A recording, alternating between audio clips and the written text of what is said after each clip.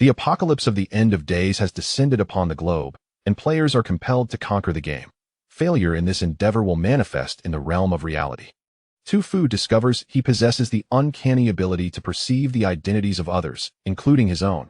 Uniquely, his identity refreshes at random intervals, bestowing upon him corresponding attributes and talents, which can accumulate from various identities. Horror film enthusiast Bloodthirsty Killer retired mercenary. Thus, a human boss traversing through various instances emerges in the apartment instance. The correct solution requires players to appease the anomalies and survive for 3 hours among them. Why not simply eliminate all the anomalies? Tu-Fu inquires, perplexed. This is a survival instance set in an ancient town where we must endure for 7 days. Wait, why is someone outside chasing and killing monsters? Tu-Fu places down the chainsaw in his hand. Is there a problem? Let me calculate. Tu-Fu grips his chainsaw, gazing at the boss, the malevolent deity within the instance, and muses to himself. With a 20 attack bonus, a 15 critical hit rate, a 16 damage multiplier, and a 10 critical hit on weak points, these identity attributes grant me a power of 3,000 points. And with the weapon expert skill doubling my weapon damage, one strike from me would deliver approximately 6,000 points of true damage. The malevolent deity, with a full health of 4,000 points, sits in stunned silence. Gradually, Tu-Fu realizes that as he wanders through the instances, he is, in fact, the ultimate boss. Chapter 1. A Match of Equals. 8 Immortals Cross the Sea. Lee City, noon. Dense black clouds loom heavily over the city, swirling ominously, with lightning flashing, heralding the imminent arrival of a torrential downpour. At number 404, Ginkgo Road, lies a nameless convenience store. Tu-Fu leisurely sits at the front desk, engrossed in the classic horror film The Conjuring, as the computer intermittently emits chilling background sounds, yet he merely yawns, feeling somewhat drowsy. Hey, boss. A voice dispels his drowsiness. A man clad in a suit approaches the counter, nervously rubbing his hands, his expression betraying his anxiety.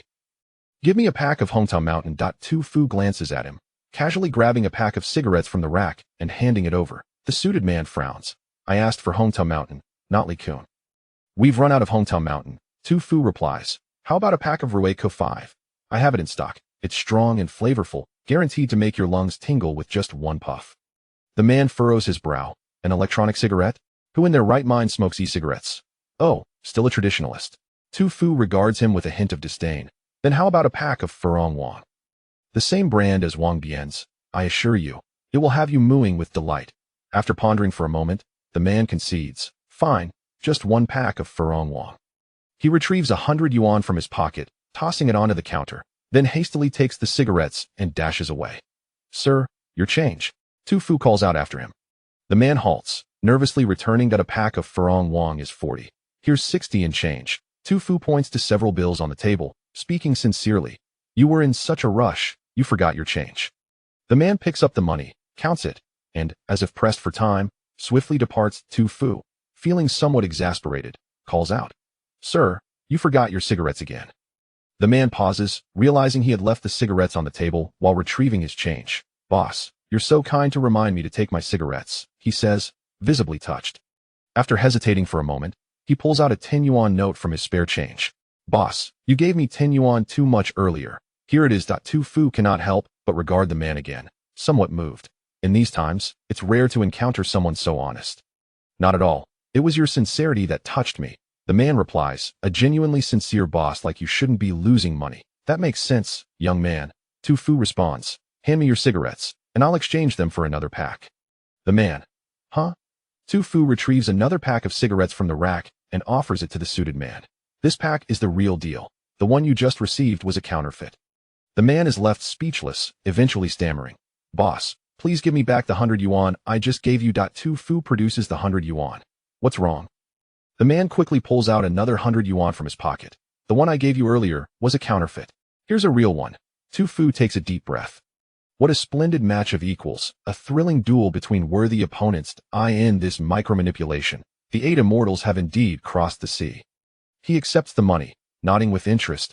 Given your honesty, I'll offer you a piece of advice. It's better to retain a bit of sincerity between people. Don't become a fraudster. This society has no need for con artists. The man is taken aback. How can you be so sure I'm a fraud? I could tell at first glance. That Tu-Fu replies nonchalantly, as if discussing a trivial matter. I not only know you are a fraud, but I also know today is your first attempt at deceiving someone, hence your trembling hands. The man is incredulous. He cannot fathom that someone could discern a fraud with a mere glance. Tu Fu refrains from further explanation, as there are countless things in this world that defy elucidation. For instance, this moment, his gaze falls upon the man, and above his head floats a line of text that reads, "Novice fraudster." Ever since the car accident last month, he has possessed this peculiar ability to see the identities of others. His gaze drifts through the glass door to the bustling street outside, where the flow of people never ceases, each individual adorned with a distinct identity above their heads. For instance, not far away stands a young man engaging an elderly gentleman in warm conversation.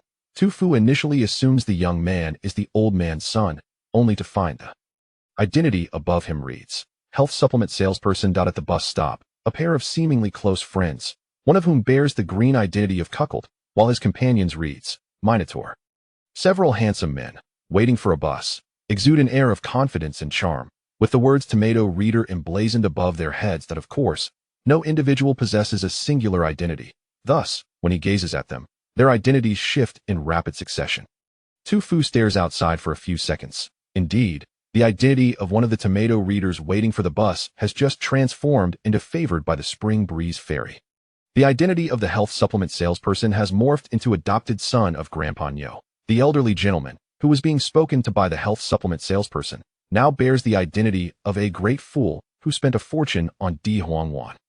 This peculiar lifestyle undoubtedly adds a considerable amount of joy to Tu Fu's existence and provides him with a great deal of gossip. Naturally, he too possesses identities above his head. Horror film aficionado, retired mercenary, bloodthirsty killer. Some of these identities refresh randomly, while others stem from his past experiences. Tu Fu once believed these identities were merely titles. However, after conducting several experiments, he discovered that each identity grants him corresponding experience and knowledge, enabling him to maintain an optimal state at all times. The connoisseur of horror films, he finds himself utterly disenchanted, as no cinematic terror seems capable of instilling fear within him any longer. A retired mercenary, the implications of his prowess are self-evident. He could easily subdue any athlete with a single punch. A bloodthirsty killer, a newly revealed identity. Tu Fu swears that he bears no connection to this persona whatsoever.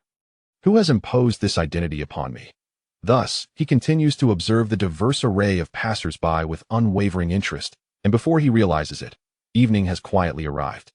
As Tu Fu prepares to leave work, he suddenly hears a dispassionate voice emanating beside him. Warning from the final paradise. Time limit exceeded for Class 1 game cozy apartment. Imminent arrival into reality. Difficulty, a grade. Arrival location, Ginkgo Road. Countdown to arrival, 0:05:0. Tu Fu was momentarily taken aback. Zhongyan Lu Yuan was the name of a game, yet it was unlike any other. This game had the power to alter the very fabric of the world. In the year 4399, a game space known as Zhongyan Lu Yuan descended upon this realm, periodically summoning certain individuals, referred to as players, to engage in various challenges. Should the duration of these engagements exceed the allotted time or the number of attempts reach their limit, failure would ensue, resulting in the game's manifestations spilling into reality, wreaking havoc and causing unpredictable consequences. For instance, the game Shaun and Hai He de Pang Zi, which appeared in Ing Fu 1 year, descended into reality after a failed attempt, transforming the city on that day, leaving no strangers behind, as everyone had matured into adults. What appeared to be a simple narrative was, in truth, a conclusion drawn from years of human experience, during which millions had perished. Could it be that this time, the players failed to conquer the game? Tu Fu furrowed his brow, suspecting that the game named when Xian Gong Yu had not been completed within the designated time frame, resulting in its emergence into the real world. As if that were not unfortunate enough, it had manifested precisely on Yinxing Road. Simultaneously, a text message arrived, confirming his suspicions. The message was from one of the officially recognized guilds of Dixia, the Shengshao Guild, and it contained an announcement directed at all residents of Yinxing Road. The essence of the message was as follows. Due to the players' misjudgments regarding the game, its emergence into reality has occurred. All residents of Yinxing Road are advised to heed the following points, which may save their lives at critical junctures within the game. First, avoid contact with NPCs as much as possible, for the seemingly harmless little loli may have claimed more lives than her years suggest. Second, prioritize finding suitable weapons, as these may prove vital in times of crisis. Third, attempt to explore clues while ensuring personal safety. These clues may contain methods to complete the game.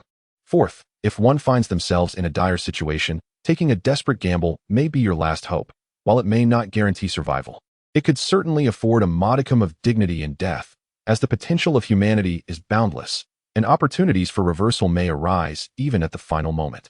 The guild's announcement solidified the reality of the game's emergence, prompting Tu Fu to ponder for a few moments before exhaling deeply. Since evasion was no longer an option, perhaps he could prepare himself for the impending ordeal, serving as a final safeguard. Tu Fu retrieved a Buddha statue from a dusty corner of the shop, brushed off the residue, and reverently placed it on the counter, bowing 3 times in piety. Thus, his final preparations were deemed complete. After all, when confronted with the supernatural, a moment of prayer to the Buddha could bear no cost. A little faith could yield some comfort. At that moment, the countdown began. Countdown to emergence, 00002. Countdown to emergence, 00010. A profound sense of mystery and pressure enveloped him, and Tu Fu felt darkness envelop his vision. In the fleeting moment before unconsciousness, a cold and raspy voice echoed in his ears. Welcome to Zhongyan Li Yuan, Chapter 2. The healing and cozy apartment darkness. An unfathomable abyss. Only the rasping voice resonated in his ears. Tu Fu frowned at this loading speed. It could rival Xing Kong for the title of the year's longest loading game. However, considering the vast scale of this game, he forgave the initial lengthy loading time. After an indeterminate interval, the darkness receded like a tide, and his vision began to shift. He found himself in a dimly lit room, where a flickering candle cast shadows that revealed the room's layout. It was a cramped apartment, furnished with old tables and chairs, a hammock ensnared with rusty wires, and a window on one side, boarded up with planks, allowing no light to penetrate. Before Tu Fu could take control of his character, the screen suddenly blurred. Concurrently, the game's cinematic cutscene began to unfold, accompanied by the cold voice once again. You have arrived in this unfamiliar city, preparing to find an apartment to stay in. You have checked into Qingshan apartment, room 404, 404, Ping and Road, at the cost of merely 100 yuan. Outsiders advised against renting this apartment. And when you inquired about their reasons, they whispered in fear, there are ghosts in this apartment. Nonetheless, you chose to reside there. For you understand that the true terror in this world is not the supernatural, but poverty. Your neighbors in the apartment have noticed you. They greet you warmly. Grandma Luo, the helpful neighbor, the diligent apartment manager, and the amiable chef, all contributing to a sense of healing and warmth in this dwelling. It seems the warnings from those outside were unfounded. In the fleeting visuals, Tu Fu observed the neighbors' welcoming smiles, friendly gestures, and the atmosphere brimming with hospitality, instilling within him a profound sense of healing and warmth. The scene shifted abruptly, revealing a stark message. Main quest, survive until dawn. Tu Fu pondered for a moment. This felt oddly familiar, akin to a first-person version of Escape from the Deadly Town, perhaps? A fervent aficionado of horror films, Tu Fu had watched countless titles over thousands of hours, rendering him desensitized to typical horror narratives, even finding the classic jump scares to be rather mundane. With the added title of horror film enthusiast, this sensation was even more pronounced. As he mused, the cinematic sequence concluded, and Tu Fu found himself fully capable of controlling his character. He spun around in place a few times, gazed into the mirror at his character's reflection, and was taken aback by his striking appearance. How to describe it? Perhaps it could be likened to a blend of Gu Tianle, Peng Yuyan, Tony Leung, and Takashi Kaneshiro, exuding an aura akin to a regal dragon. He then glanced at his player panel. Name, Tu Fu. Level, 1 health, 100, stamina, 50. Any energy-consuming actions will deplete stamina, which will recover automatically. Emotion value, 0, completely calm. Note, emotion value influences the player's behavior. Generally, the lower the emotion value, the more aligned the actions are, resulting in fewer unexpected events. Fluctuations in emotion value are proportional to mental capacity. Attributes, strength, 14, defense, 5, fragile college student, speed, 10, retired athlete, energy, 12, energized after a night of 2 drinks, mental strength, 14, highly focused after 3 sessions of advanced math. The player panel was clear and easily comprehensible. Tu Fu stowed the panel away, preparing to explore the room, when a series of knocks echoed from the door. Bang, bang, bang. Was the game's plot unfolding so soon? Tu Fu frowned and called out, "Who is it?" "I am your neighbor, Grandma Luo. You've seen me before." Came a warm and friendly reply from outside, reminiscent of the gentle sunlight in winter. Tu Fu approached the peephole to glimpse the figure beyond the door. Outside the door stood an elderly lady, seemingly in her 70s, clad in a vibrant red plaid sweater. Her graying hair was neatly twisted into a bun at the back of her head, with her sideburns meticulously arranged. Despite the multitude of wrinkles adorning her face, a gentle and kind expression radiated from her features. In her hands, she held a basket brimming with fresh fruits. "I brought you some fruits. All homegrown and free from contamination," she said with a warm smile. Tofu maintained a stoic expression as he regarded the ominous title above her head, the Skull Crusher Who Murdered 11. The stark contrast was striking. Tofu could confidently assert that, were it not for his own precarious situation, he might have been deceived by the old lady's benevolent demeanor. "Little Tofu, why aren't you opening the door?" Grandma Luo's amiable voice rang out. "Open the door? How could I do that? Am I to wait for you to deliver a Chun-gu-style gift of a shattered skull? I might not even realize what's happening until a hammer strikes me down, leaving me wondering why the game has ended, truly perplexed in a physical sense. Grandma Luo, I am currently occupied with some tasks and cannot attend to you. If there is something urgent, please speak your mind," Tofu said, deliberately stepping back to maintain distance, wary that she might overhear his presence at the door. "Is there truly nothing that can be postponed?" Grandma Luo seemed slightly displeased. "Just help an old lady by opening the door, and then you can return to your business. Who knows, I may even be able to assist you." "Assist? Are you offering to perform a Huadua-style craniotomy on me?" Naturally, Tofu would not allow her entry. He remained silent for a moment before responding, "My mother has passed away, and I am currently handling her affairs online." This revelation rendered the outside silent for a time. After a considerable pause, Grandma Luo finally spoke. "My condolences, young man. I shall take my leave now." Tofu sensed a hint of disappointment in her tone as she uttered those words. He leaned against the door, listening for several seconds, and only exhaled when he confirmed she had departed. This game indeed held some intrigue, reminiscent of the first time one watches a horror film.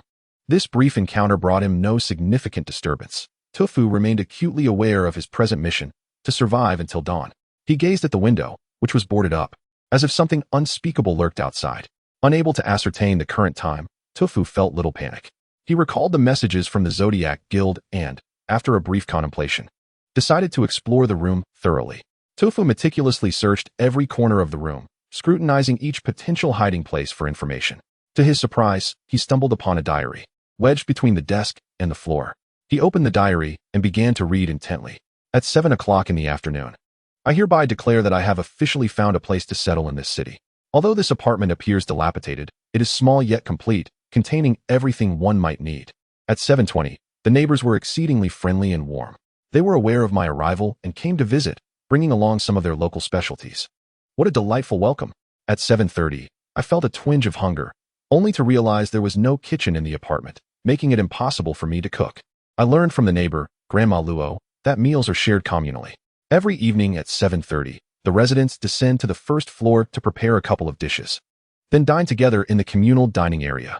However, Grandma Luo informed me that as a new resident, I need not cook for the next few days. I may simply wait for mealtime to descend and join in, though I must remember to pray before eating. What a healing and warm apartment this is.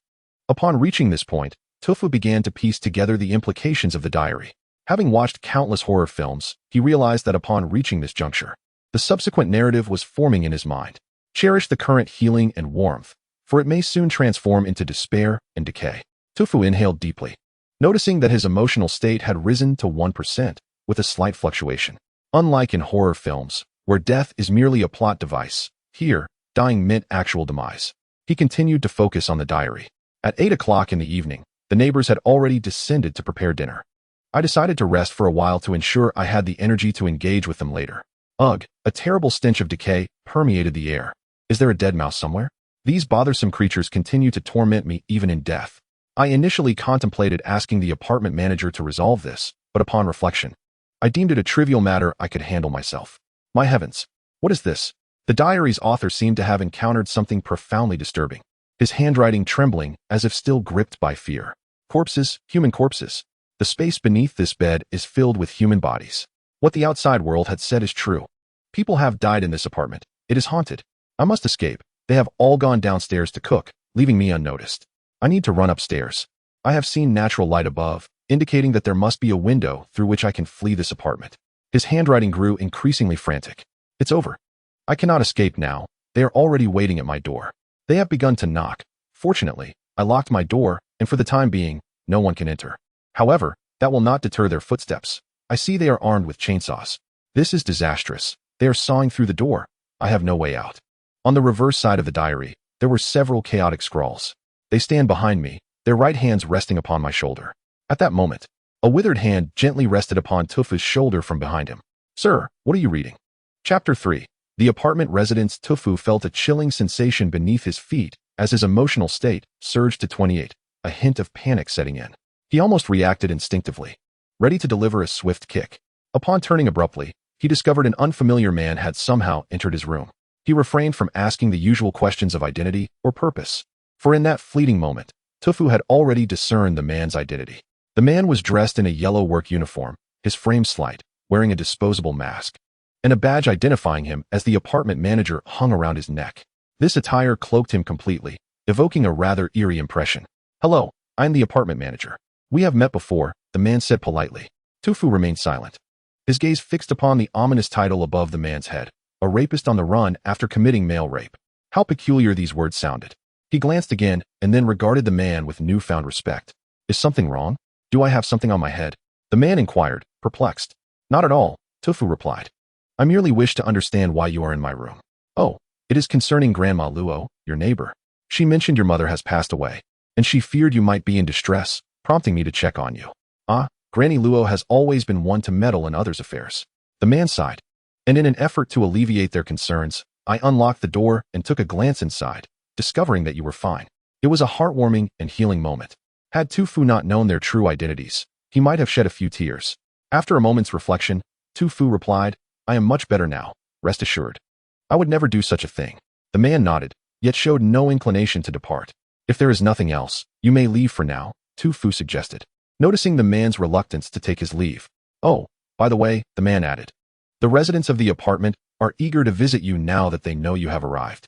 Perhaps you could take a moment to meet them in the lobby? Tufu paused for a few seconds before gladly accepting the invitation. Thanks to the diary's reminder, he understood that the first conflict of the game would erupt during mealtime, and receiving visitors was deemed a safe action in the diary. Perhaps he could gather more insights and clues about the game through these visits. Thus, a few minutes later, Tufu and the man exited apartment 404 and made their way to the lobby below. Although this was an apartment complex, the atmosphere among the residents was remarkably pleasant. Neighbors were harmonious, with no quarrels to be found. Every apartment door stood wide open, allowing for spontaneous visits, creating a truly welcoming environment. Descending just 2 floors, Tufu encountered a series of open apartments, and the residents inside noticed him, waving and greeting him warmly. Among those who greeted him were the butcher with a penchant for dismemberment, the lumberjack wielding a chainsaw, the fugitive doctor reviewing human anatomy, and the hunter polishing his rifle in preparation for the hunt. What a gathering of extraordinary individuals.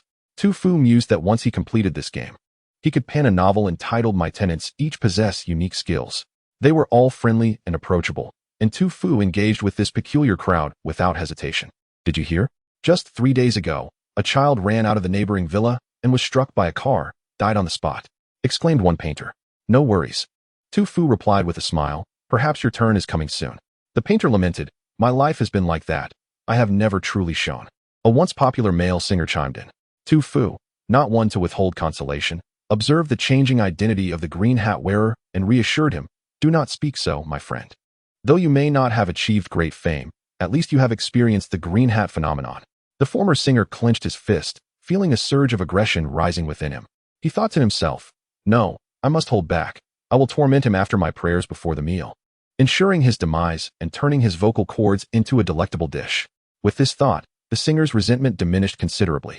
Meanwhile, in Tufu's line of sight, the singer's identity shifted once more to that of a malicious entity intent on your demise. It seems you harbor quite a grudge regarding the green hat affair, Tufu mused, casting his gaze toward a middle-aged man returning from the market, his hands full of vegetables in a large basket.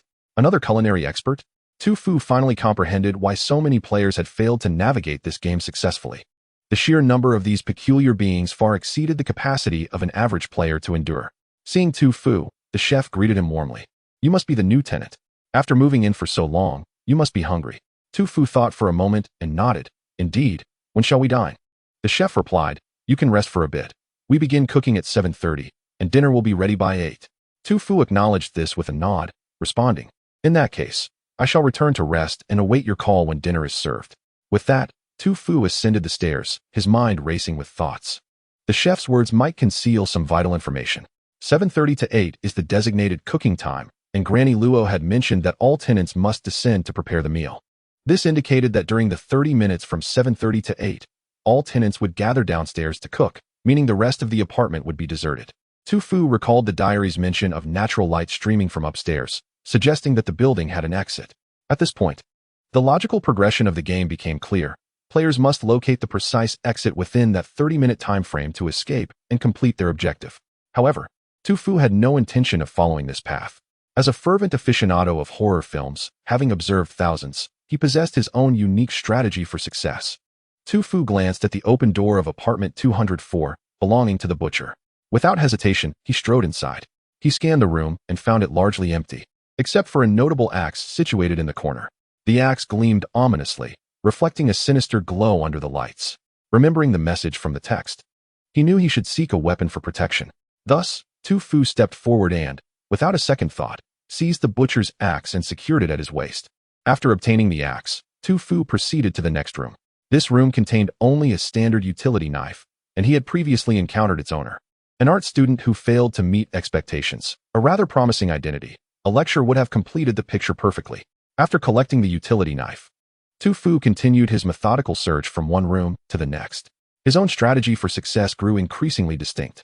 In Chapter 4, The Warm-Hearted Tenants, Tu Fu began to search each room systematically according to the information he had observed about the tenants as he descended.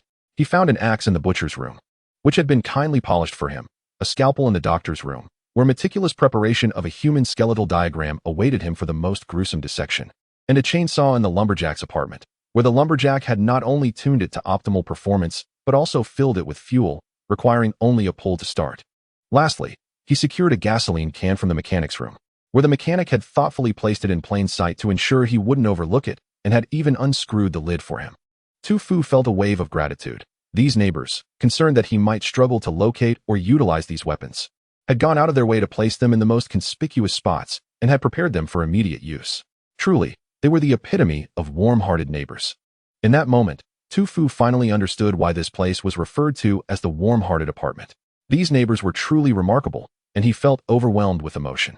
Having gathered all the weapons from each household, Tu Fu pondered briefly before casually discarding some unnecessary items into another tenant's room. He then clapped his hands and gazed at the array of weapons adorning him, a surge of exhilaration coursing through his veins.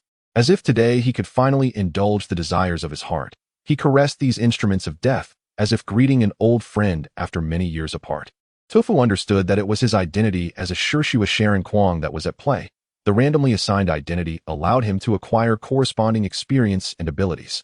Thus, moments later, a man emerged from the room, wielding a chainsaw in his left hand, an axe in his right, a heavy hammer at his waist, and a large cleaver strapped to his back.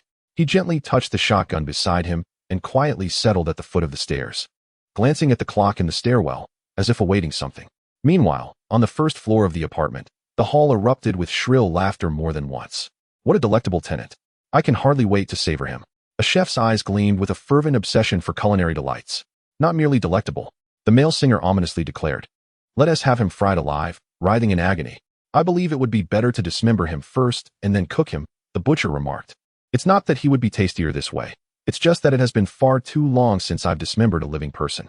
In an instant, the peculiar residents of the building engaged in bizarre discussions about how they would prepare the new tenant when mealtime arrived. Each harbored their own thoughts. Some wished to braise him, others to steam him, while some even contemplated devouring him whole, sparking a flurry of incessant debates. A raspy cough interrupted the chatter, drawing the attention of all to the kindly visage of Granny Lu. After a moment, she gently addressed the assembly. Let us not argue, for I have something important to convey. Upon hearing this, the crowd fell silent. With a benevolent smile, Granny Lu continued, let us not forget. This new tenant is unlike us. We are peculiar, but he is human, a living, breathing person. Should one be subjected to your preferred methods of torment until death? Her gaze swept over the assembly, exuding an unspoken authority. The residents hung their heads in shame. Your actions are exceedingly selfish, she added after a pause, inhaling deeply. Her expression soft yet resolute. You could first dismember him into pieces, allowing us all to partake, and then torment his remains in our own preferred ways to prepare our dinner. This way, we can all enjoy our favorite dishes, rather than consuming a meal prepared by another that we do not relish, an affront to the ingredients. Granny Lu's words enlightened the gathering, prompting the chef to be the first to applaud. What a profound insight.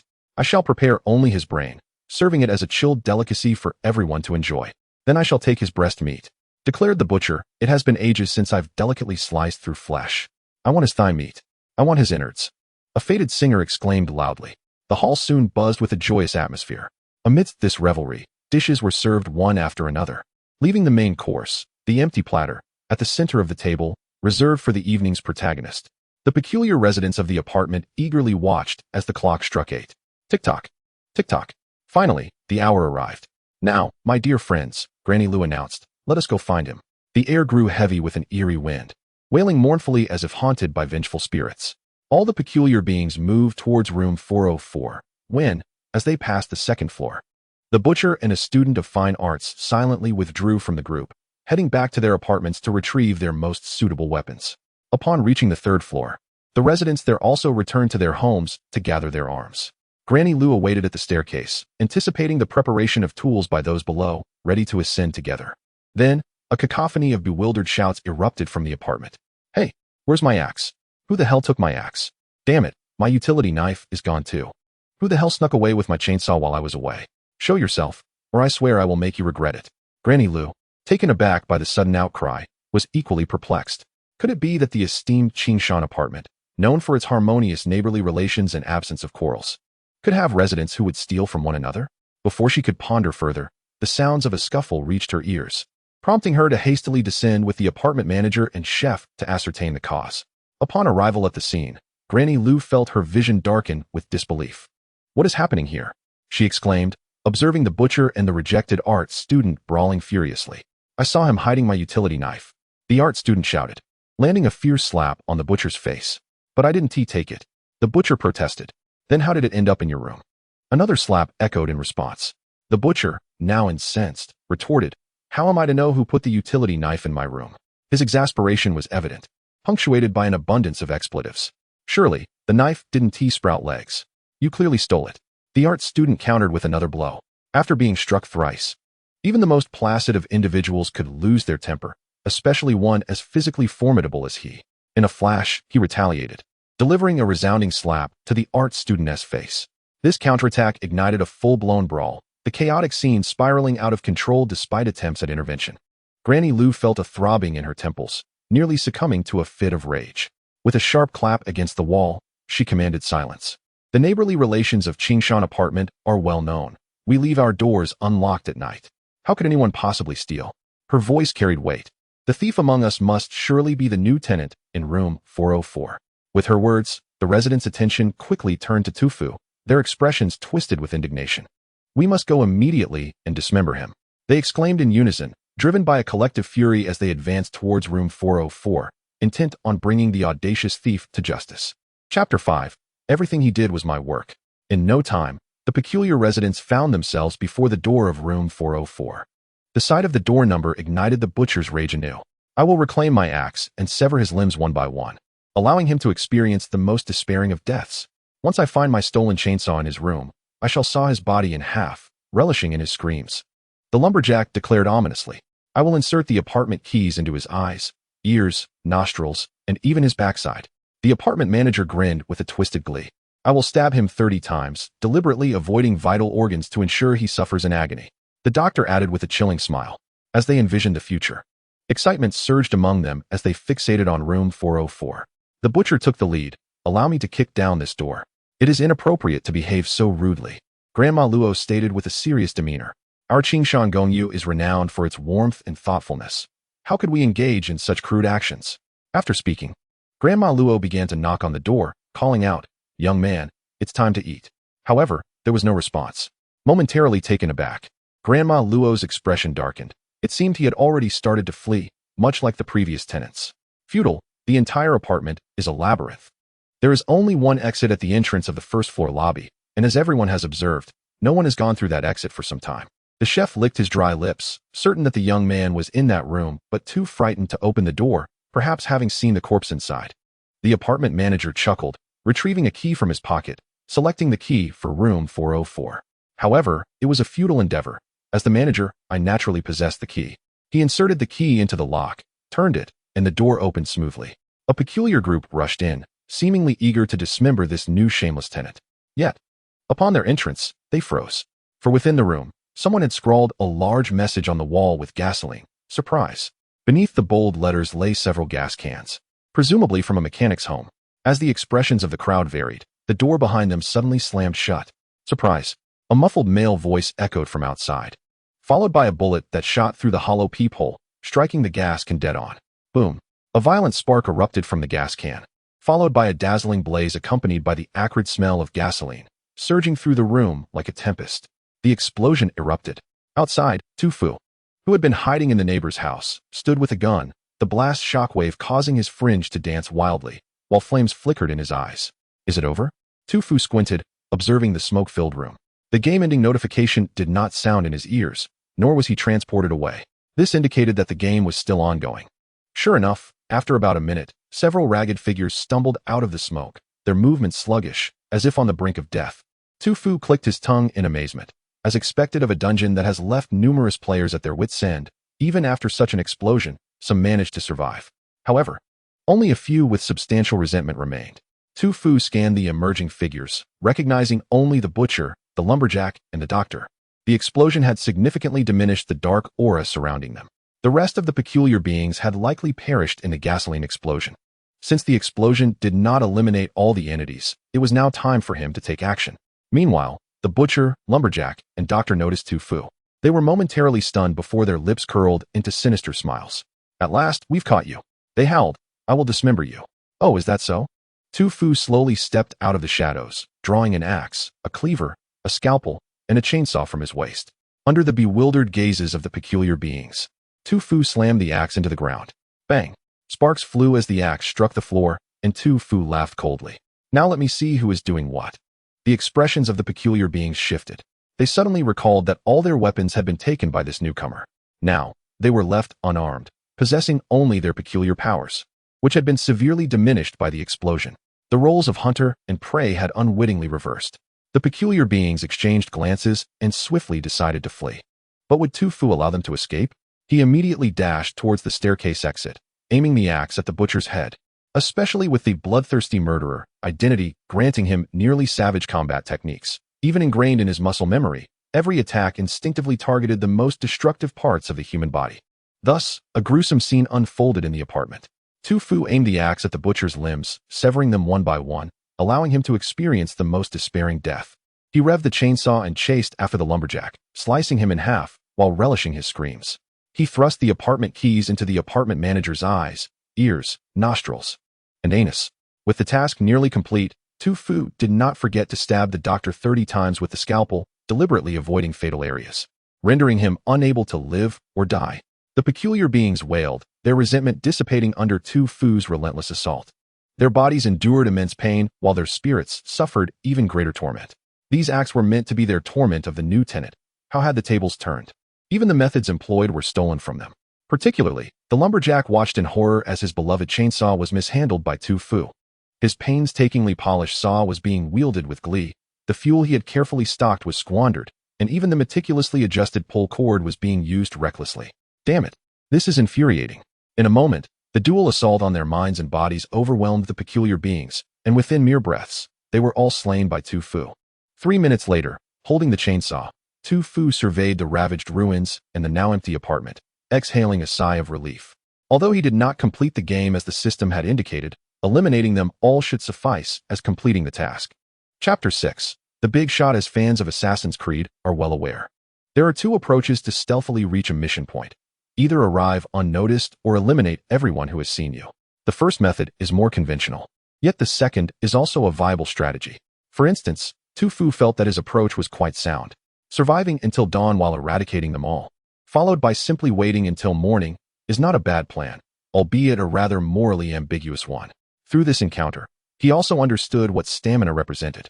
Each swing of the axe or energy-consuming action would deplete his stamina. For instance, walking consumed 0.12 stamina per step, while he could recover 0.1 stamina per second, allowing him to walk for an extended period before exhausting his stamina. Conversely, a forceful swing might directly consume 5 stamina points, yet resting would gradually restore it, with recovery speed positively correlated with energy levels. When stamina became too low, symptoms of exhaustion would manifest, causing his movements to lag behind his thoughts. Thus, Tu Fu studied the player panel while awaiting the passage of time until dawn. It was not yet even 8:30, and he still needed to wait at least 10 more hours. Just as he prepared to endure the night for the main quest, a voice suddenly echoed through the apartment. Anomaly detected in the game Wenshin Gongyu. Conducting self-diagnosis. Cause identified. All NPCs within Wenshin Gongyu have perished, rendering them incapable of receiving commands. And the game program has encountered a bug, currently reassessing the gameplay. A voice abruptly resonated, only to vanish without a trace. It was not until a considerable time later that the voice reemerged. All threats within the game have been eradicated by the player. The main quest has been completed ahead of schedule. Congratulations to player Tu Fu for successfully conquering the game Wenshin Gongyu. Simultaneously, in Area 7 of Licheng, outside Inxiang Road, a woman anxiously gazed at the shadowy expanse of Inxiang Road. Clad in professional office attire, her high ponytail exuded an aura of competence. The emblem of the Zodiac Guild emblazoned on her chest signified her identity. She was also the leader responsible for the Gongli of Wenshin Gongyu. However, due to an oversight, the game had descended into reality. She was to face the consequences, but not at this moment. The immediate priority was to resolve the incursion of the game into the real world. Beside her, a portal opened, from which emerged two men, one tall and one slender. "What is the matter, Yenaifa?" inquired the taller man. The woman, referred to as Yenaifa, responded, "An I-class game has descended into reality. You both are our guild's most adept players in bizarre instances, and I require your assistance." The I-class denotes the level of the game. In the realm of Zhongyan Liyuan, games are categorized from I to V, encompassing 5 levels in total. I-class games are accessible only to players ranging from level 1 to 20, while 2-class games permit those from level 21 to 40, and so forth. Concurrently, the difficulty of the game dynamically adjusts according to the player's level. Should a level 20 player enter the game, the enemies they face will proportionately increase in strength. This rule was determined by humanity over several years, concluding that it was essential for the fairness of the game. I-class game, what is the difficulty? The slender man asked. A level, Yenaifa replied softly. A level. The slender man trembled. Having been in Zhongyan Liyuan for half a year, he had reached level 12, which was considered rapid progress. Nevertheless, he had only successfully cleared an A-level instance once, and that had nearly cost him his life. "Do not worry, we shall assist in the Gonglut," the tall man declared after a prolonged hesitation. "However, before we proceed, I require all pertinent information about this game." "That is only right." Yenaifa retrieved a report. "This contains information that one of our guild members risked their life to extract from the game." The report detailed the first-person perspective of a player identified as Nai by Deshwezi. At the outset, the game had me find a diary in a room, leading me to mistakenly believe there was an exit on the upper floors. Then, during the preparation time before dining, I realized this was an opportunity to escape. So I ascended to the higher floors, only to despairingly discover that the exit above was sealed, rendering escape impossible. Meanwhile, the bizarre entities within the apartment began their search for me. Drawing upon my extensive gaming experience, I repeatedly averted crises and stealthily eliminated 2 of the entities, remaining undetected until dinner commenced. They seemed obliged to dine punctually, and so at mealtime, I once again sought an exit from the apartment, ultimately zeroing in on the door to the outside from the first-floor lobby. However, they were engaged in their meal, leaving me no chance to descend. I had no choice but to continue hiding, awaiting another opportunity. The larger threat was imminent. Following dinner, the apartment administrator, having finished his meal, summoned a 368-degree ultra-high-definition surveillance system that ensnared me and publicly dismembered me. The game was deemed a failure. Fortunately, the disposable item, Shi Sheng, that I had purchased from the previous instance activated, allowing me to return to reality. The report concluded here. Yenaifa furrowed her brow. Even before she could personally go to the game, merely hearing about it had caused her stress to surge. The tall man remained silent, realizing that no matter how he pondered, he could not immediately devise a solution. The slender man's complexion turned pale. He felt as though he had contracted A-level PTSD, experiencing a headache at the mere mention of the name. It was indeed a challenging game. After a long pause, the tall man nodded. "I possess one revival opportunity, so I will enter and attempt to gonglei this game as swiftly as possible." The slender man sighed. "Since you are going in, what choice do I have? However, I lack a revival opportunity. Should I perish, please deliver this ring to my fiancée." The tall man jested. "Do not invoke your demise before the game." The slender man remained silent. The atmosphere grew heavy. Once they stepped into the area of descent, they would be forcibly drawn into the game, and upon entering, they might never emerge again. Just as the tension escalated, a sudden voice echoed in their ears. "Ding! Area announcement. Gong Li of Wenxin Gongyu has been successfully completed. The game incursion has been lifted. Completion rating, S. An anonymous handsome man, Yinaifa, the slender man, and the tall man exclaimed in unison, Eh? The game has been ed successfully? Does that mean I need not perish? Wait, the crucial point is the identity of this Gong Ed. Yinaifa was the first to react. We must swiftly ascertain the identity of this Gong Ed. A player capable of conquering an A-level difficulty game must undoubtedly be a formidable figure. Chapter 7. Completion Settlement. Tu Fu gazed vacantly at the ceiling, not lost in thought, but rather observing the luminous screen that had materialized before him. The screen displayed his completion evaluation. Gong Live of Wenxin Gongyu completed. Completion duration, 138. 51. Rating, S. Exploration level, 31. Rating, the achievements unlocked, 4. Rating, S. Speedrunning is everything. A game that cannot skip its narrative is not a good game. In gaming, one may remain oblivious to NPCs, the story, or even one's identity, but one must always be aware that a massacre is about to unfold. Bloodthirsty Killer. If one cannot resolve the issue, then eliminate those causing it. Undoubtedly, you have succeeded, leaving not a single survivor. Bug Creator. Your approach to completing the game was remarkably unconventional.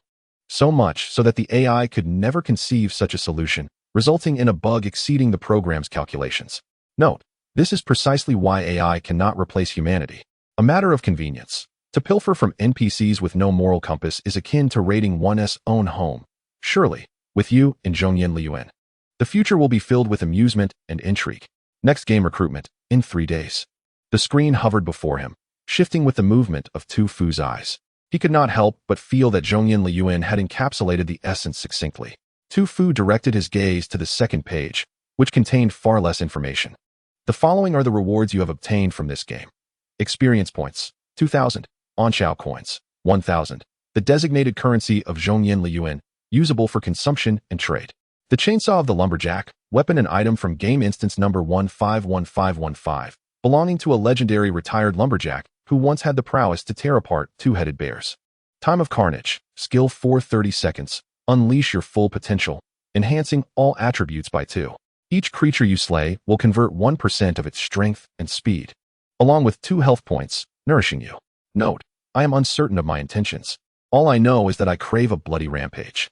Bug Extractor, item before each game begins. You may perform a draw that will randomly generate a game bug, applicable solely to yourself. Note, it resembles a relic from the age of exploration, the bronze will being a testament to its origin. When it requires turning, simply utter a word, and it will move on its own. Of course, you may insert a hand to assist, as this grants a sense of participation. Upon reaching this point, the text of the light screen came to an end. Tu Fu seemed to recall something and reached out to touch the luminous panel, which instantly shattered into shards and coalesced into the final words. Welcome to the player. Welcome to the endgame paradise. In life, there are moments when one feels they have glimpsed the gates of heaven opening. After 22 years of waiting, the door finally swung open for Tu Fu. When an ordinary person, who has lived in a mundane world for 2 decades, is presented with the opportunity to grasp the extraordinary and wield unknown powers, how should one choose? Should they reach out with gratitude or withdraw in trepidation? Others may not comprehend, but for Tu Fu, the answer was clear. He acquiesced to the Paradise's request. Thus, a platform interface akin to a gaming system reappeared before Tu Fu's eyes.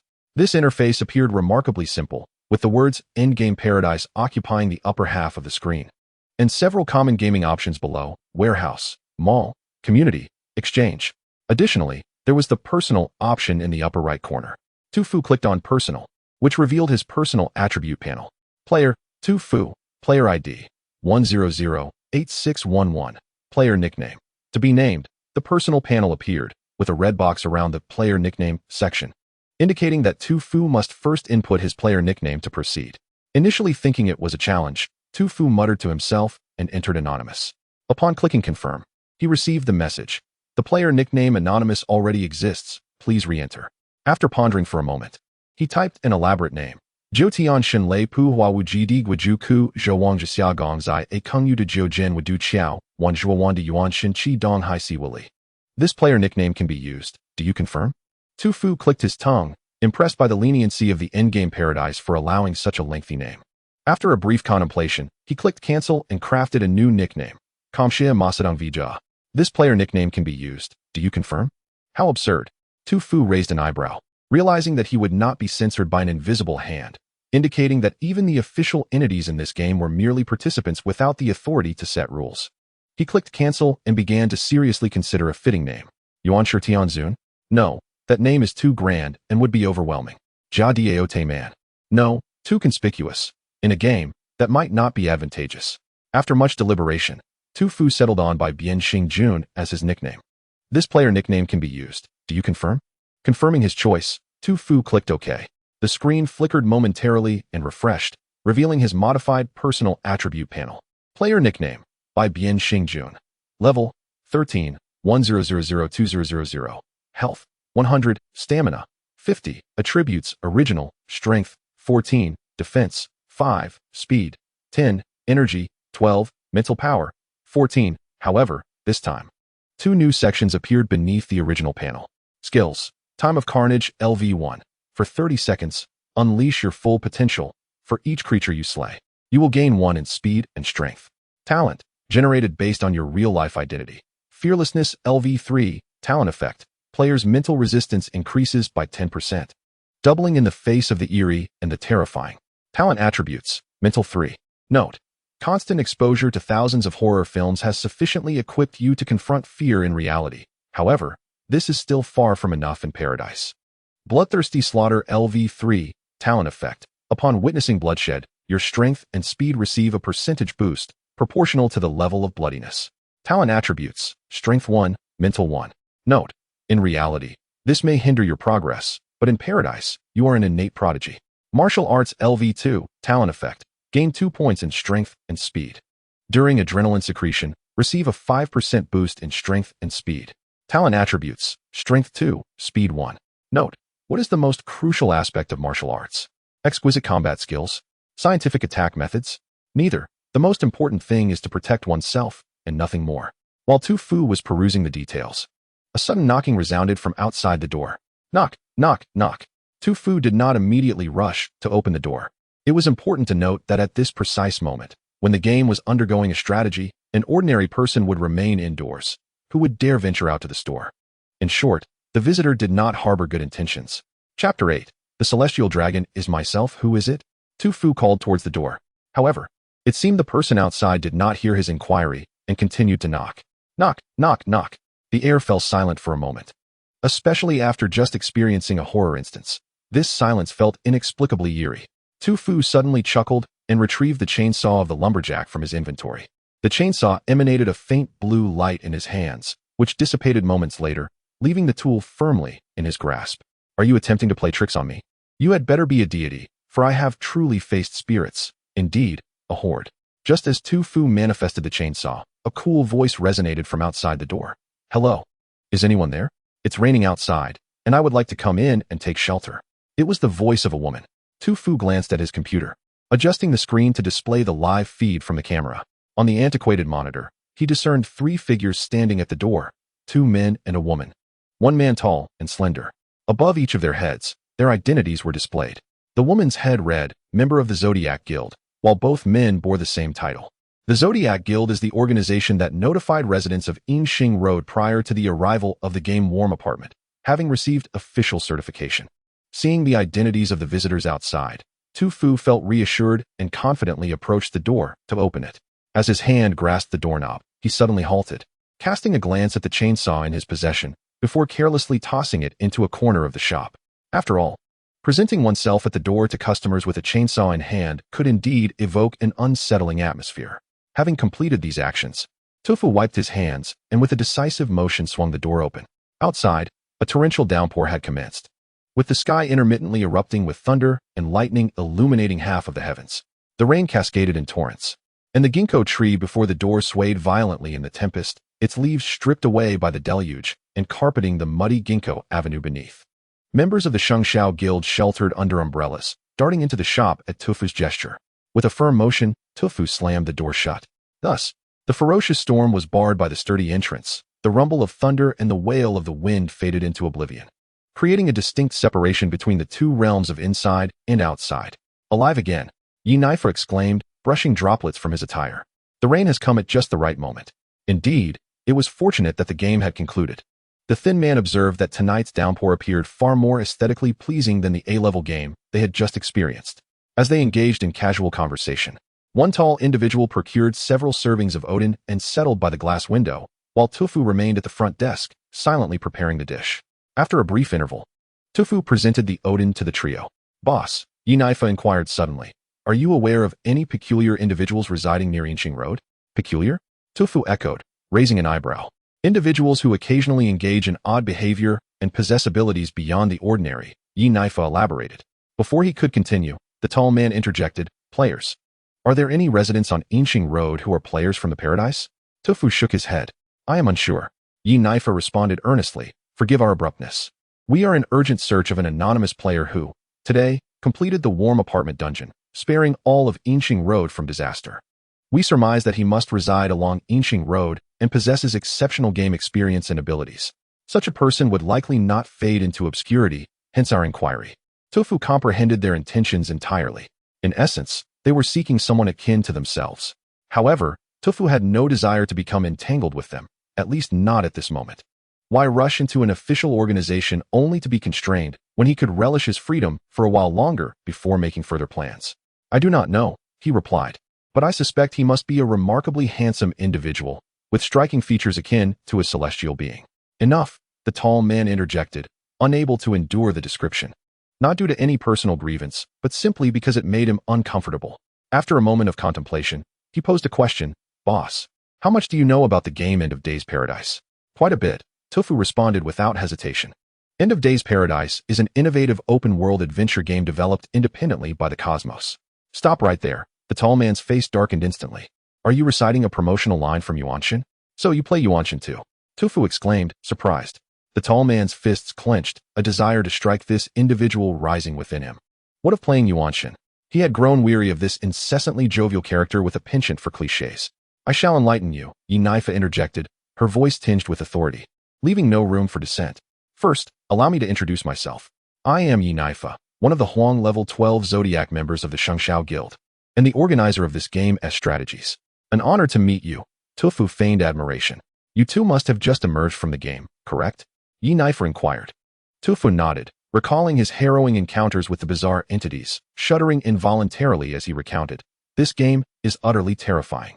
There was a chainsaw-wielding man pursuing me, a figure with an axe trying to strike me down, and a chef intent on turning me into a dish. It was utterly horrifying." "That is a falsehood." Tofu refrained from revealing that he was the one who had completed the dungeon, instead altering his narrative to portray himself as the victim.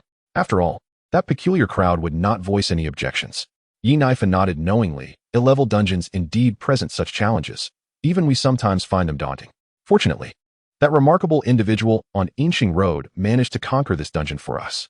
Taking a bite of seaweed, Yinaifa pondered, logically, players are easily identifiable in real life. Yet we have scrutinized all residents of Inqing Road and found none matching the player's profile. Curiosity piqued, Tofu asked, "How do you locate players?" "Through their identities," Yinaifa replied.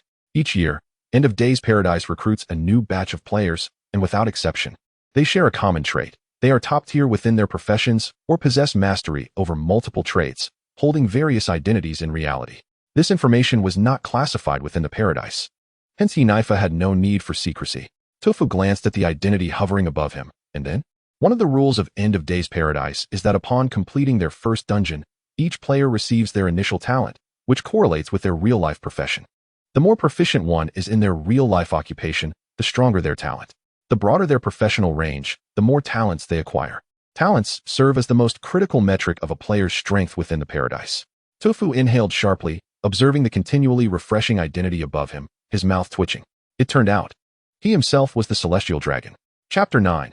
My identity multiplies infinitely from the words spoken by the others. It became evident that his identity was subject to random refreshes, and with each refresh, he would gain an additional talent within the game.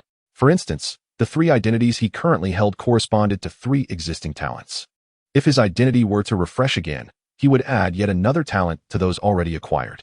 Over time, his talents would inevitably accumulate to a formidable extent. After a few more exchanges, the rain outside gradually subsided. The members of the Shengshao Guild had tasks to execute and soon departed.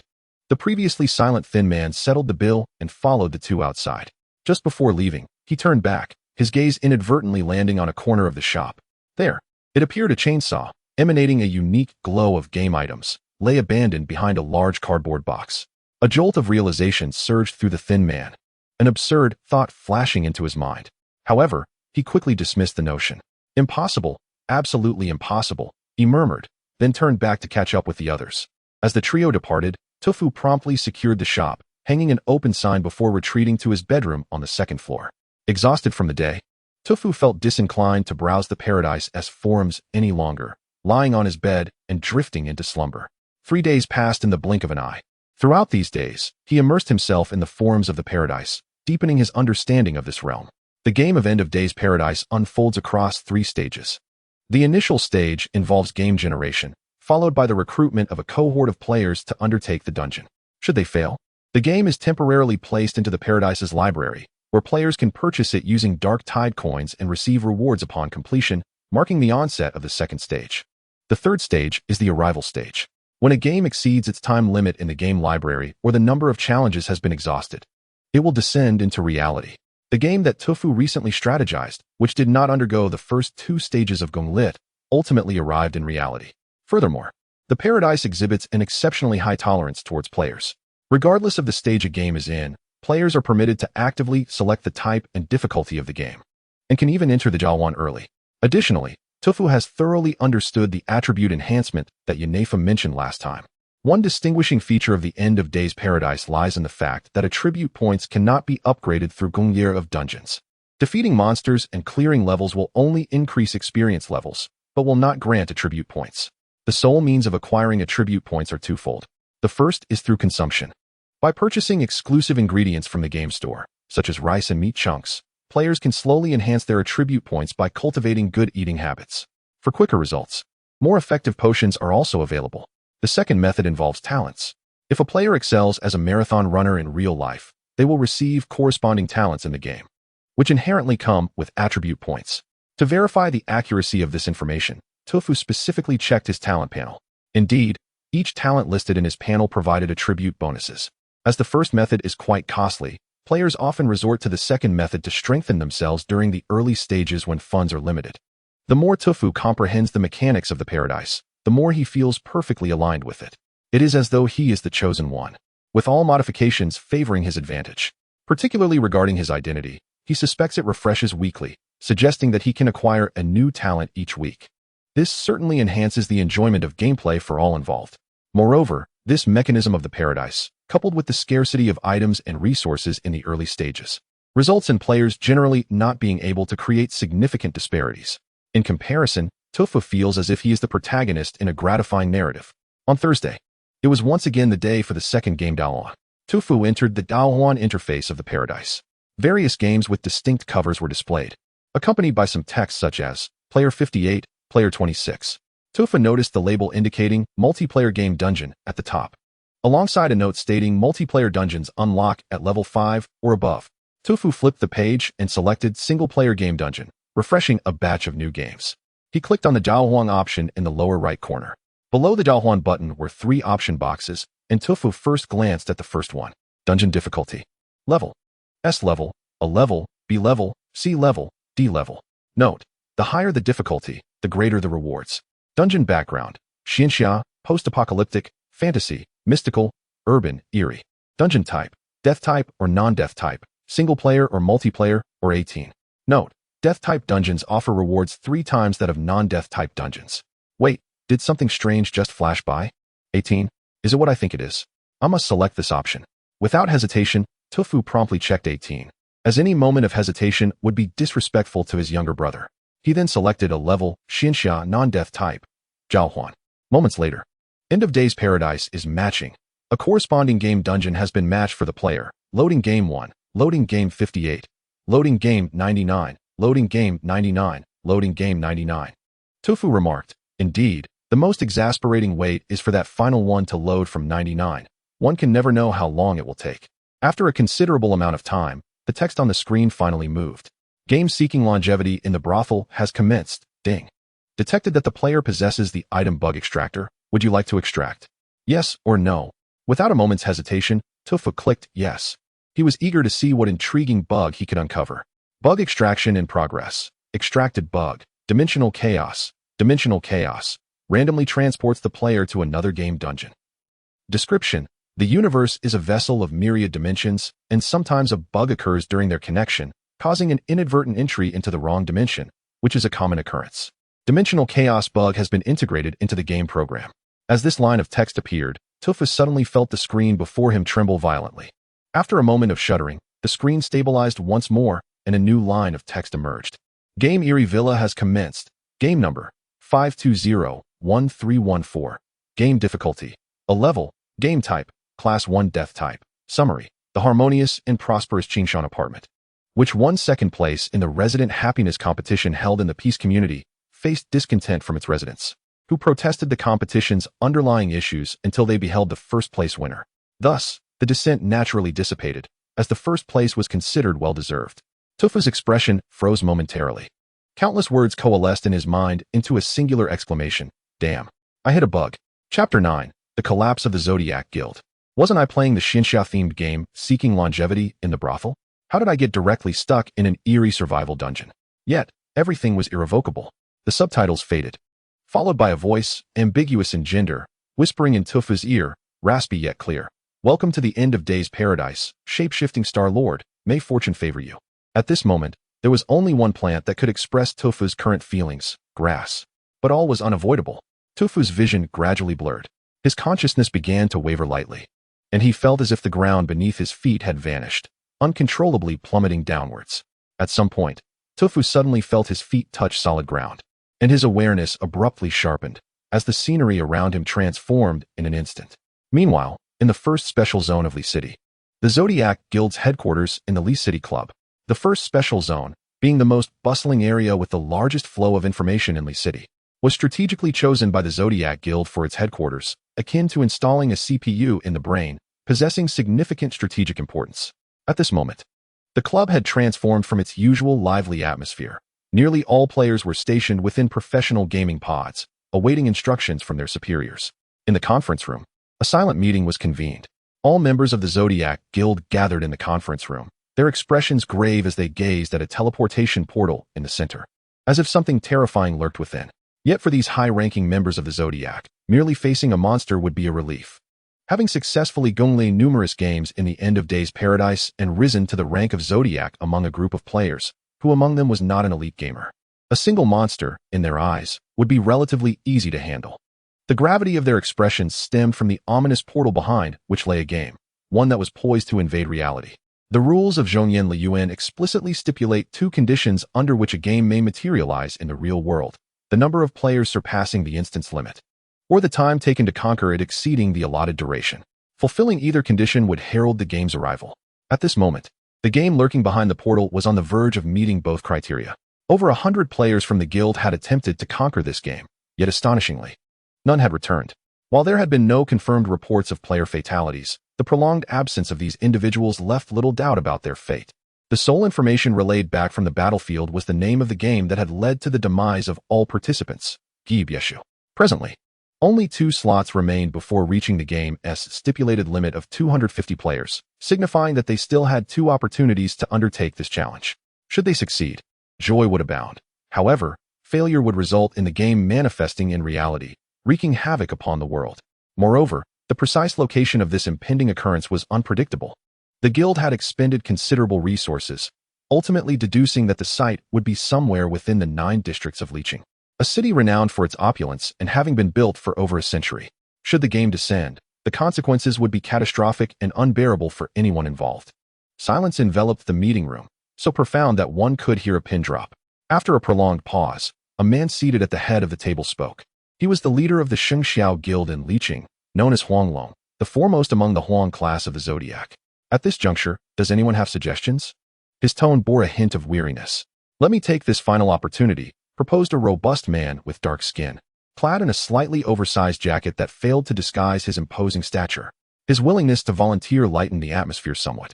This individual, known as Yueshan, had maintained a position atop the leaderboard for Class 1 games in Zhongyan Liyuan for an entire month, and was a well-regarded professional player throughout the southeastern region. However, Huanglong shook his head. This game, Gibyeshu, is a Class 1 single-player death-type instance. It is a peculiar survival scenario, he cautioned. It was widely recognized that players excelled in different fields. Some thrived in eerie survival challenges, while others excelled in fantasy role-playing or strategic games. A player, no matter how adept in strategic gameplay, would struggle to navigate an eerie survival game unscathed. Yueshan specialized in fantasy role-playing instances, making this endeavor a mismatch of expertise.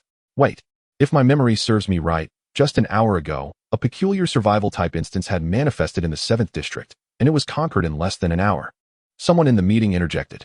The game's overseer, Yanaifa, confirmed, "You are correct." Huanglong's expression brightened. "Xiaoye, who was the one who completed that game? Bring him here." Yanaifa appeared slightly embarrassed. "We are still searching for that player." The room echoed with confusion. "What do you mean?" Yanaifa spoke rapidly. "The player who conquered that eerie instance is neither a member of our guild nor a friend, but rather a passerby." "A passerby? Such an extraordinary individual must be well known by now," Yueshan frowned. "That is why we are searching," Yanaifa continued, "but despite scouring the entirety of Yinxing Road, we have yet to locate this player. They seem indifferent to fame and have not disclosed their ID. One would think that anyone capable of completing a high-difficulty game would relish the opportunity to gain recognition in the park, yet here is someone who actively conceals their identity. How curious," someone mused internally. The flicker of hope faded, and silence reclaimed the meeting room. "Time is running out," Yueshan rose. "Since there are no other candidates, allow me to attempt it." Huanglong remained silent for a long while. "It must be this way. If you succeed, that would be splendid. If you fail, I shall take the last slot myself."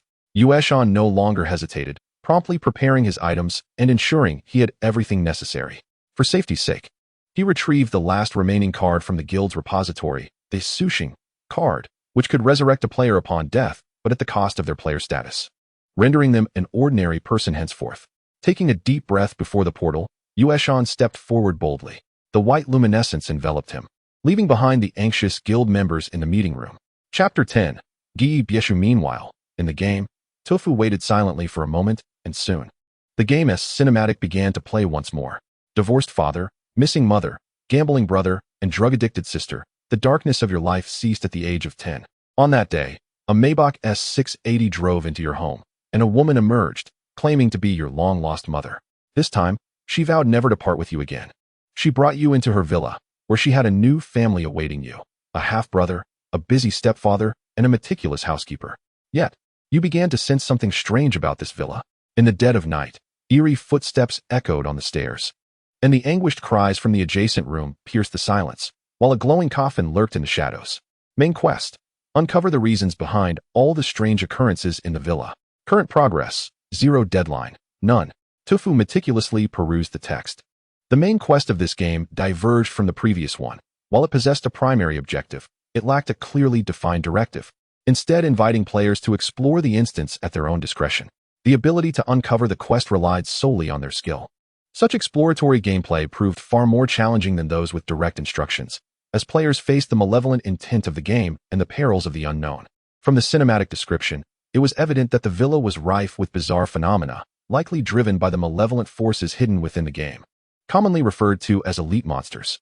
Tofu's task was now clear: to identify the mastermind behind these eerie events and dismantle them, provided they could reveal their health bar. Tofu concealed the task information and began to survey the surrounding scene. The villa was notably spacious, with a vast garden visible through the windows. Beyond the garden lay a somewhat familiar street, marked by the sign of Pingan Road. Outside, the street seemed to be celebrating something. Fireworks illuminating the night as if a grand display was unfolding in the Pingan community. At that moment, he had transformed into the 10-year-old boy from the game's narrative. Seated before a computer desk with a screen displaying the game he was currently playing, Guiwu Yeren. He seemed to be online, accompanied by 3 teammates, all wielding the same weapon, the Great Sword. The screen displayed the fierce roar of the Manya Long, and simultaneously, the 3 teammates executed a flawless Aido, swiftly drawing their blades with precision. Their synchronization was impeccable. Yet, an unexpected occurrence transpired. The Manya Long abruptly twisted its form, sweeping its tail with tremendous force. All 3 hunters were struck and instantly incapacitated. The words "mission failed" appeared on the screen, leaving Tofu momentarily dazed. It felt as though the message was directed at him rather than his teammates, foretelling the imminent failure of his gaming endeavor. Nearby, a youthful voice chimed in as the mission failure screen appeared. "Not possible, dude. How could such a handsome dragon strike miss?" Tofu turned to see a boy of approximately 10 years, dressed in a shirt emblazoned with Ultraman, his eyes wide with astonishment, leaning forward in anticipation. His expression mirrored that of a shrimp-shaped meme fixated on a computer screen. Beside him, a little girl burst into laughter, exclaiming, "We lost again. It's my turn now." Tufu regarded their identities. They were Hobada Erzi and Hobada Nuer, named Chong-er and Xiaowen. Perhaps due to their tender age, they bore a singular identity, without rotation. A call from the kitchen interrupted the game's flow as a nanny appeared, carrying a fresh platter of vegetables. "Young master and princesses, dinner is ready." Chong-er, still grasping the controller, protested, "I don't want dinner. I'm not hungry." The nanny responded with a gentle smile, "Just a little bite, dear. Tonight is your brother's birthday. Mom and dad will return from out of town to celebrate. You'll need energy to take care of them." One must admit, this nanny was exceedingly lovely, appearing to be in her early 20s, with a graceful figure and an endearing charm that made her difficult to dislike. The uniform she wore was reminiscent of those seen in various films from Sakura Island. One might wonder why she donned such attire for her profession. Had Tufu not perused the CG and game introductions, he might have thought he had wandered into an inappropriate game. After calming the two children, the nanny turned to Tufu with an apologetic demeanor, "Young master, these two can be a bit mischievous. I hope you don't mind." Tufu studied the identity displayed above the nanny's head. Diligent nanny. Good friend of the master's children, the master's plaything, orphan raised without parents. It seemed some peculiar terms had slipped into the mix. Upon seeing the words, the master's plaything, Tufu mused that wealth truly had its privileges, allowing one to afford a nanny who also provided additional, albeit unsolicited, benefits. Flushed under his gaze, the nanny inquired, "By the way, how has your week been since you arrived?" "Not bad," Tufu replied, recalling the strange incidents detailed in the game's introduction. His main objective was to uncover the mysteries behind these peculiarities. However, at present, neither the NPCs nor the surroundings exhibited any signs of the bizarre. Rather, there was an overall sense of warmth. Yet, those well-versed in horror films know that true terror often lurks behind the facade of normalcy. "Let us eat," Tufu suggested. They soon gathered around the dining table, where the nanny brought forth a bowl of chicken soup. "Here comes the chicken soup." With the soup's arrival, dinner officially commenced. The nanny first served Tufu and Xiaowen several pieces of meat before ladling a spoonful of chicken into Chong-er's bowl. As Tufu picked up a piece of meat, its enticing aroma wafted through the air, but suddenly, he noticed Chong-er lift his bowl high. Then, under Tufu's gaze, he forcefully slammed it to the ground. "I want to eat meat taken from a coffin board." Tufu silently returned the morsel to his bowl. Goodness, how was he to eat now? Simultaneously, a notification appeared in the corner of his vision. First peculiar phenomenon triggered. Main task 1. Find the coffin board mentioned by Chong-er within 3 hours, comprising 20 of the main task. Well, perhaps this was not entirely unfavorable. At least he now possessed his first exploratory side quest. If one task constituted 20% of the main quest, he would need to complete 5 similar tasks to finish the game. Chong-er, after throwing his bowl, dashed back to his room, leaving the young nanny somewhat exasperated as she rubbed her forehead before hurriedly following him. "Haha, this is fun," giggled the 5-year-old Xiaowen, clapping her hands as she trotted after the nanny to enjoy the spectacle. Momentarily, the villa was left empty, with only Tufu remaining. This game had finally become intriguing. Tufu grinned, opting not to finish the remaining food but instead discarding it into the trash. Who knew what those dishes were made from? He then opened his backpack interface, one hand poised to click, retrieve chainsaw, while the other began searching for potential hiding spots for the coffin within the villa. He first scoured the entire living room, which was spacious. It was evident that a coffin would be difficult to conceal. He then proceeded to search the other rooms of the villa, gradually exploring each one as time passed. With each completed room, Tufu's expression grew more solemn. After an hour of searching, he closed the last room on the top floor and finally frowned, for there was no coffin to be found within this villa. Chapter 11. The non-existent coffin. Yueshan closed the door to the final room in the villa. Upon entering this game, he had triggered the first task of locating the coffin through the storyline. Yet, the bizarre had emerged. He had thoroughly searched the villa twice, and there was simply no sign of the so-called coffin. He had examined every room, even climbing to the rooftop and scouring the basement 3 times. But the coffin remained elusive. Yueshan would wager that there was not a coffin in this villa at all. What is the scariest short story in the world? A person pointing to an empty room and saying, "Look, there's a child smiling at you." Right now, Yueshan felt as though his situation mirrored this tale, searching for a coffin that did not exist within the entire villa. At this moment, only 40 minutes remained until the deadline to find the coffin. Yueshan felt a cold sweat trickle down his back. Yet, past experiences from completed games quickly brought him back to calmness. "Do not panic," even without clues. I still possess the hint device in my backpack, which can provide me with 3 hints. This should be sufficient to resolve the current predicament. Yueshan retrieved the hint device. Hint device, item, a special tool for the dungeon game square, usable in any game, providing 1 hint related to the task, with a total of 3 uses. Note: 3 uses free, no more. No worries.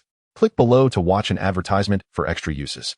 This was a reward Yueshan obtained after completing a game world, which he had not utilized since he rarely played puzzle-solving games thereafter. Fortunately, Yueshan was not sold, was he? At this moment, this tool proved to be invaluable. Of course, it was his final trump card. Before falling into dire straits, he must refrain from using it prematurely. Yueshan decided to inquire with several NPCs first, hoping to glean some clues. However, the outcome was disheartening. Chong'er, having been spoiled by his family since childhood, was excessively frivolous, leading to conversations that went awry. Occasionally, when displeased, he even resorted to physical aggression. Yueshan attempted to remind and question him, yet received no substantial responses. The others were similarly reluctant to discuss the so-called coffin for various reasons. Time was now a mere 20 minutes. Without further hesitation, Yueshan activated the hint device. As the hints emerged, his eyes widened in astonishment, his lips forming a Nero shape. To his astonishment, the coffin was right here. Tufu slowly closed the door to the last room. Intriguingly, Tufu smiled broadly. To find a coffin in a room devoid of one. Any other player might have been utterly baffled. Yet Tufu was different. He was a speedrunner validated by the paradise. If he could not solve the puzzles of the paradise, he would confront the one who created the puzzles. Observing the remaining 2 hours, Tufu wasted no time and retrieved a chainsaw from his backpack. The blue light materialized, revealing the chainsaw's outline, and moments later, a red chainsaw materialized in Tufu's grasp, its blade glinting ominously under the light, each tooth sharp and menacing. With the chainsaw in hand, Tufu made his way directly to Chong'er's room. In less than a minute, he pushed open the wooden door. Chong'er was currently throwing a tantrum on the bed, loudly wailing for sweet tofu pudding. Beside him, the nanny held a bowl of savory tofu pudding, expressing her helplessness. Chong'er, we only have savory tofu pudding here in the Pinyin community. How about I add some sugar to it? So he was a heretic after all?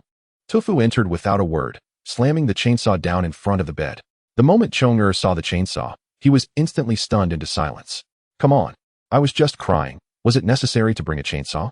The nanny's expression changed drastically, and she hurriedly set down the bowl of tofu pudding. Young master, Chong'er is merely throwing a fit. He will calm down soon. She attempted to persuade Tufu to retract the chainsaw, but he remained unmoved. He kicked the beautiful nanny to the ground, then positioned the chainsaw before Chong'er, enunciating each word. Now, answer me 3 questions. Who do you think you are? You think I'll just answer you? Chong'er, frightened, seemed to recall his identity and boldly declared, I am my father's son. If you dare to harm me, I will tell father tonight and have him throw you out. Tufu slowly raised the chainsaw. Do you think brandishing a chainsaw will intimidate me? I grew up being scared of nothing. Even facing a chainsaw, Chong'er remained defiant, shouting, if you have the guts, come and chop me. Tufu yanked the chainsaw's pull cord forcefully. Boom. The chainsaw roared to life with a fierce growl, reminiscent of a roaring luxury car on a rainy night, emitting a high-frequency tremor. Chong'er dropped to his knees. Sorry, brother, I shouldn't have said those things. Please forgive me. He trembled, clutching Tufu's leg. I can do anything. Tufu, expressionless, set the chainsaw down. First, shut your mouth. Chong'er hastily closed his mouth, not daring to make a sound. Now, come with me. After uttering this, Tufu cast a cold glance at the nanny seated on the ground. Sometimes, a fist is far more effective than words. The nanny gaped, watching Tufu's departing figure. Cold yet unyielding, a strange feeling surged within her. She bit her lip, feeling an uncontrollable tightness. Her face flushed as she involuntarily let out a soft moan. Tufu brought Chong'er to the living room. First question, where is the coffin you mentioned at the dining table? Pointed out. The coffin? Chong'er hesitated for a moment, pointing toward the kitchen, fearfully stating, it's that thing, dark and coffin-like. I often see the nanny putting corpses in there. The books say corpses go into coffins. So it must be the coffin. Tufu followed Chong'er's gaze and saw, at the end of his line of sight, a black refrigerator. Tufu replied, storing corpses? Storing the corpses of chickens, ducks, and fish, right? That's quite a logical argument. I find myself at a loss for words. This effective substitution is truly enlightening. Tufu was momentarily unsure how to respond. After a prolonged silence, he strode toward the refrigerator and opened its door. The instant he did so, the Paradise's prompt sounded. Main quest 1 completed, current progress 20. Chapter 12, Abnormalities in the villa. Having completed the first quest, Tofu returned to the living room. Now, answer my second question. Tofu instructed Chong-er to sit on the nearby sofa and continued.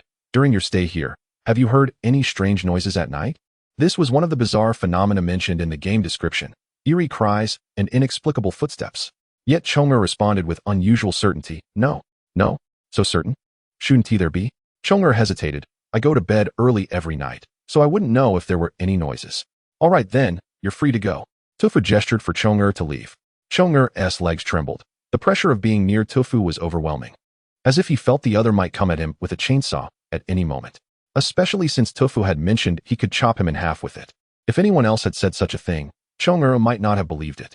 Yet, in the presence of Tofu, he felt as though he was not with someone of his own age, but rather in the company of a notorious killer who had claimed countless lives. This feeling and aura could not be feigned, especially that gaze. Just a single look left a lasting impression. Thus, hearing he could leave was akin to a heavenly blessing. However, after taking just a few steps, Tofu called out to Chong-er again. What is it, brother? Chong-er's voice trembled. Nothing much, I just thought. You won't speak of today's events, will you? Of course not. Chong-er quickly replied. I'll only say that I cried and that my brother gave me a lesson, helping me understand where I went wrong. His legs shook, clearly haunted by the image of Tofu with the chainsaw. He could guarantee that if he ever encountered someone with a chainsaw again, he would be the first to flee. This lad certainly admits his mistakes quickly. Tofu chuckled and allowed him to leave. He then turned to search in the original owner's room. The room was in disarray, but fortunately, Tofu was quite adept. Moments later, he held a notebook in his hand. Indeed, every male protagonist in a horror film and every game character inevitably feels compelled to pen a diary. He opened the diary and began to peruse its contents with great care. July 28th. Today marks my first day residing in this villa. Within this grand abode, there are 5 inhabitants. My mother, my stepfather, my younger siblings, and a hired nanny. The villa is vast and opulent, and the meals prepared by the nanny are delightful. Soon, night descended. I lay in bed, and though the bed is undeniably comfortable, far more so than any I have previously encountered, I found myself unable to sleep. There were sounds, strange, given that it was the dead of night. How could there be noise in the villa?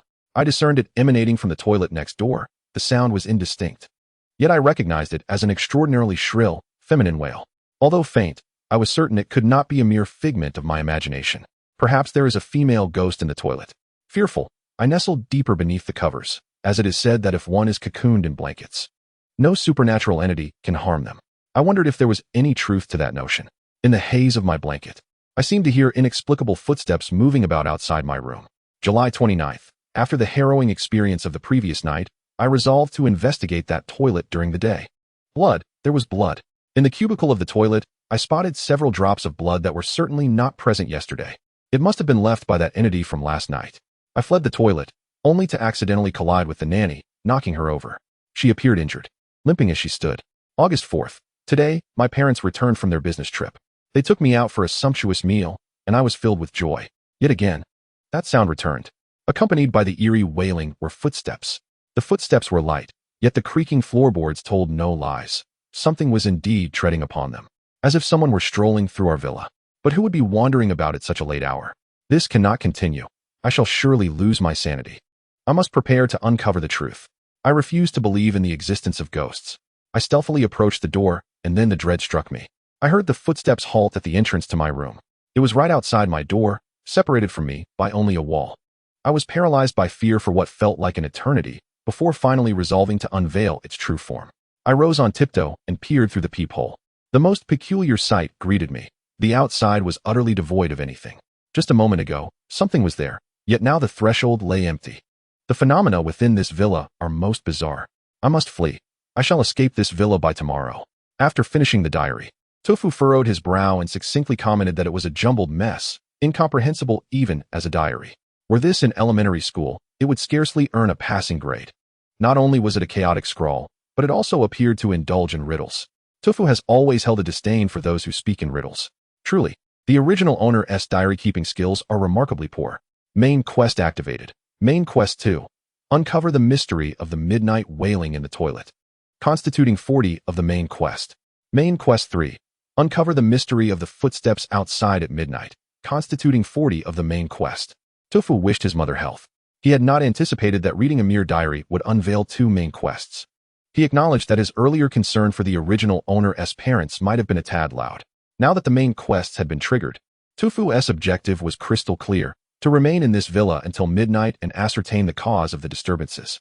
Naturally, should any unexpected situation arise that could reveal a health bar, it would not pose a significant issue. Tofu now wielded a chainsaw and possessed the skill, killing time, complemented by the attributes conferred by his identity, creating a threefold enhancement. While he did not boast absolute confidence in his abilities, he felt assured of a minimum level of safety. It seemed the nanny had mentioned that tonight was also his birthday. Surely, his parents had returned specifically to celebrate with him. Unbeknownst to him, night gradually enveloped the sky. At 8 o'clock, the sound of keys unlocking the door echoed. Tofu recognized it as his parents returning. They typically traveled for business once a week and only stayed for 2 days upon their return, bringing with them intriguing items. However, this time, they seemed to have brought back only a beautifully wrapped box. Chong'er and Xiaowen rushed to greet them, while the nanny stood aside, awaiting their arrival. After a brief adjustment to their attire, his parents quickly placed the box on the dining table and extracted a birthday cake adorned with the protagonist's name, complete with 10 candles.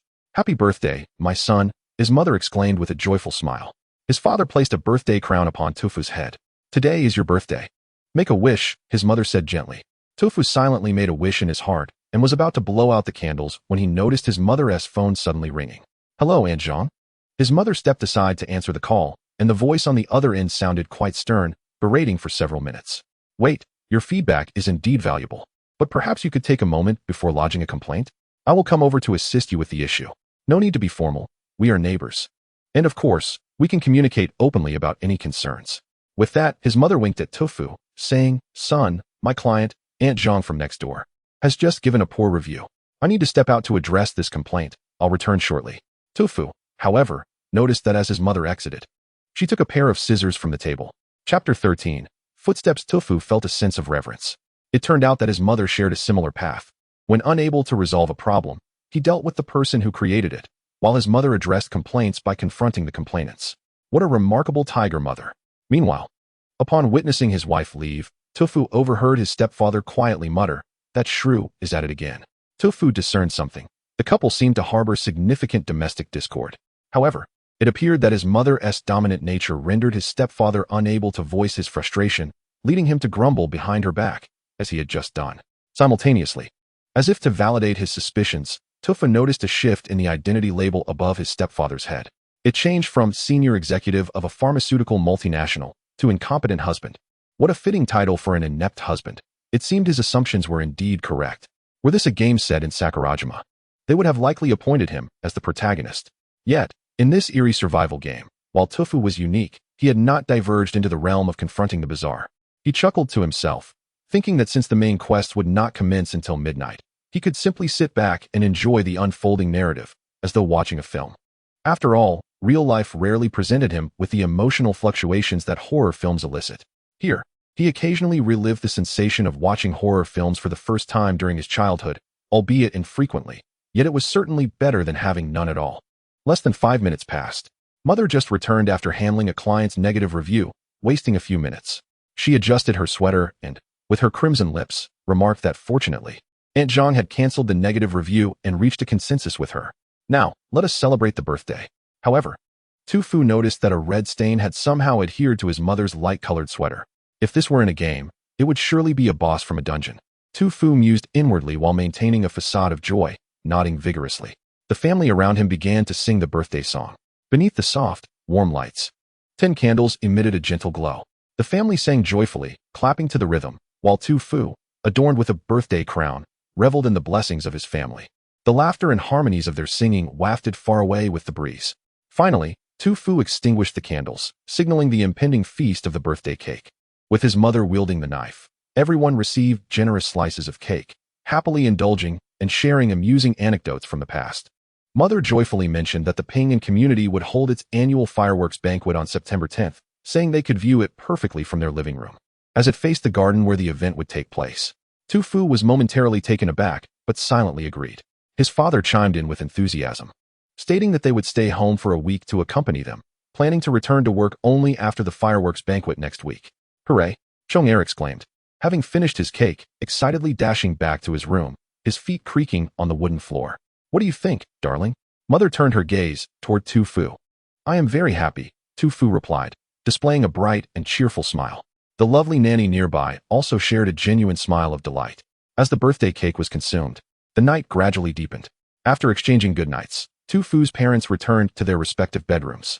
Yet, Tu Fu understood that what he had just experienced was merely a brief illumination before the encroaching darkness, akin to a calming interlude in a game before the climactic final battle.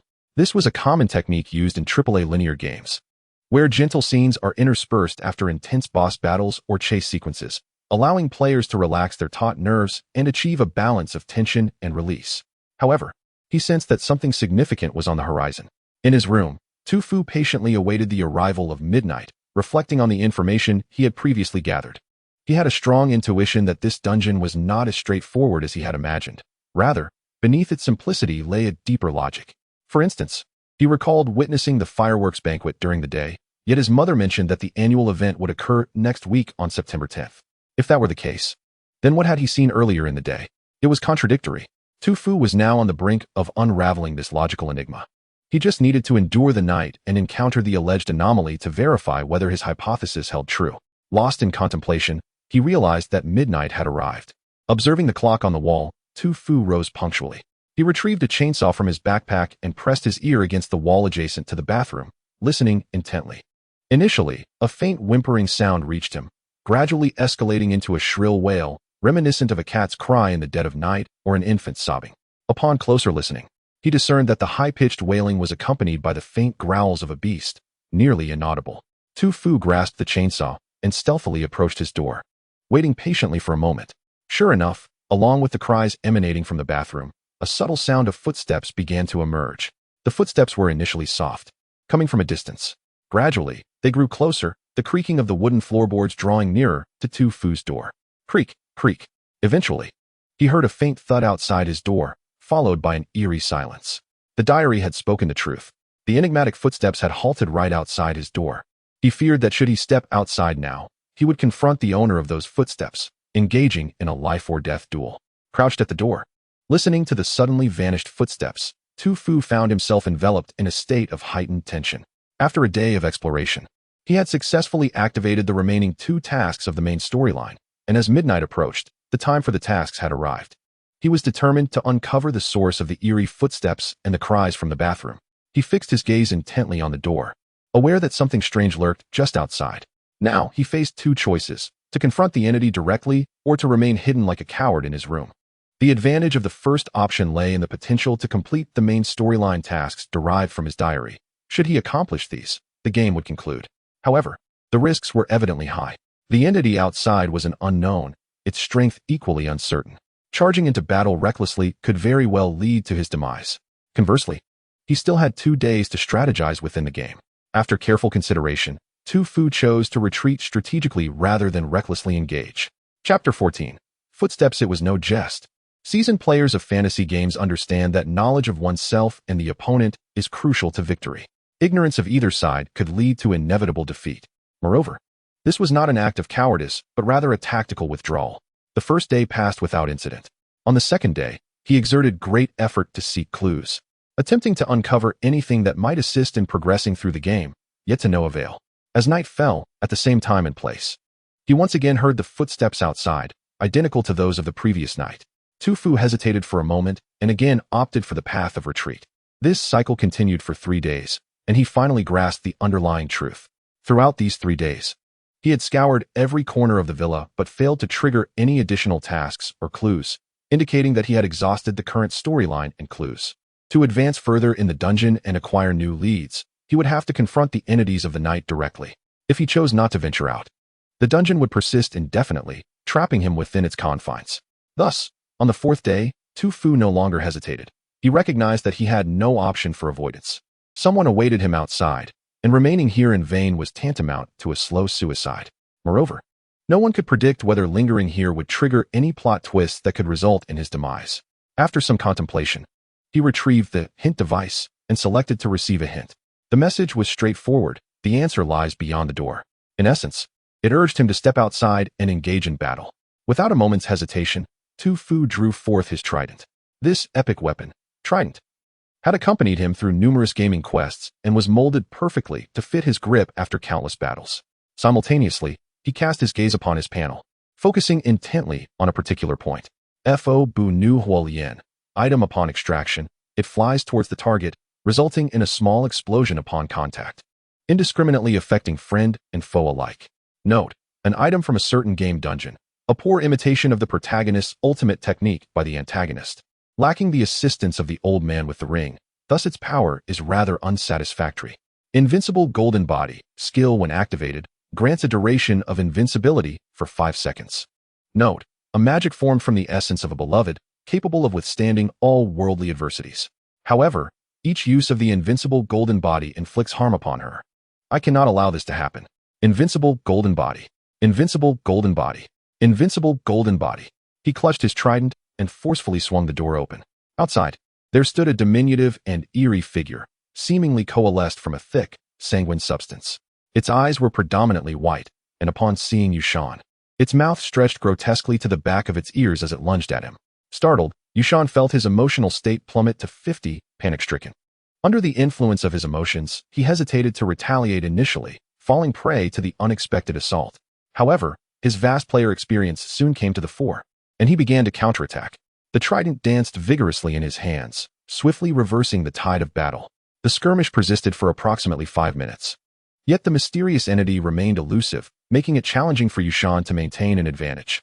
He remained vigilant towards the adjacent restroom, realizing that he could not prolong this engagement. A swift resolution was imperative. After all, none could predict what such commotion might attract. Yushan unleashed the Fo Bu Nu Huolian, releasing the Invincible Golden Body at the precise moment the Fire Lotus struck the specter. The Invincible Golden Body absorbed the shock of the Fire Lotus, while the specter was violently dispersed in various directions. Yet, it quickly reconstituted and retreated into the shadows. Yushan refrained from recklessly pursuing. He was in a precarious state, with only 24 health points remaining, having suffered a 30-point reduction in vitality due to the assault. In this condition, his combat effectiveness was nearly extinguished.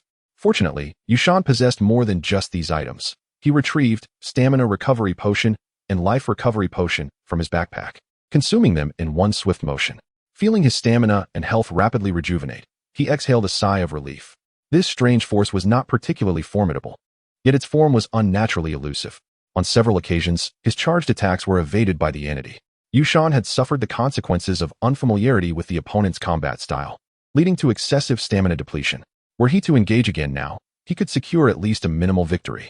After all, as a player, hindsight is an invaluable skill. Just facing this initial specter had nearly drained his stamina. Who knew what abilities the subsequent ones possessed? Yushan pondered.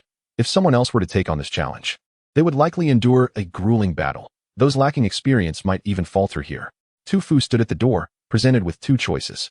The first was to charge out and engage in a life-or-death struggle with the unknown entity outside, and the second was to remain in the room as a coward. Undoubtedly, the latter option was the most prudent and rational. Thus, Tu Fu chose the former. He had formed his own hypotheses regarding the entire dungeon, and now stood merely one step away from confirmation. He had no reason not to venture forth. He kicked open the door and coldly regarded the entity outside. This specter appeared childlike in form, yet its entire being was thick and viscous, as if composed of flesh and blood subjected to extreme heat. Its numerous wide eyes fixated on Tu Fu, and its mouth stretched wide, seemingly mocking his impending entrapment. Tu Fu slowly withdrew a chainsaw. The specter's smiling visage gradually froze. Why the sudden silence? Tu Fu yanked the chainsaw's pull cord, and it roared to life with a thunderous sound. The specter shrieked in terror and fled, its footsteps creaking on the wooden floor. Indeed, my suspicions were not misplaced. Observing the fleeing specter, Tu Fu's conviction in his hypothesis grew stronger, as did his understanding of the entire dungeon's origins. For now, he simply needed to make another trip to the restroom to fully validate his thoughts. He grasped the chainsaw and proceeded towards the restroom. Yushan held his breath, his footsteps inevitably producing creaks on the floor. The wails from the restroom persisted, growing increasingly piercing and haunting as he approached. Emotion value, 5. Emotion value, 5. Mental strength, 1 mental strength. 1 confronted by the uncontrollable surge of emotions and the waning of his mental fortitude. Yushan found himself momentarily bewildered. This specter could directly launch a mental assault? The decay of his sanity was alarmingly swift. With a mental strength of merely 7, slightly above that of an average player, he found himself struggling against such a scene. Gritting his teeth, Yushan pressed closer, soon nearing the doorknob. Suddenly, a wave of dizziness washed over him, and an uncontrollable vision flooded his mind. It depicted two intertwining specters, with 8 eyes and 16 tentacles grotesquely entwined. Thick black liquid merging continuously, while their insides intertwined and extricated themselves. In the next moment, blood gushed from his nose. Regaining his composure, Yushan clenched his teeth once more, advancing a step forward. Mental strength. 1. His eyes were veined with blood, and his emotions seemed to spiral out of control. Another step forward, emotion value. 10. Mental strength. 2. He felt as though countless tentacles ensnared his hands, rendering them unresponsive to his commands, while bizarre whispers echoed in his mind, akin to an octopus perched atop his head. His mental strength was nearing its limit. Yet fortunately, in the next moment, he grasped the doorknob. With a sudden force, he flung open the glass door of the restroom. Show me what manner of creature you are. Chapter 15. The master of footsteps. Yushan stood transfixed. He beheld the scene before him, utterly engulfed in confusion. Within the restroom, crimson blood swirled in the toilet, and on the floor lay 2 pairs of blood-stained footprints, their patterns evoking an unsettling sense of familiarity, as if he had seen them somewhere during the day. Following his gaze upward, he noticed a pair of red handprints stamped upon the restroom door, vivid and chilling. The eerie wails that had echoed just moments prior vanished the instant the restroom door swung open. Yushan searched the area twice, yet found no additional clues. His expression grew increasingly somber. The concealed horrors within this restroom seemed far more profound than he had anticipated. The difficulty of this restroom task appeared to surpass his initial expectations. Merely approaching the restroom had been enough to intimidate many players. One would require at least 6 points of mental strength to withstand such terror. However, even if players managed to endure the mental intimidation, they would likely still find themselves lost before this restroom door, just as he did in this very moment. This dungeon was indeed somewhat perverse, Yushan muttered to himself. The copy was exceedingly tedious, murmured Tufu to himself. He reached out to push open the doorknob, and during this process, a series of bizarre thoughts flooded his mind. Strange tentacles, viscous substances, and grotesque scenes of bloodshed and copulation. However, Tufu had watched an abundance of horror films and had long since become immune to such imagery. Even though the first-person perspective seemed quite vivid, to Tufu, it was merely an unusual tableau. The waning of his mental state, bolstered by his resilience and innate attributes, felt akin to a mere tickle. With a leisurely gait, he grasped the doorknob and forcefully pushed the door open. The wails that had lingered a moment before vanished entirely the instant he opened the door. The restroom was left with only swirling blood, 2 sets of bloody footprints, and a pair of crimson handprints on the wall. Tofu scrutinized the patterns of the footprints, confirming his last lingering suspicion within. Well, I have thoroughly unraveled the entirety of this scenario. The mastermind behind the eerie phenomena and the origins of this peculiar occurrence now lay bare before me. Tufu, wielding a chainsaw, made his way back to his bedroom. For now, all he needed was a good night's sleep, and then he would unveil the entire story come morning. Tufu slept soundly and dreamt vividly. In his dream, he found himself pursued by a terrifying malevolent spirit, devoid of any weapon, compelled only to flee. Suddenly, he spotted a tank ahead, adorned with a rearview mirror. Through this mirror, he glimpsed the vengeful spirit behind him, which turned out to be a female ghost. He instantly felt a surge of excitement, finding himself armed with a firearm. He then chased after the female ghost. The following day, Tufu awoke early and sat at the dining table. Gradually, as the sun rose, the members of the villa awoke in succession. The housekeeper had risen early, retrieving fresh food from the refrigerator to prepare breakfast. Shawan played with Barbie dolls at the table, Mother practiced yoga on the balcony, and Father held a company meeting in his study. Chong-er, yawning, reached for the game controller in the living room, ready to embark on a day of monster hunting. However, Tufu seized him abruptly. Where were you last night? Chong-er jumped in surprise and instinctively replied, I was sleeping. Do you wish to be sought? Tufu asked, a smirk playing on his lips. Chong-er broke into a cold sweat. I remember now. I went to the restroom. You lie, Tufu stated, his gaze fixed on the liar, label hovering above Chong-er's head, enunciating each word carefully. I didn't. Chong-er insisted, though his panicked expression betrayed him. Tufu continued unhurriedly. You did. You left your room, but you did not go to the restroom. You went there merely to witness a scene.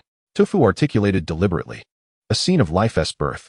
His tone was slow, and he quietly raised his head, as if addressing some exalted entity.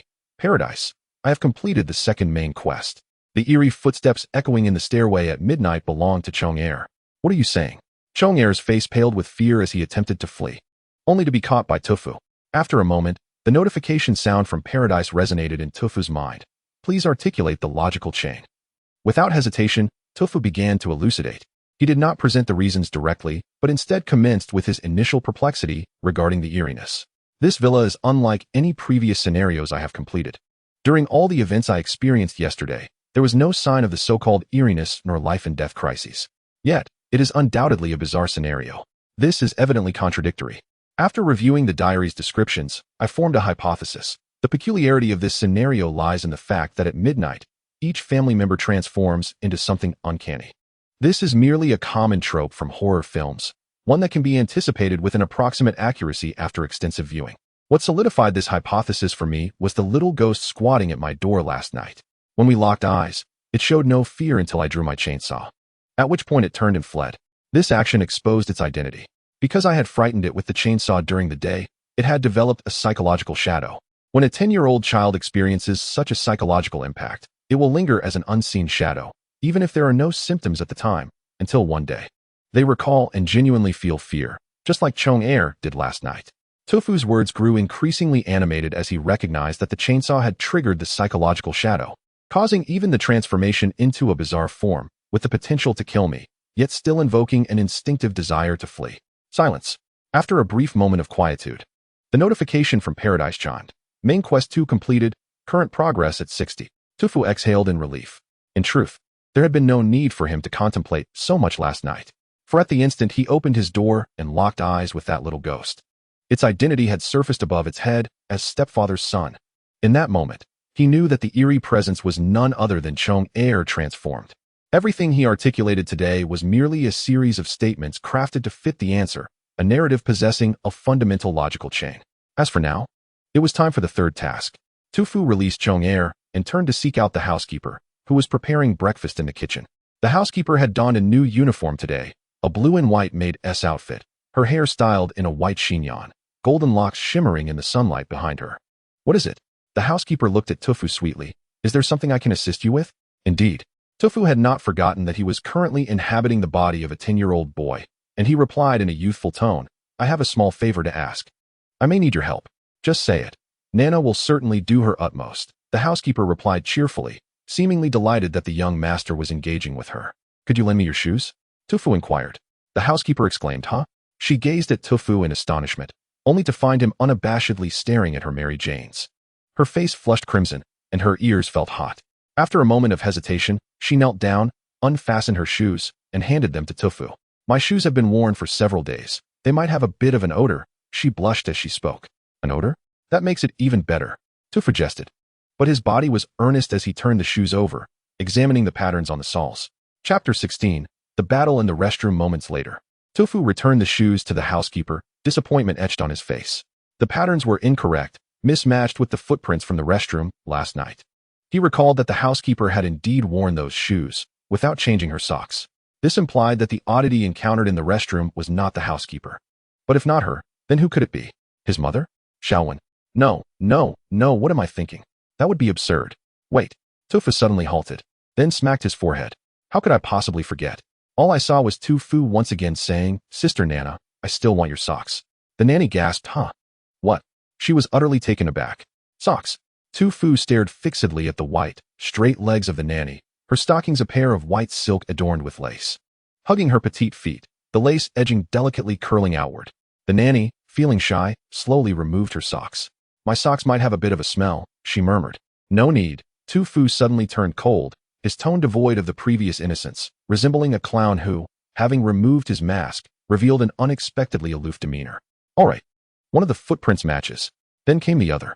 Tufu discovered his stepfather's shoes and indeed found another identical footprint. The third main quest was also unraveled. The cries echoing from the bathroom at midnight were not the wails of vengeful spirits, nor the lingering cries of restless souls, but rather the sounds of the original owner's father and the nanny engaged in a fierce struggle in the restroom. Through the walls, those sounds transformed into the haunting cries of a ghost. The notification from the paradise chimed. Articulate your logical chain. A logical chain? This is simpler, Tufu emphasized. As I approached the restroom, my mind was tainted, and the sole content of that pollution was copulation. He then observed the arrangement of the two blood-red footprints, the larger ones positioned behind, wider, enveloping the smaller ones. Combined with a pair of handprints on the glass door, these were the actions of humans during mating, something he had seen in films while studying on Dao. With the dual prompts, it was hard not to think of this. Additionally, what solidified Tu Fu's thoughts were the labels above the nanny's head reading master's plaything and above his father's head reading incompetent husband. Undoubtedly, a man stripped of any authority in the presence of his wife, possessing a low status within the family, often vents his frustrations on those even lower than himself, such as their son, or perhaps a more appealing target, this young nanny. In essence, these two identities were inherently intertwined from the very beginning. Once such a realization dawned, further speculation became unnecessary. The peculiar cries emanating from the restroom at night belonged to this master and nanny pair. However, their transformation into something eerie altered the timbre of their sounds, rendering them more unsettling and bizarre. Ultimately, the proof of his hypothesis lay in those footprints, perfectly aligned. After articulating his deductions, Tu Fu discovered that all the members of the villa had gathered in the living room, their eyes wide with astonishment as they stared at him. From their perspective, he appeared to be shouting into thin air, speaking of the bizarre as if he were losing his mind. The first to rush over was the original owner's mother. "Darling," she expressed concern as she approached Tu Fu, attempting to check his forehead. "Did you not sleep well last night, or are you running a fever?" The father quickly retrieved a thermometer from the medical kit, while the nanny frantically produced fever-reducing medication and other common remedies. Xiaowen grasped Tu Fu's fingers with her gentle palm, inquiring curiously, "Brother, does your head hurt?" She mused aloud. "Xiaowen often has headaches too. It feels as if someone is playing cartoons in my mind, but these cartoons are anything but enjoyable." Tu Fu chuckled as he ruffled Xiaowen's hair. "It's all right, just drink more warm water." Chong-Er hesitated for a moment before approaching to comfort Tu Fu. "Brother." Tu Fu shot a cold glance at Chong-Er. "Snow leopard, be silent." Chong-Er fell silent. Tu Fu continued to await the response from the paradise. Moments later, the notification chimed. "After the ticket collector's assessment, your articulation aligns with the fundamental logical chain. Successful determination. Main quest completed. Current main quest progress 100. You have conquered this game. Settlement will occur in 10 minutes, though you may opt for an early settlement to receive task rewards." "Settlement? It is settling already?" Tu Fu exclaimed loudly, a glimmer of madness flashing across his face. "But I haven't finished what I wanted to say about the truth of the entire instance and the source of its eeriness." Amidst the bewilderment of the family members, Tu Fu slowly turned his gaze toward the garden outside the living room, where Ping and Road lay beyond, the site of yesterday's fireworks banquet. His expression shifted continuously, the identity above his head cycling rapidly. He began to articulate his conclusion. "The greatest enigma within this instance was none other than myself." Tu Fu's revelation was startling. Even now, the thought seemed utterly insane, yet if true, it would unravel all his previous doubts. Suddenly, a notification from the paradise resonated in his ears. Hidden task triggered. Uncover the source of the bizarre power within the entire villa. Note: completing the hidden task will yield hidden rewards. If you wish to abandon it, simply exit the instance. Simultaneously, a voice, distinct from the previous ones, emerged, carrying a somewhat feminine and cool tone. "Please articulate your logical chain." Tu Fu felt a shiver run through him, sensing something above in the sky directing its gaze upon him. Yet when he looked up, there was nothing in the sky. Lowering his head again, he cleared his throat. There was not much to expound upon. As previously stated, the true peculiarity of this villa lay in the fact that each family member was bizarre. However, they only transformed into ghosts in the dead of night. Almost all players who had previously failed to navigate this instance had forgotten one fundamental truth. The protagonist controlled by the players is also a part of the family. Family members naturally include oneself, or rather the original self. The protagonist has perpetually been an integral part of the bizarre. Tu Fu cherished a line from a favorite author. "There are never inexplicable rules. Every rule is underpinned by a sound logic." This is precisely why the paradise necessitated his articulation of the logical chain. Only by confirming the logical chain's alignment could one fully ascertain the mastery of the rule. The two rules of this instance, the footsteps at midnight and the cries from the restroom, each possess a correct logical chain, representing the bizarre imagined by a child regarding normal behavior. With these two logical chains preceding, coupled with the diary discovered in the room, and a touch of reasoning aligned with the instance, the entire truth of the scenario began to unveil itself. Chapter 17. The story. This is a tale. The protagonist was born into a sorrowful family, with a missing mother, a deceased father, a gambling brother, and a drug-addicted sister. His tragic fate persisted until he turned 10. On July 28th, that day, his mother suddenly returned and took him to the city where she resided. The city was vast, and the family villa was particularly opulent. The little boy believed he would henceforth lead a splendid life, until he heard the piercing cries emanating from the adjacent restroom at night, accompanied by the eerie footsteps that would halt before his door. He was, of course, unaware that his stepfather was intimately engaged with the young nanny in the restroom at night, nor would he know that his younger brother, at merely 10 years old, would sneak into the restroom to witness the scene of life's inception. The impotent stepfather finds himself devoid of authority in the presence of his wife. Thus, he can only vent his desires upon the subservient maid. The maid, subjected to torment in the restroom, is forced to endure her suffering, even to the point of being unable to walk the following day, yet she remains powerless to change her plight. His brother is particularly peculiar. Crouching by the toilet at night, engaging in acts with the second brother, knowing full well that, at such a tender age, he is invisible even through the peephole. Unaware of these occurrences, the boy believes the villa to be haunted. Children possess such an innocent nature. They might think that a refrigerator used for storing corpses is a coffin, and thus their imaginations can soar into fantastical realms. After repeated confirmations, he becomes convinced that the house is indeed haunted. Consequently, he embarks on a flight. On August 5th, he escapes the villa, fleeing through the garden towards Pingan Road, only to be accidentally struck by a vehicle and killed. His aggrieved spirit coalesces into an eerie presence, descending upon the villa. In his perception, the strange sounds echoing in the dead of night are those of ghosts. Thus, under the influence of his uncanny abilities, his brother finds himself transformed nightly into a spectral entity, endlessly retracing the path of wandering at the staircase. The first rule of the eerie villa is established. He perceives that there are ghosts wailing in the restroom at midnight.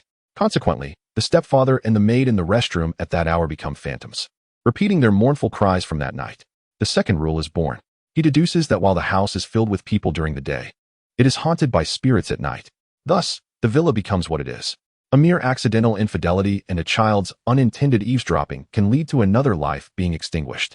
After finishing his tale, Tu Fu gazes towards the Pingan community beyond the distant garden. However, the scope of his eerie influence proves to be limited.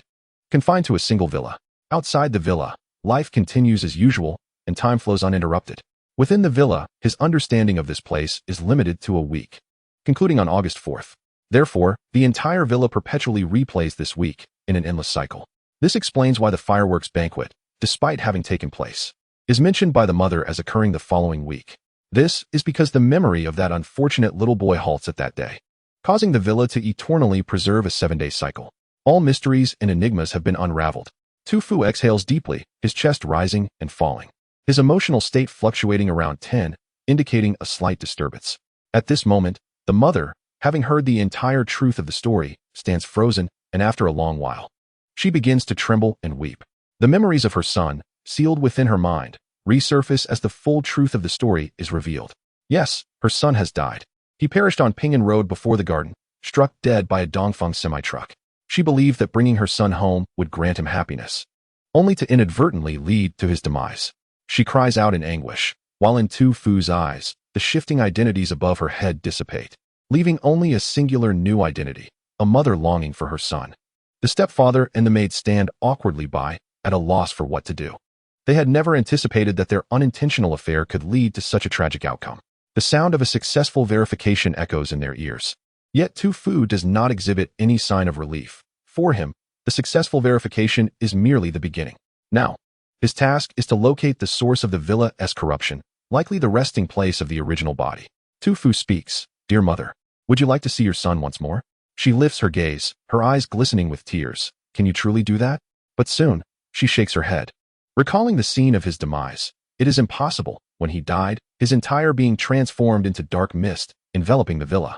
It is for this reason that we have become what we are now. Tu Fu, however, shakes his head. Nothing is impossible.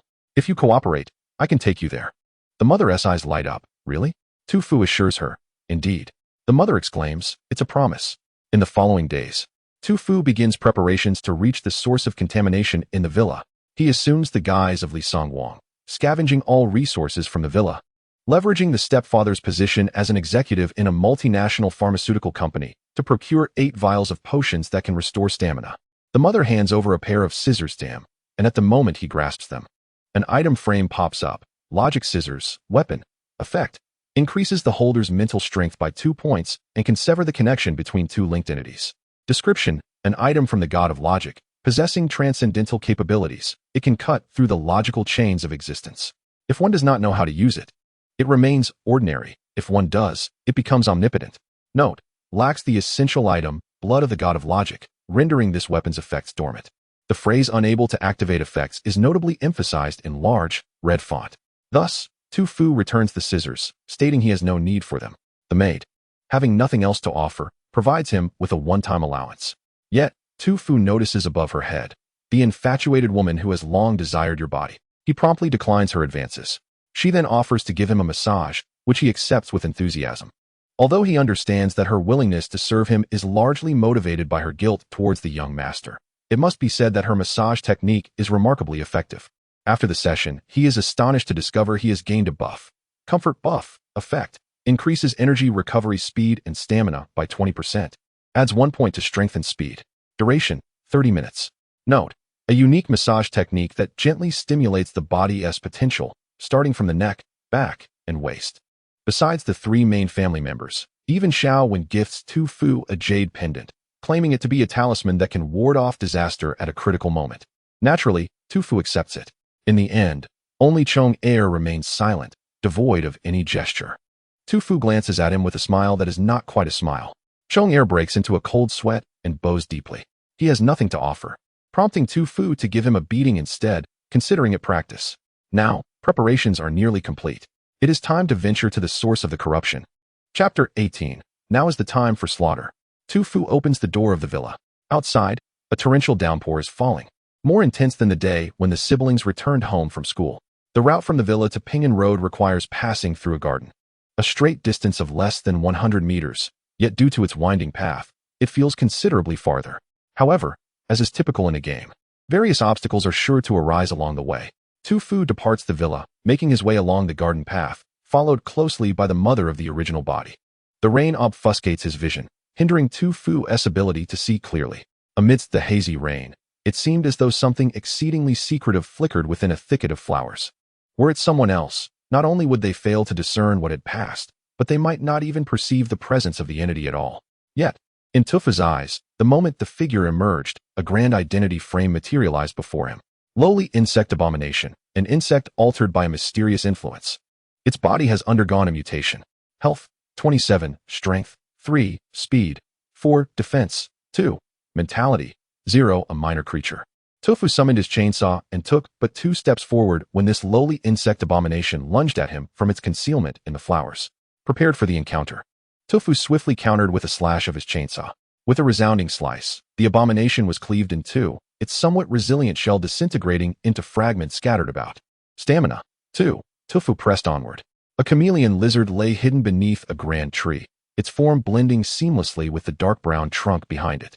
Once the sovereign of this garden. Even though it had been driven to a mere sliver of territory near the villa by the encroaching insect swarm, it still retained a proud demeanor. Its status was not trivial. It had once been a resident of the villa, attended by noble bipeds, sufficient evidence of its elevated position within the estate. However, the chameleon lizard, for reasons unknown, had seemingly grown stronger, while the insect swarm outside the garden had also become increasingly formidable, primarily due to their overwhelming numbers.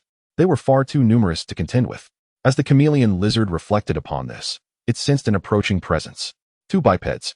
Its taste buds tingled at the thought of such delectable prey, and it prepared to slay these 2 bipeds for its lunch that day. Thus, it stealthily concealed itself along their anticipated path, its coloration merging instantaneously with the backdrop. Such was its shape-shifting prowess. It was certain that no creature could unravel its current disguise. Tu Fu, observing the sudden appearance of an identity frame amidst the grass, fell into contemplation. Chameleon lizard with a desire to kill you, what is wrong? Inquired his mother. I have encountered something devoid of honor, Tu Fu replied, stroking the chainsaw in his hand. It dares to ambush me, a seasoned individual of 22 years. To prevent being taken by surprise, Tu Fu resolved to sever the creature in half. The unfortunate chameleon lizard would die without ever comprehending how its concealment had been penetrated. With the demise of the chameleon lizard, the garden's conclusion drew near. Tu Fu gripped his chainsaw tightly. Typically, this was the moment a boss would emerge. He glanced at his attribute panel. Attributes, original modification, strength, 1418, defense, 5, speed, 1012, stamina, 1213, mentality, 1418. His current attributes, bolstered by both talent and buffs, had reached an impressive height. This should suffice to traverse the garden and reach the source of chaos beyond the villa. As he turned a corner, the rain suddenly lessened. His vision cleared instantly, revealing the villa's grand entrance at the garden's end, along with the tranquil scene of Pingan Road outside the gate. However, in the next moment, his mother's voice echoed in his ear, "Look above." Tufu glanced up, his eyes widening in shock. The rain had not diminished. Instead, a swarm of insects filled the air, obscuring the sky and blocking the raindrops. In that moment, the airborne insects spotted the intruding human and began to flap their wings. Diving toward him, Tufu raised his chainsaw and carved a massive arc above him. The chainsaw roared, its teeth spinning rapidly, instantly shredding the descending insects and creating a 1-meter radius of safety around him. Yet, the relentless tide of insects quickly filled the void. Tufu continued to swing the chainsaw, slowly advancing toward the garden's end. With each unceasing assault, his stamina dwindled rapidly. Stamina. Too soon, Tufu's stamina dwindled to a mere 20. At this point, his stamina would impose a fatigue debuff upon him. Fatigue would diminish his speed and strength, and should his stamina continue to decline, additional debuffs would accumulate. Tufu sensed the warning of exhaustion coursing through his body, while a mere 50 meters separated him from the garden's conclusion. Without hesitation, he activated his skill. Slaughter time, skill for 30 seconds. Unleash your full potential, increasing all attributes by 2. Each creature you slay will convert 1% of its strength and speed, along with 2 points of stamina, into nourishment for you. The surge of attribute points coursing through him filled Tufu with a vibrant energy, igniting a fierce potential within him, and his chainsaw erupted with renewed vigor. With each sweeping strike, he felled a multitude of insects. Each corpse released a radiant point of light, merging into Tufu's being.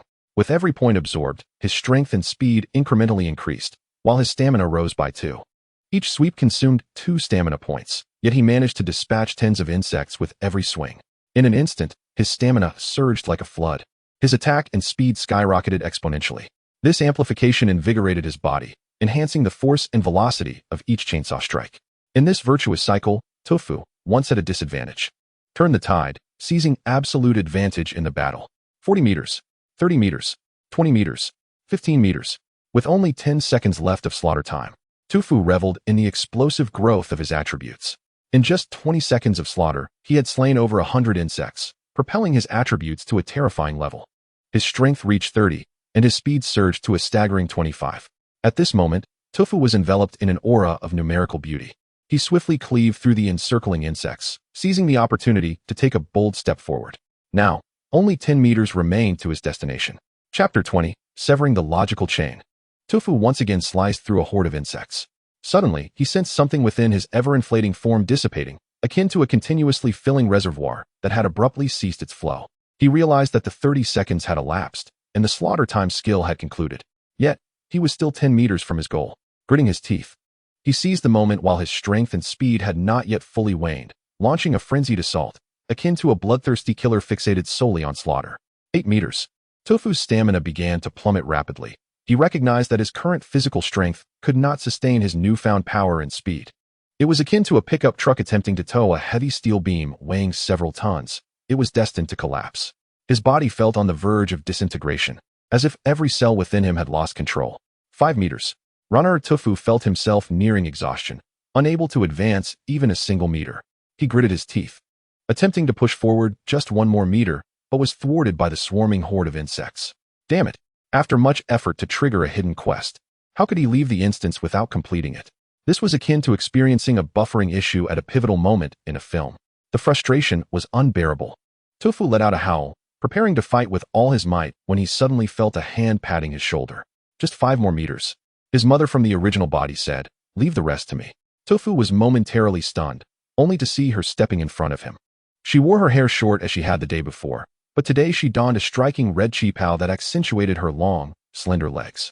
Tufu noticed she held a pair of scissors, the very ones she had given him earlier, but which he had been unable to use due to lacking a critical element. In Tufu's astonished gaze, she raised the scissors and plunged them into her own heart. Blood gushed forth. In the next moment, she slowly withdrew the bloodied scissors and, facing the swarm of insects, made a gentle snip in the air. The soft sound of a snip resonated, as if something had severed the connection between the swarm and its eerie source. In an instant, every insect, whether soaring through the air or crawling on the ground, transformed back to their pre-corrupted state. They reverted to the common mosquitoes and insects found in flower beds, scattering in all directions. At that moment, Tofu suddenly grasped the true essence of severing logic. The reason the swarm had transformed was due to the infection from the eerie source. And this pair of scissors had severed the logical chain of that eerie infection. Thus, all insects returned to their untainted forms. A weapon of rules. A weapon of causality?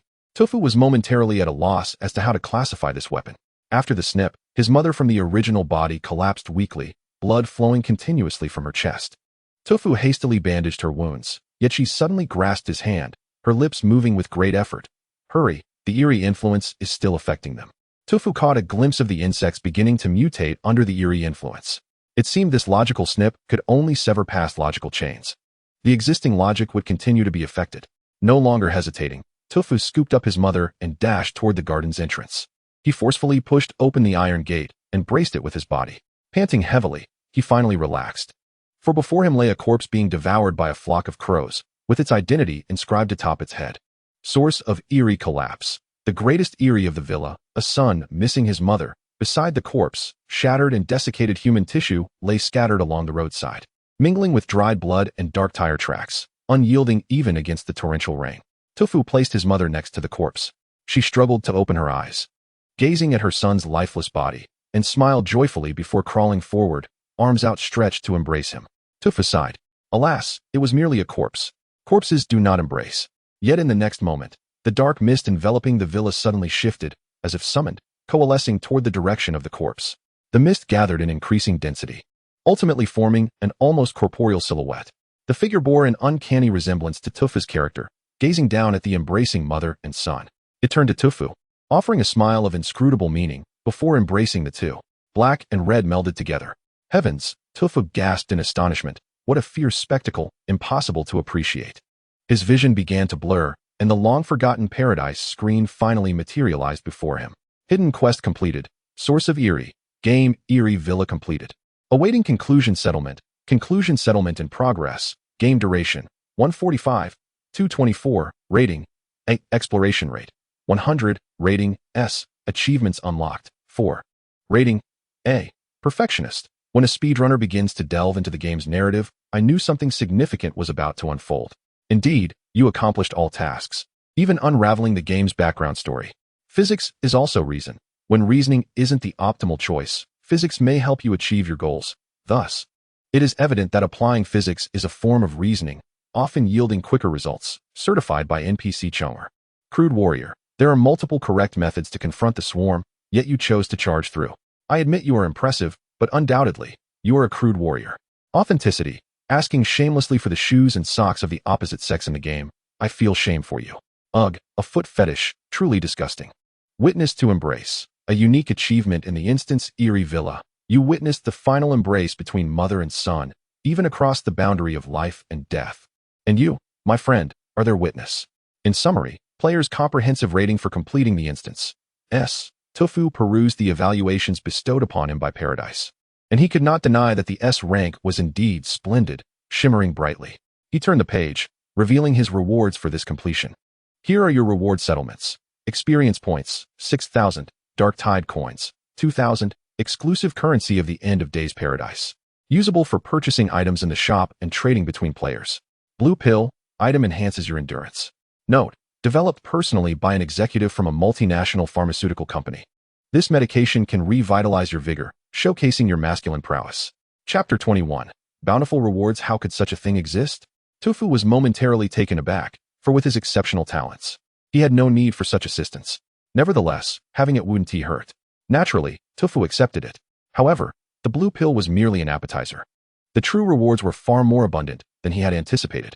Tofu continued to read. Mental pollution, skill release upon a target, causing them to succumb to the mental pollution you construct, with duration dependent on their mental fortitude and your mental strength. Note, a product of the battles between your father and the nanny, they may not provide much, but they do leave behind a unique essence for you.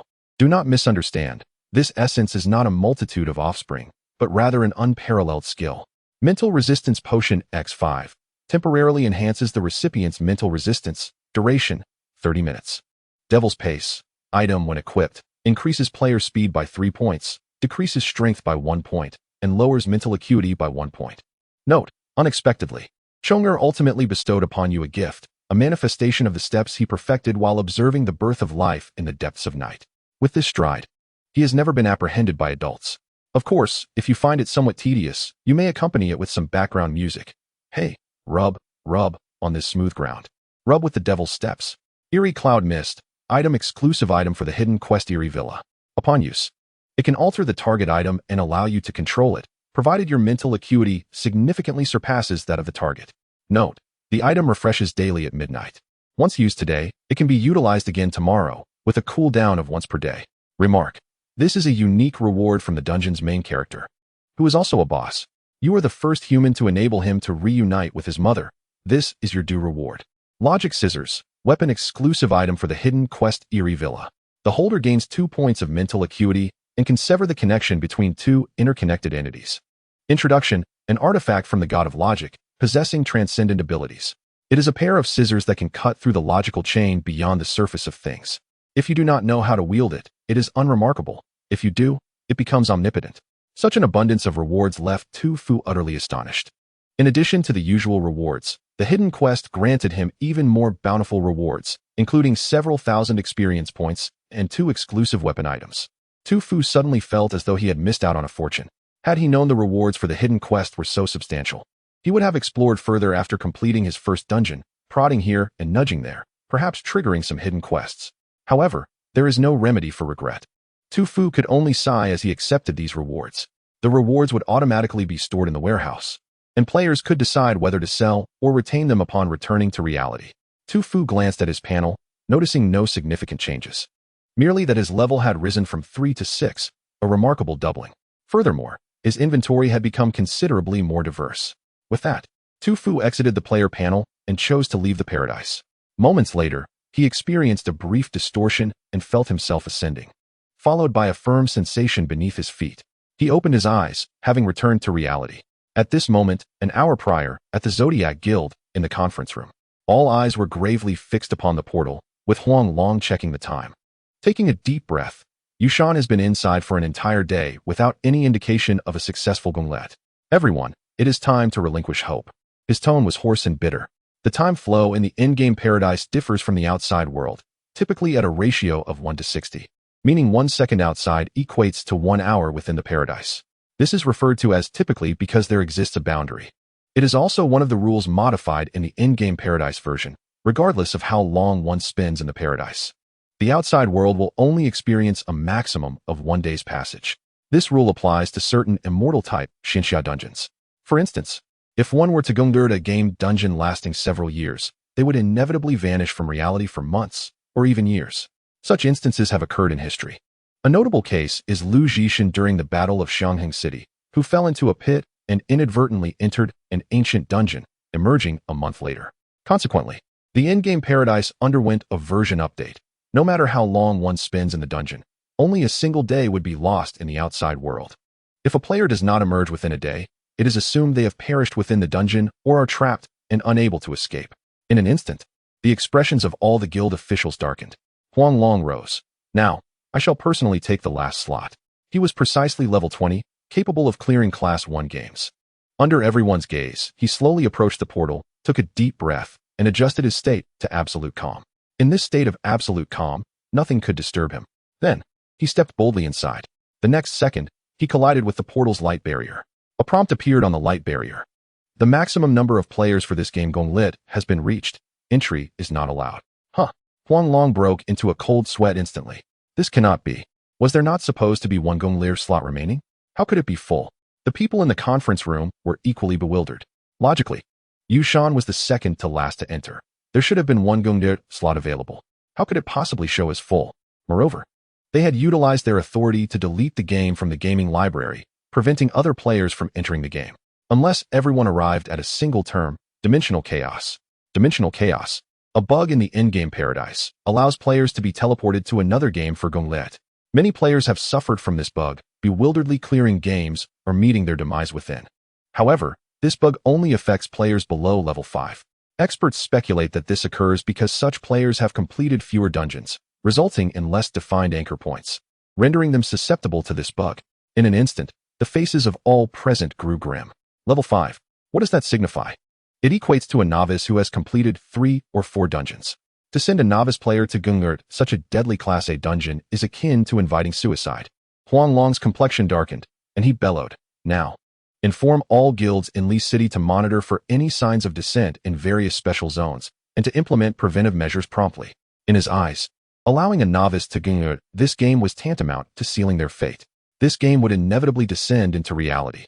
But the next second, the portal suddenly emitted a prompt from the paradise. Eerie Villa has been lit by a player. Huang Long, huh? Everyone. Chapter 22.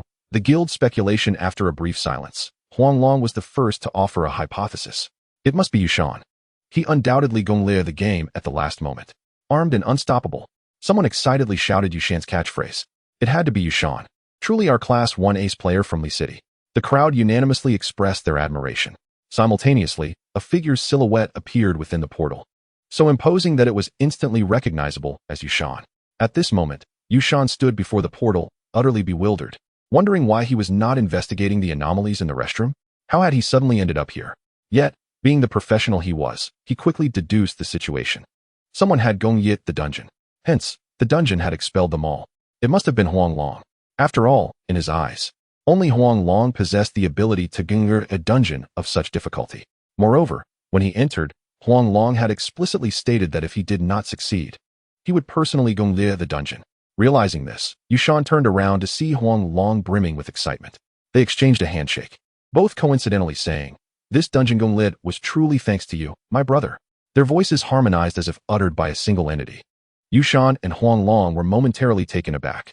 "Isn't this your dungeon?" They chorused in unison. "Not me," they echoed again. Silence enveloped them, a prolonged stillness. It was Yushan who first shattered this quietude. He mused, "If it is not you, then who could it possibly be?" Huang Long, equally perplexed, replied, "I was just about to ask you the same question." Nevertheless, Huang Long quickly formulated a bold hypothesis. Perhaps it is that new player who managed to exploit a bug. This revelation sent shockwaves through the group, especially as they contemplated that even Yushan felt helpless against this dungeon, making it inconceivable that a novice below level 5 could succeed. It was akin to playing a game where one is told, this is attack, this is defense, and this is Ashina Genichiro.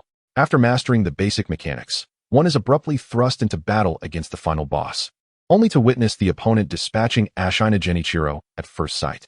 Such a scenario was simply beyond belief. Yet, apart from this speculation, they could conceive of no other plausible explanation.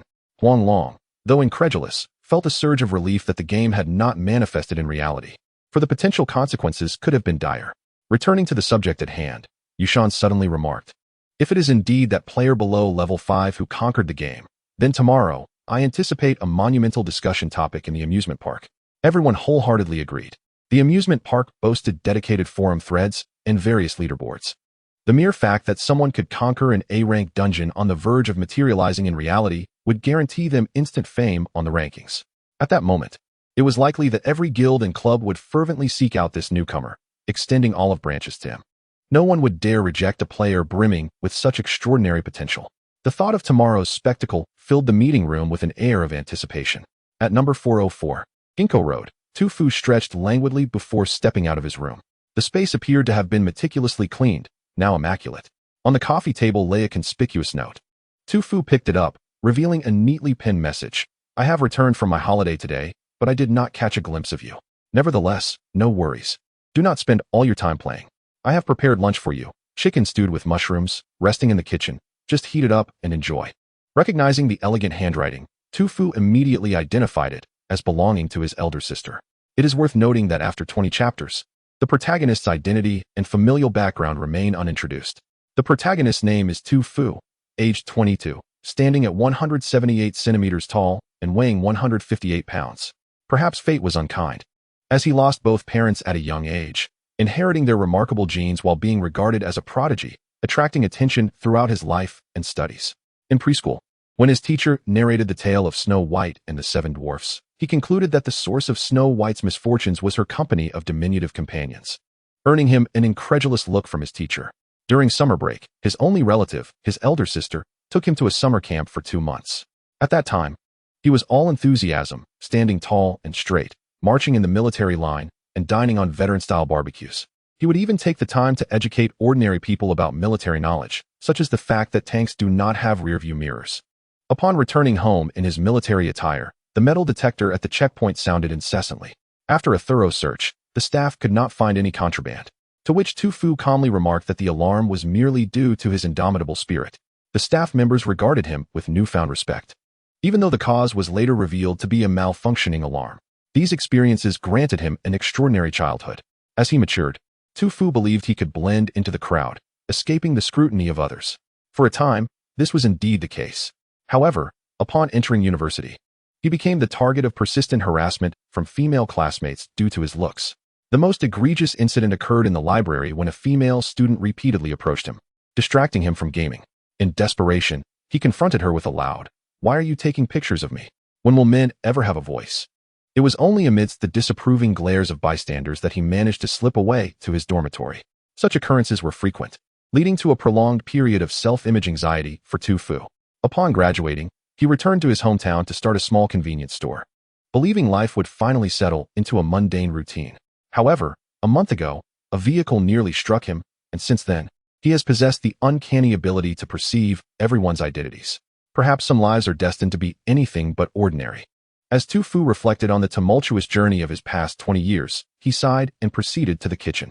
It must be said that although his elder sister often jested alongside him, she proved to be quite reliable during critical moments. For instance, today, she had prepared lunch for him, chicken stewed with mushrooms. Those familiar with cooking know that this dish requires considerable effort and time to prepare. Her making such a dish for him spoke volumes about her care for him. Although he would need to heat it up, that was a trivial matter. Upon entering the kitchen, Tu Fu was met with a bowl of instant noodles prominently placed on the cutting board, flavored like chicken stewed with mushrooms. Tu Fu, 6. Chapter 23, Best Friends. How foolish I am, truly. I should have known my sister would not be so kind. Gazing at the green bucket of instant noodles, Tu Fu's heart sank. He had known better than to trust that his sister would genuinely prepare chicken stewed with mushrooms for him. After all, how could someone who even made him sweep the floor be expected to cook such a dish? The highest form of care he had received from her was a pot of congee after an accident, which had prompted bewilderment from fellow patients as he munched on what appeared to be a mound of rice. After explaining, they understood it was merely a pot of congee with a touch too little water. Tu Fu, what led you to believe she would be so benevolent? Was it perhaps the familial bonds from the recent dungeon? Tu Fu lamented his naivety. While contemplating, he opened a food delivery app. The advancement of delivery services today far exceeds that of the past. From a singular dominant service, it evolved into a competitive landscape with 3 major platforms. Now, 5 delivery services stand tall, dubbed the 5 hegemons of the spring and autumn period. Tu Fu, a nostalgic soul, logged onto Chung Lumi, ordering a chilled tofu dessert and a spicy mala tang. Note, devilishly spicy. He aimed for a contrast of temperatures, challenging his stomach to assert its dominance, reminding him who truly ruled this body. Just 2 minutes after placing the order, the doorbell rang. Who could that be? Tu Fu called out. Hello. The person outside had not finished speaking when Tu Fu interrupted him. Is it takeaway? Has it arrived so quickly? It must be pre-packaged food. I ordered a lavish meal from Shibei, and they sent me pre-packaged food. Tu Fu shouted, send it back. I will apply for a refund. After a moment of silence outside, the response came. It's not takeaway. It must be a delivery. Just leave it at the door. I will come to get it later. After another prolonged silence, a voice finally shouted, Tu Gu, it's me. Tu Fu was taken aback. The familiar childish tone evoked a sense of nostalgia. After a brief moment, he exclaimed in surprise, Wang Pengzi? Wang Pengzi was his childhood companion, a friendship that lasted until college when they went their separate ways. He could be considered one of the few individuals who could keep up with his thought process during their childhood. He would often initiate a conversation, and the other party would know exactly what he intended to do. Teachers frequently remarked that the two of them were like twin parasites thriving in each other's minds, while classmates often described them with elevated phrases such as Walong and Feng Chu. Back then, Tu Fu referred to himself as the Yoming Xia Wang, and Wang Pengzi called himself the Shi Xue Kuang Yo, frequently mingling within various classes. Of course, those were merely past misdeeds. When Tu Fu opened the door, he indeed saw a plump man standing at his doorstep, wearing a pair of black square glasses. Upon seeing Tu Fu, his round face broke into a wide grin. I just ran into your sister downstairs and learned that you were back. Wang Pengzi was evidently delighted. So was Tu Fu. He invited Wang Pengzi inside and, showing consideration, offered him lunch. My sister prepared chicken stew with mushrooms. You should join me. Your sister? Prepared chicken stew with mushrooms? Wang Pengzi frowned. She wouldn't have prepared instant noodles flavored like chicken stew, would she? Tu Fu was genuinely impressed. What an accurate guess. Who doesn't know that your sister is notoriously lazy? Wang Pengzi waved his hand dismissively, laughing heartily. The two engaged in casual conversation, and when the takeaway arrived, they continued chatting while enjoying their meal. They sat leisurely on two stools, free from the constraints of formality that often accompany reunions, and without any need for pleasing smiles. They simply sat together, conversing for a long while.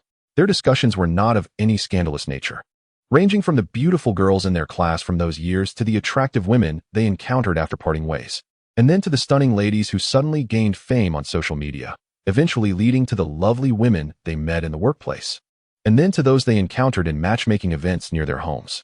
In summary, their conversation was devoid of any illicit topics.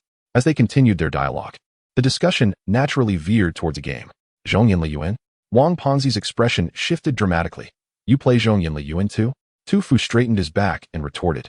What is wrong with playing the amusement park? Haha, it's just thrilling. Wang Pengzi rolled his eyes playfully, then suddenly added, to be honest, I also play Zhongyan Liyuan. We can team up when we have time. That is a must. Tu Fu patted his shoulder, reminiscent of their school days.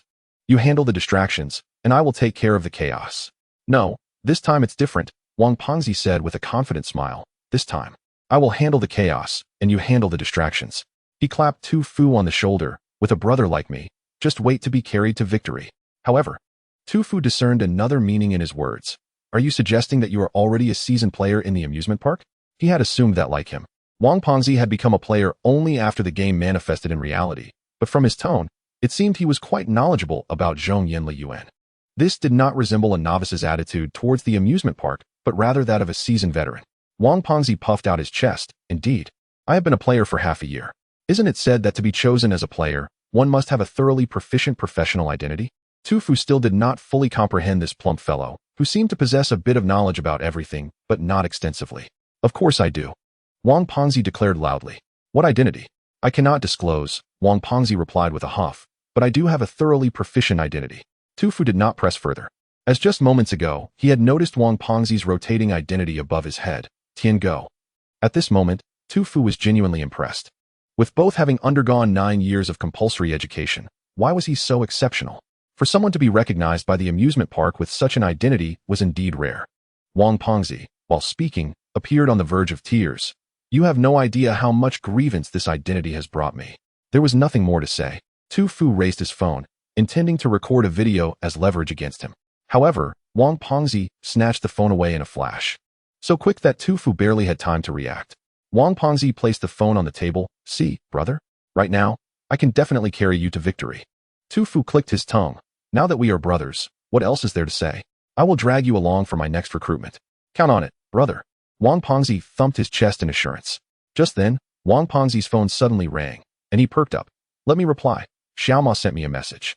Tu Fu watched as Wang Pengzi sent about 10 voice messages, yet, despite his efforts, received no reply. Observing the Tian Go above his head, Tu Fu conceded defeat. After sending 15 voice messages, Wang Pengzi finally put his phone away and casually remarked, Do you think I seem particularly like a Tian Go right now? Yes. Tu Fu replied bluntly. But actually, I am not like this. Wang Pengzi suddenly grew serious. I am merely performing a role, acting in my profession to upgrade my talents.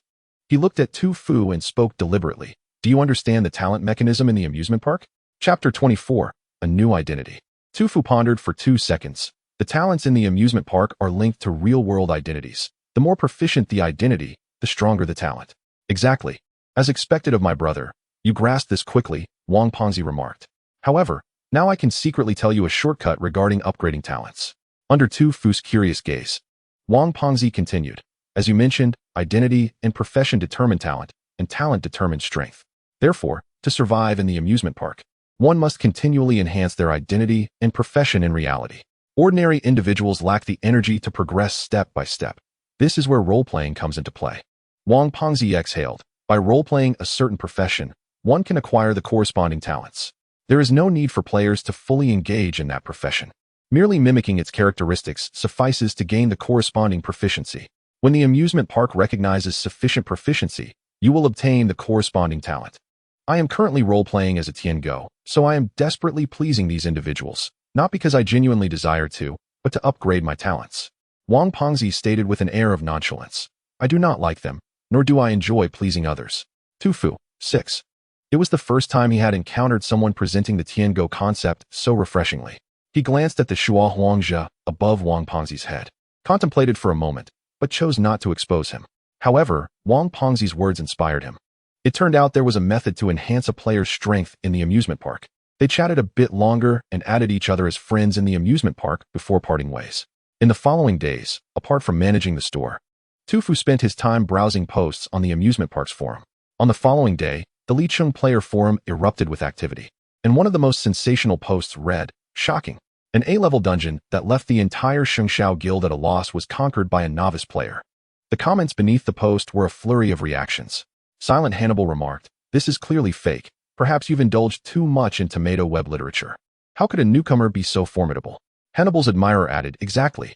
The most pressing matter for you now is to uninstall those tomato novels from your phone."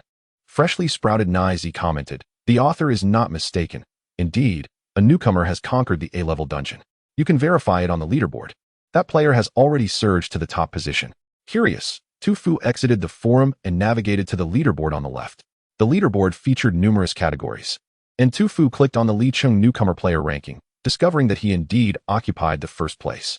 However, since he had hidden his ID, his nickname was visible only to himself, while others could only see anonymous player. The comments continued to accumulate.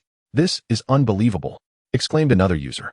"If only I had the same strength as this newcomer back in my day, I wouldn't still be languishing at level 15, always opting for C-level difficulties." Another user interjected, "I've even heard rumors suggesting this player is the same one who recently conquered the 7th District's warm apartment." Conan Kuan retorted, "Impossible, absolutely impossible." He added, "To conquer an A-level death-type dungeon twice, what kind of person is that? Are they playing with their life?" For a moment, the Licheng player forum buzzed with discussions about this anonymous player who had managed to conquer a dungeon that had stumped the Shengxiao guild. Some ambitious guilds even began discreetly recruiting new players in hopes of striking luck and enlisting this individual. It seemed prudent for Tufu to maintain a low profile. With a sigh, he exited the player forum. On the 4th day, Wang Peng invited him to join in a morning run at the park. In his words, he was preparing to embody the identity of a marathon runner, which had commendable attributes in the Paradise realm, offering him an opportunity for advancement. After some contemplation, Tufu accepted the invitation. Coincidentally, a new identity had just refreshed above his head. "Dog." Tufu exclaimed in disbelief, "What the hell?" He never anticipated he would receive such an identity. While his previous identities had been peculiar, such as Bloodthirsty Maniac and Horror Movie Enthusiast, they were still humanly conceivable. But this time, becoming a dog? What was the meaning of that? He felt entirely disheartened, particularly fearing that he might instinctively lift a leg and urinate under a tree while at the park. However, he took solace in the fact that he had ventured out during the quiet of night several times without any incident. Remarkably, he even sensed that his sense of smell had sharpened. It seemed that this dog identity merely conferred certain canine traits upon him, rather than transforming him into a dog, which somewhat assuaged his tumultuous emotions. He then accompanied Wang Peng to the park. The park was bustling with activity.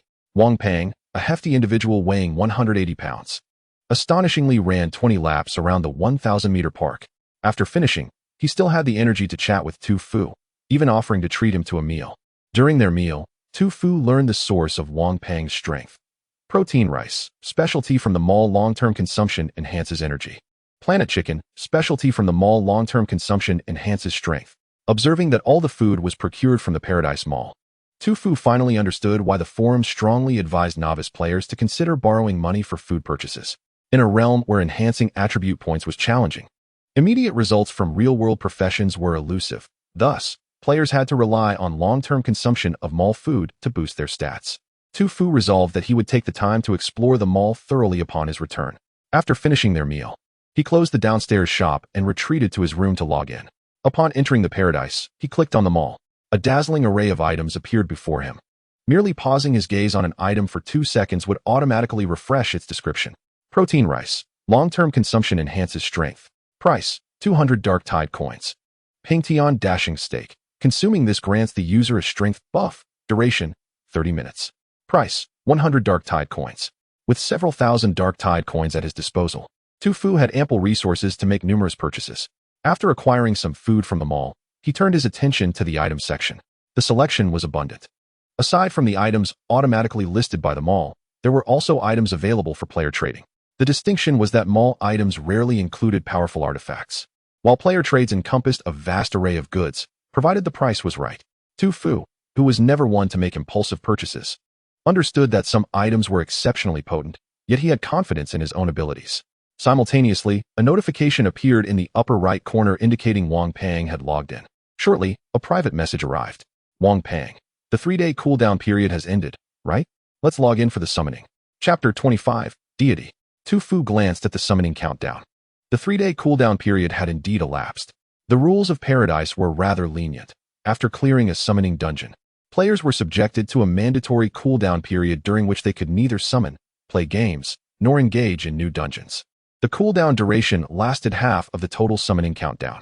Tu Fu's last summoning countdown was 7 days. Now on the 4th day, half of the cooldown had passed. He also learned from his earlier conversation with Wang Pang that the latter's previous summoning had occurred during the last session, approximately half a month prior. It appeared that the summoning countdown for players lengthened with increased playtime. Wang Pang had been preparing for this summoning for quite some time in reality. Tu Fu did not decline and accepted the invitation. The game transitioned to the summoning matching interface, and Wang Pang confidently entrusted the choice of dungeon to Tu Fu, assuring him that whatever he selected, Wang Pang could handle with ease. Tu Fu, feeling unreserved, chose the A-level, non-death type, apocalyptic background, multiplayer. Just as he was about to initiate the summoning, Wang Pang suddenly called for a halt, stating he needed to attend to something, and then briefly logged off. Damn it, I was just about to start the dungeon. Who the hell is calling me? Wang Pang cursed as he opened his phone. Upon seeing the message, he straightened up immediately, clearing his throat. He sat upright and answered the call. Hello, teacher? The voice on the other end was slightly aged. How's the flirting going lately? Wang Pang reported. I've been chatting with 50 different female friends recently. Let me put it this way. If I flirt anymore, I might lose my status as a mere backup. Excellent. But do be mindful of boundaries. You mustn't allow it to escalate or fall in love, or your profession will be entirely extinguished, the voice cautioned. You are aware that based on our research at the Paradise Institute, your identity may become one of the top-tier talents when Paradise officially launches. Wang Pang nodded, understanding the implications of Professor Gao Yang's theory of talent origin and renewal. As for the teacher's previous statement, Wang Pang had already lost count of how many times he had heard it. As a devoted admirer, one may express affection for everyone equally, yet one must never become irrationally infatuated. Otherwise, one risks losing the hard-earned A-level talent. Teacher, is there anything else? Wang Pang inquired again. My game is about to commence. The tone on the other end of the line suddenly turned serious. There is a matter of importance, which is also the reason I called you. The Paradise Research Institute has acquired a unique item from an 4-class game, which we suspect to be a relic of a certain deity. We need you to bring it into your instance. Upon hearing the term deity, Wang Pang's demeanor instantly shifted to one of gravity. Is there anything else you require of me? No, you merely need to keep it in your pocket during the instance. We will handle the rest ourselves. May I inquire what our experiment aims to validate? Wang Pang asked, swallowing hard. There was a prolonged silence on the line. We intend to trace its anchor point in reverse, and then locate the deity to negotiate with them. Tu Fu, who had been waiting for Wang Pang to log on, decided to preview his player panel and read it carefully. Player name, Tu Fu. Player ID, the ever-changing Star Lord. Level, 6. Attributes, raw modifications. Strength, 1418. Defense, 5. Speed, 1013. Energy, 1213. Spirit, 1418. Items and weapons, Eerie Mist, Devil's Step, Bug Extractor, Lumberjack's Chainsaw, Logic Scissors. Skills, Killing Time LV3, Mental Pollution LV3, Talent, Fearless LV3, Bloodthirsty Slaughter LV3, Body Technique LV2, Dog of the Martial Spirit LV1, Dog of the Martial Spirit LV1, Talent Effect, can sense faint breaths in the air like a police dog. Talent Attribute, Speed 1. Note, congratulations, you will no longer need to raise dogs. You are not a dog, but you are more dog-like than a dog. Tu Fu thought, indeed. His refreshed identity in the Paradise would manifest as a talent, and it seemed to have some effect. At this moment, he silently mocked himself as the agile dog in the mountains. After reviewing his panel, Wang Pang's avatar lit up again. He quickly sent several apologetic emojis, stating that he had received a phone call, and then urged Tu Fu to hurry and start the instance. Tu Fu clicked to summon. End of Paradise is matching. The game instance has been matched to the player. Loading game 1, loading game 58, loading game 99, loading game 99. The loading speed remained unchanged. As Tu Fu counted to 1 minute and 20 seconds in his mind, the loading completed. Game Final Survivor has commenced. Detected that the player possesses a bug extractor. Would you like to use it? After much contemplation, Tu Fu decided, yes. The last time he had been psychologically affected by a bug. He pondered for a long time whether to use it this time. However, considering that this was a non-lethal instance, even if something went awry, it wouldn't have severe repercussions. Thus, adhering to the principle of making the most of opportunities, he clicked yes. The glass ball within the bug extractor began to rotate, akin to a lottery draw. Moments later, a glass ball emerged. Bug, wall phasing effect. The player has a certain chance of passing through walls. Description: as one of the most unavoidable bugs in early games, it is hard to imagine that even now, this bug still occurs from time to time. Tu Fu contemplated for a few seconds. Not bad. It might even prove useful during a crisis. However, the probability is somewhat disconcerting. Who knows what that probability actually is? The glass ball quickly dissipated into the air, morphing into lines of programming language that fused into Tu Fu's being. With the conclusion of this interlude, Tu Fu's vision abruptly plunged into darkness, as if a tide of blackness engulfed him, and a hoarse voice identical to before echoed in his ears. Welcome to the end of paradise, 7K year, summer. A calamity has descended upon the galaxy. The apocalypse arrives as foretold. The entire galaxy faces devastating impacts, yet hope does not fade away. Humanity still retains the spark. They carry the spark to various ruins, beginning to survive, reproduce, and evolve on the planet's post-catastrophe. In confronting the incomplete rules of various worlds, survival of the fittest prevails, and they evolve civilizations and soils suited to their needs. As a certain writer said, it is never a greenhouse that fosters human evolution, but rather disaster. Wizards, fairies, wilderness, machinery, cyber, wasteland. Despite the world's incompleteness, the brilliance of human civilization still shines in every corner of the star cluster. Raise the spark, in the name of humanity. Star-like sparks converge into a raging flame. At this moment, on the edge of the galaxy, on a certain planet, a disaster is wreaking havoc. You will play as a rescue worker on this planet, heading to a city named Halan. This was once a prosperous city-state, but now it is engulfed by a zombie virus outbreak. Zombies rampage, and humanity retreats into shelters, losing contact with the outside world. In this desolate city, the surviving humans gaze hopefully at the starry sky, only to see the remnants of the sunset fading away like withered vines on the horizon.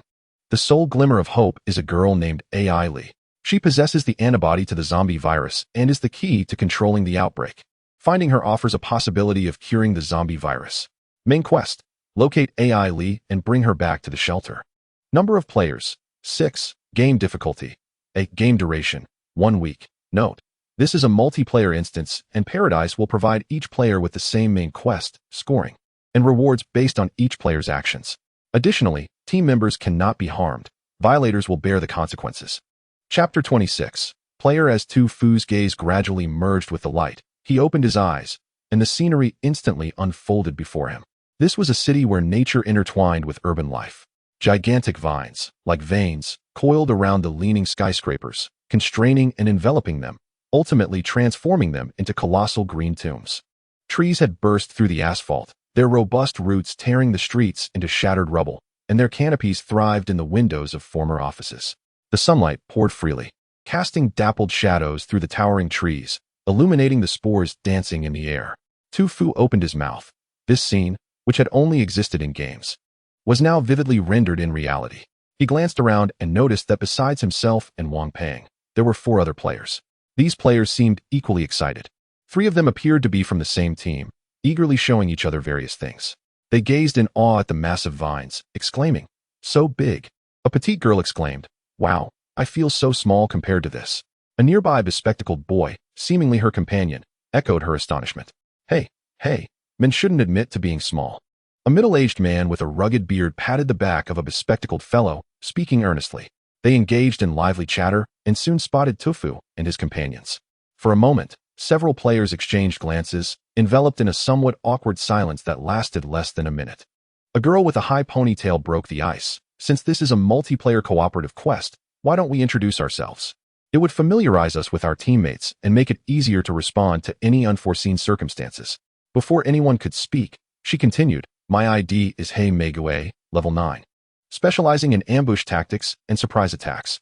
Tu Fu understood. In simpler terms, she was adept at stealth and lacked integrity in combat. Nearby, Wang Peng's eyes lit up upon hearing her name. "Hei Meigui? Is she the renowned member of the Rose Guild?" The bespectacled player looked puzzled. Wang Peng glanced at him dismissively. She once made a name for herself on the I-class game leaderboard, even briefly breaking into the top 10 before mysteriously vanishing. He added, "A skilled player." The Berserker seemed to recognize the name as well. "It appears we are quite fortunate to have her on this quest." Hei Megui's deep crimson eyes surveyed the group, her tone frosty. "Now, please introduce yourselves." The bespectacled player stepped forward. "My ID is Tianyi Jingjingo, level 5. Tufu noted a fleeting look of disdain on Hei Megui's face, indicating a possible bias against lower levels. The girl then introduced herself with a voice reminiscent of chimes, producing an exceptionally clear sound. "Hello everyone, I am Ling Dang, level 7, and my real-world profession is a cook, specializing in culinary arts.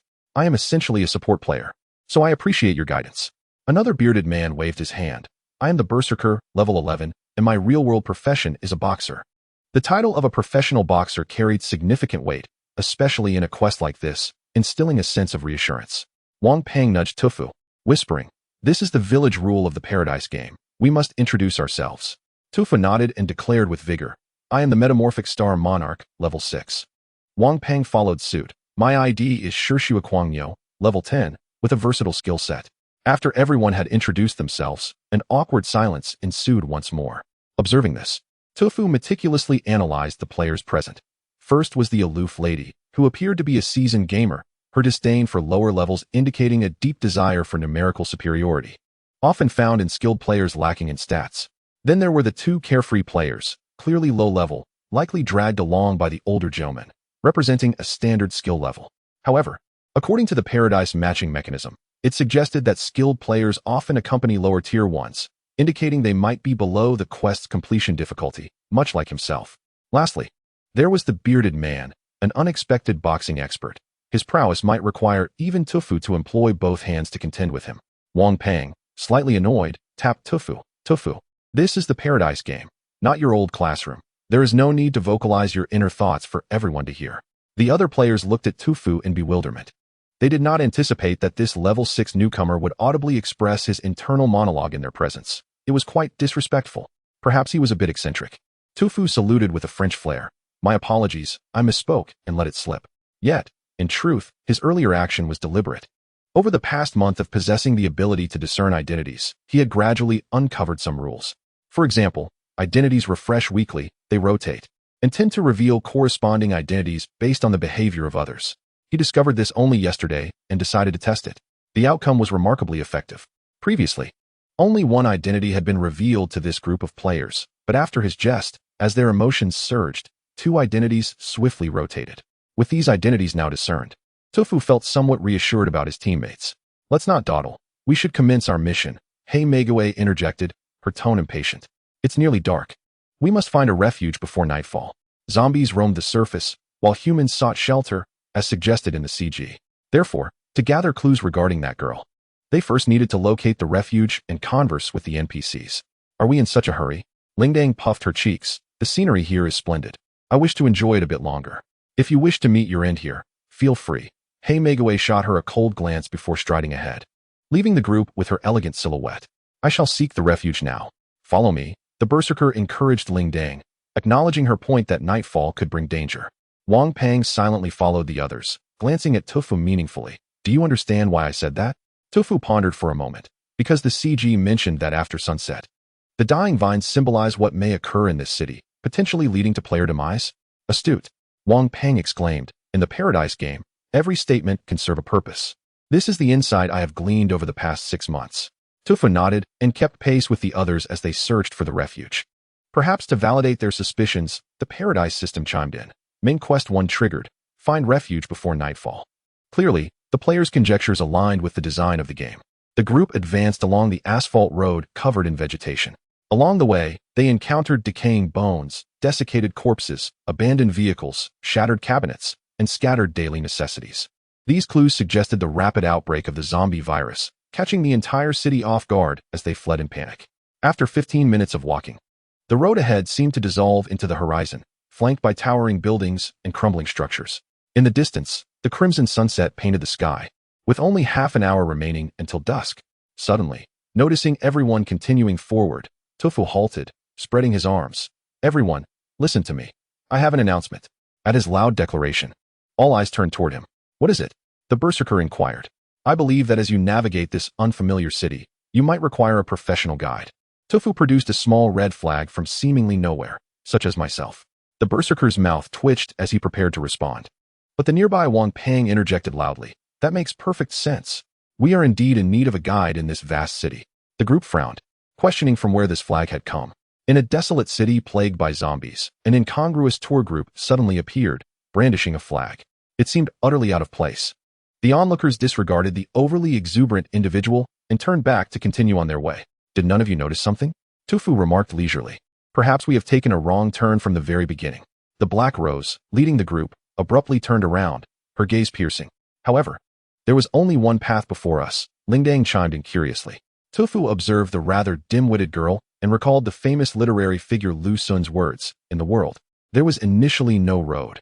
It is the multitude of travelers that creates one. Before us lay a single main road. Yet did you notice the corpses scattered along it? This paradise is hinting to us that if we continue down this path, we may soon join these unfortunate souls. Did Lu Xun actually say that? The bespectacled boy's focus seemed perpetually unique. Apologies, but indeed, Lu Xun did utter those words, Wang Pang declared proudly, harmonizing with Tofu as if they were transported back to their glory days in class, to vividly illustrate their past prominence.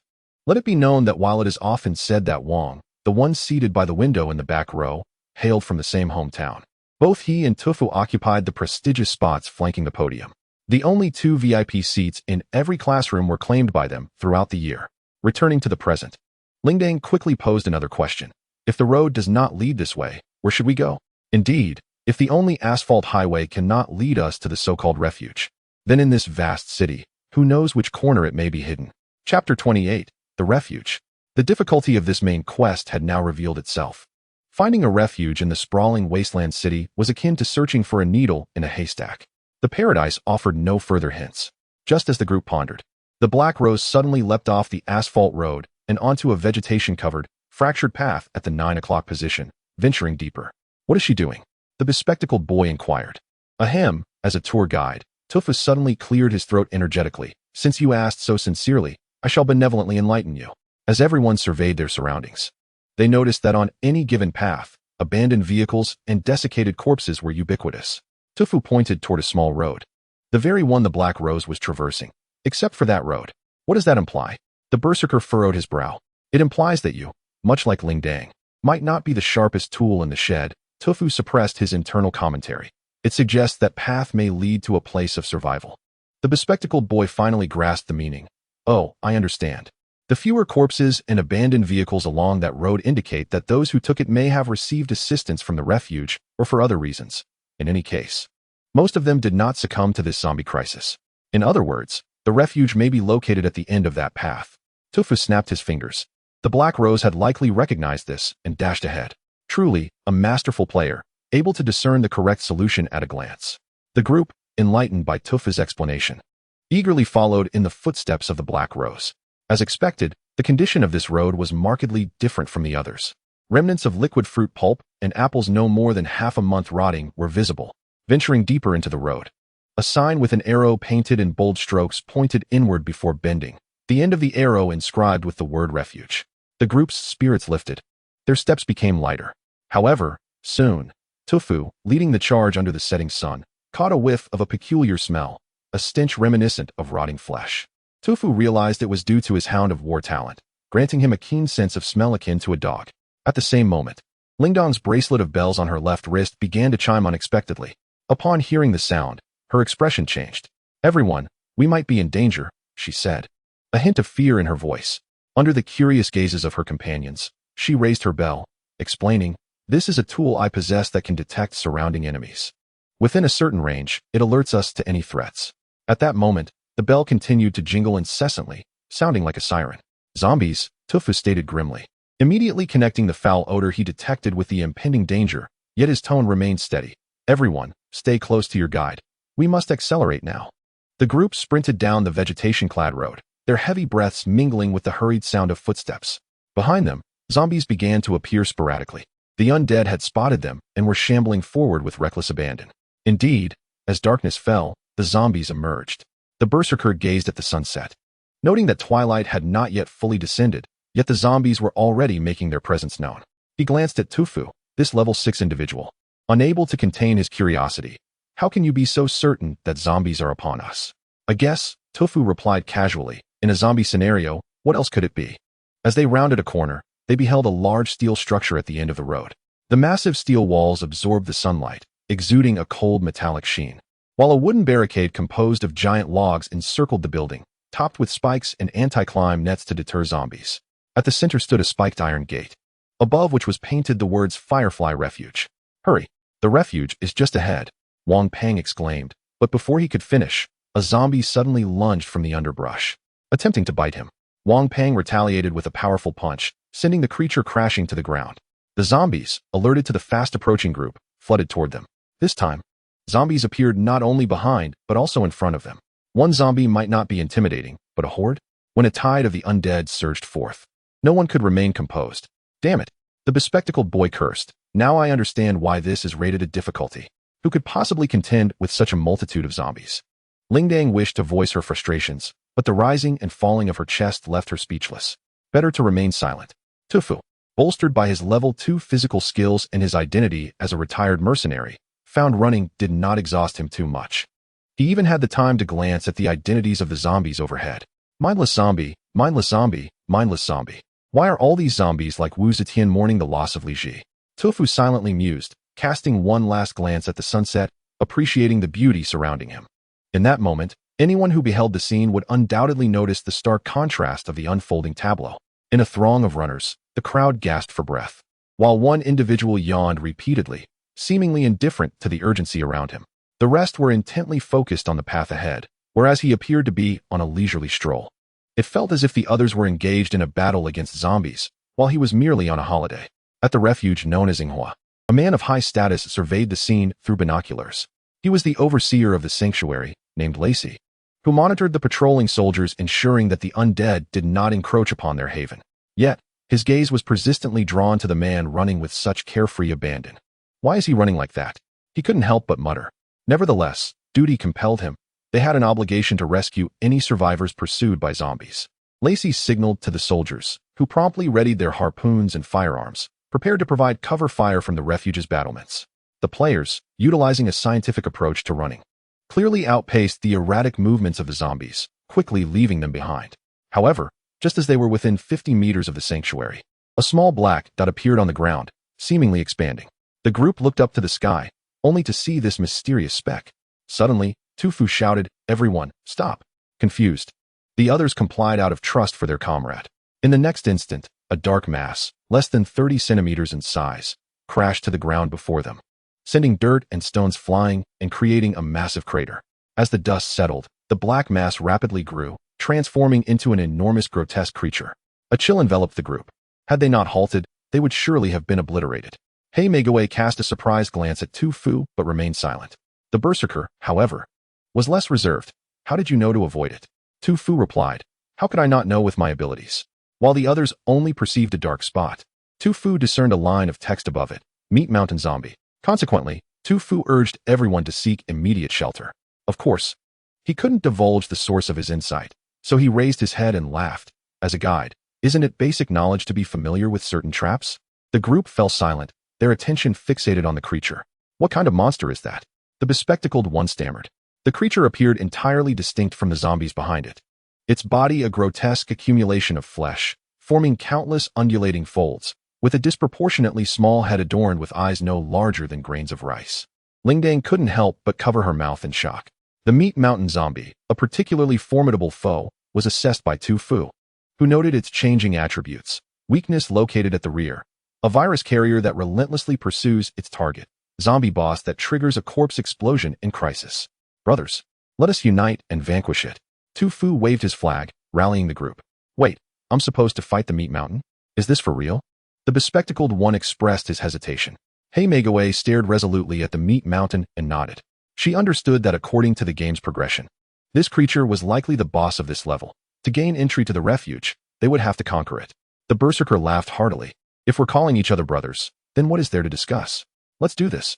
Tofu regarded this valiant warrior and lifted his flag again, exclaiming, Is our berserker truly prepared to confront the Meat Mountain with his bloodthirsty blade? The berserker shook his head and slowly retrieved a Gatling gun from his backpack. Tons have changed. The sound of bullets being chambered echoed. Instantly, The heavy machine gun unleashed a torrent of fire, with bullets piercing the meat mountain's flesh like burning projectiles.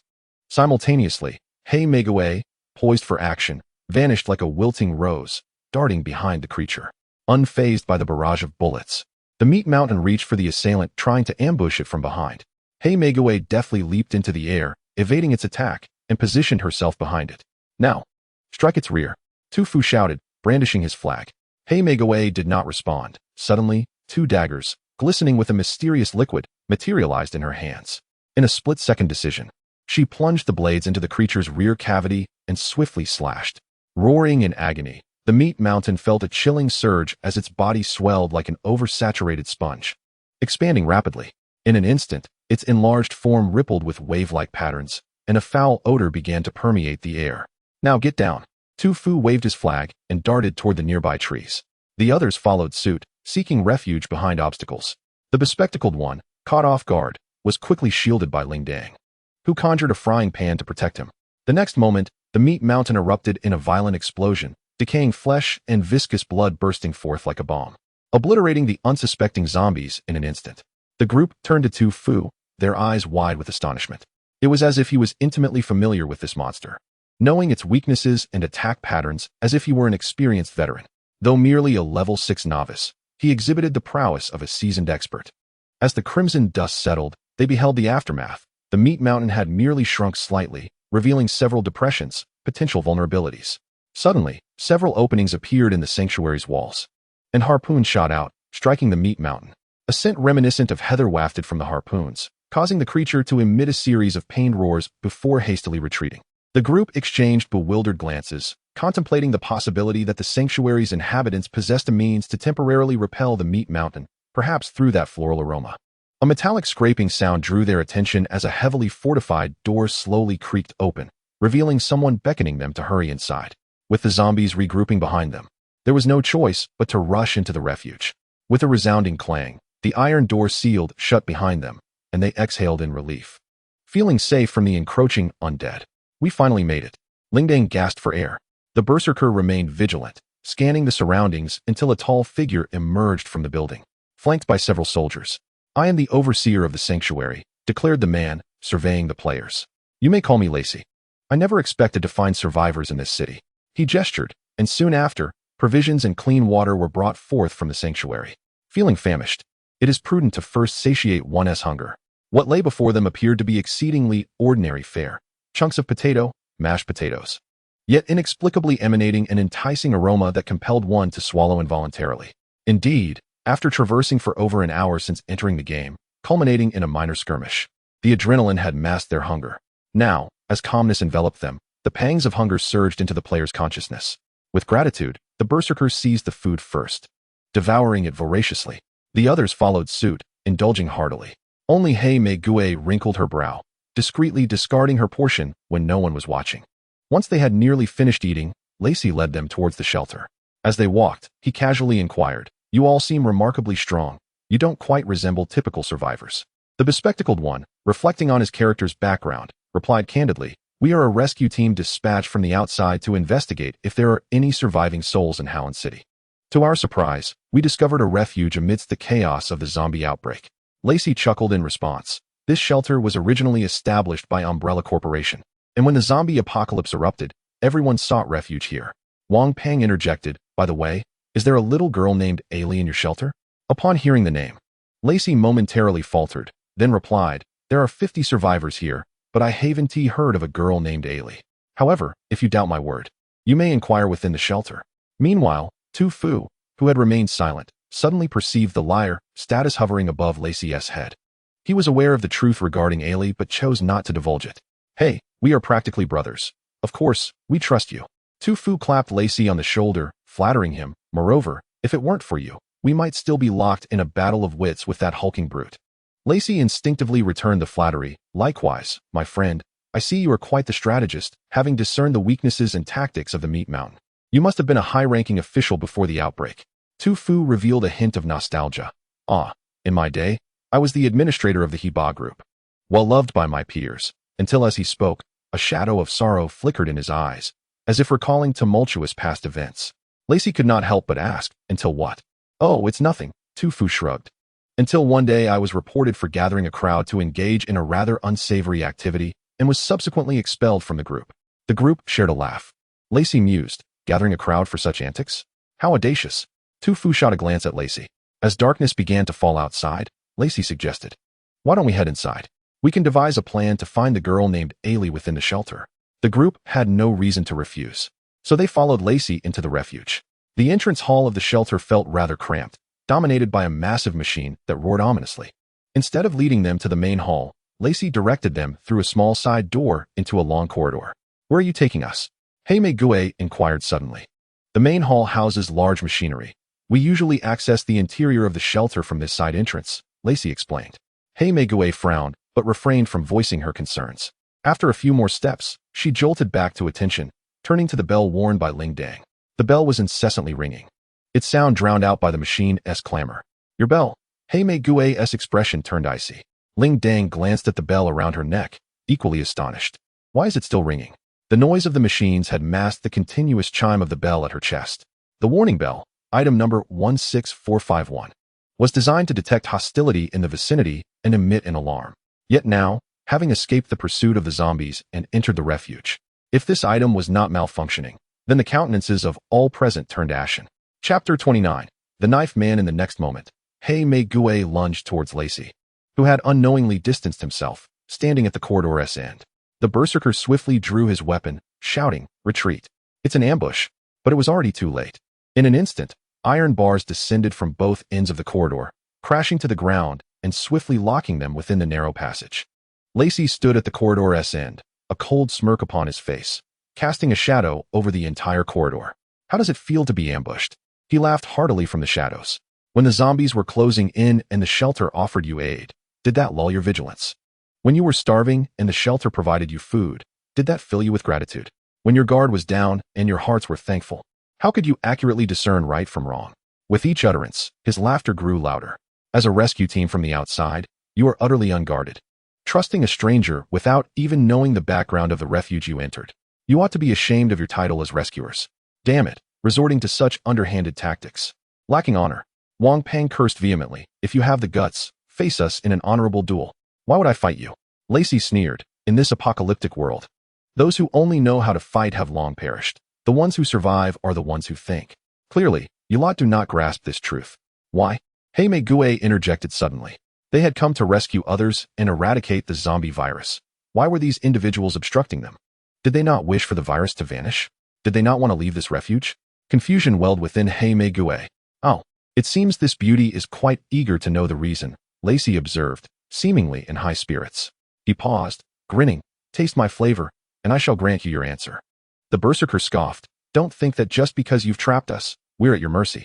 We will escape eventually."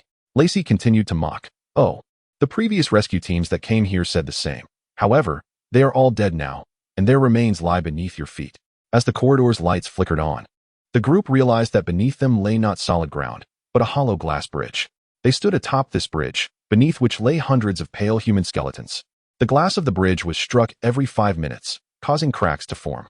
As the fractures accumulated, despair and resentment would engulf them as they plummeted into the abyss. Lacey reveled in their despair, boasting, "Just wait here for death to arrive and sleep among the bones." "You 5, but before he could finish, Lacey froze. Hiss, hadn't there been 6 of them? He recalled their initial meeting, confirming that 6 figures had approached him. Where has the 6th one gone? Lacey surveyed the surroundings and indeed noticed the absence of one individual, the very one with whom he had previously engaged in mutual flattery. Where on earth could he have vanished to?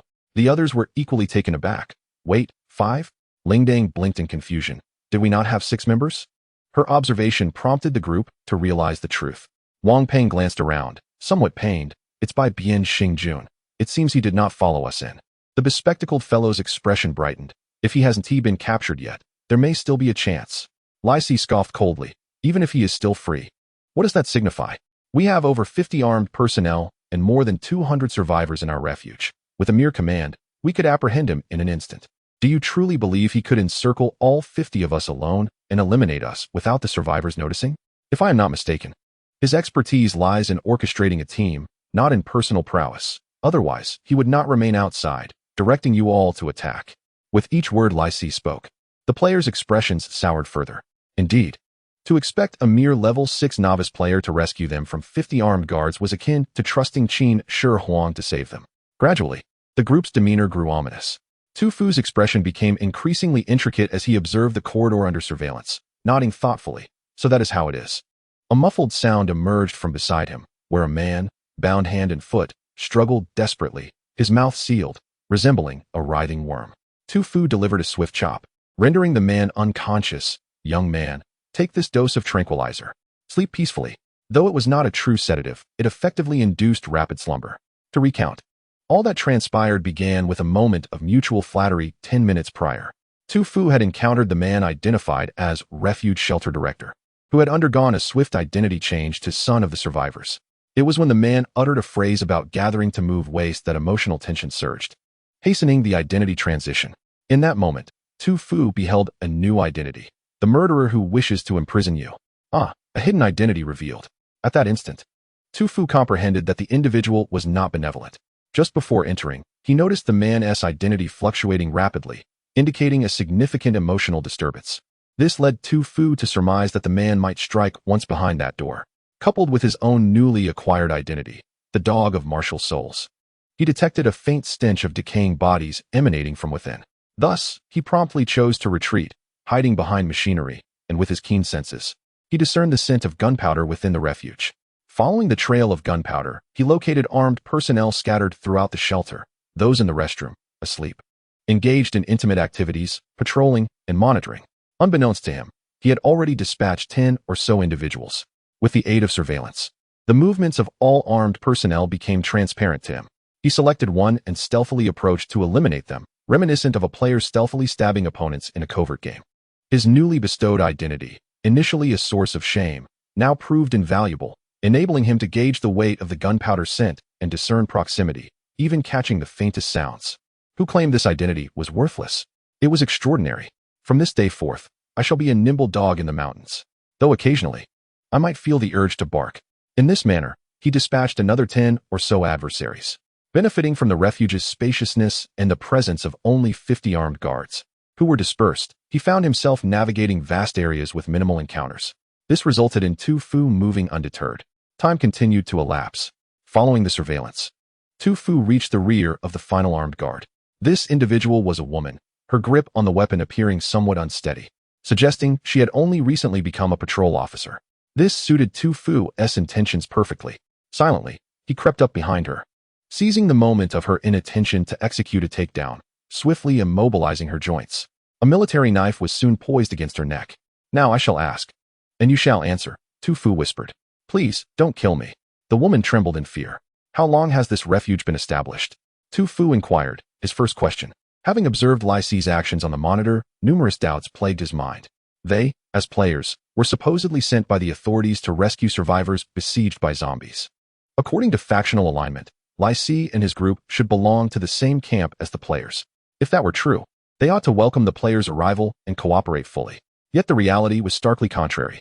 Lai Si had imprisoned the players, and from his words, it was evident that he had done so to rescue teams on multiple occasions. Did this imply that the refuge had never been aligned with the authorities?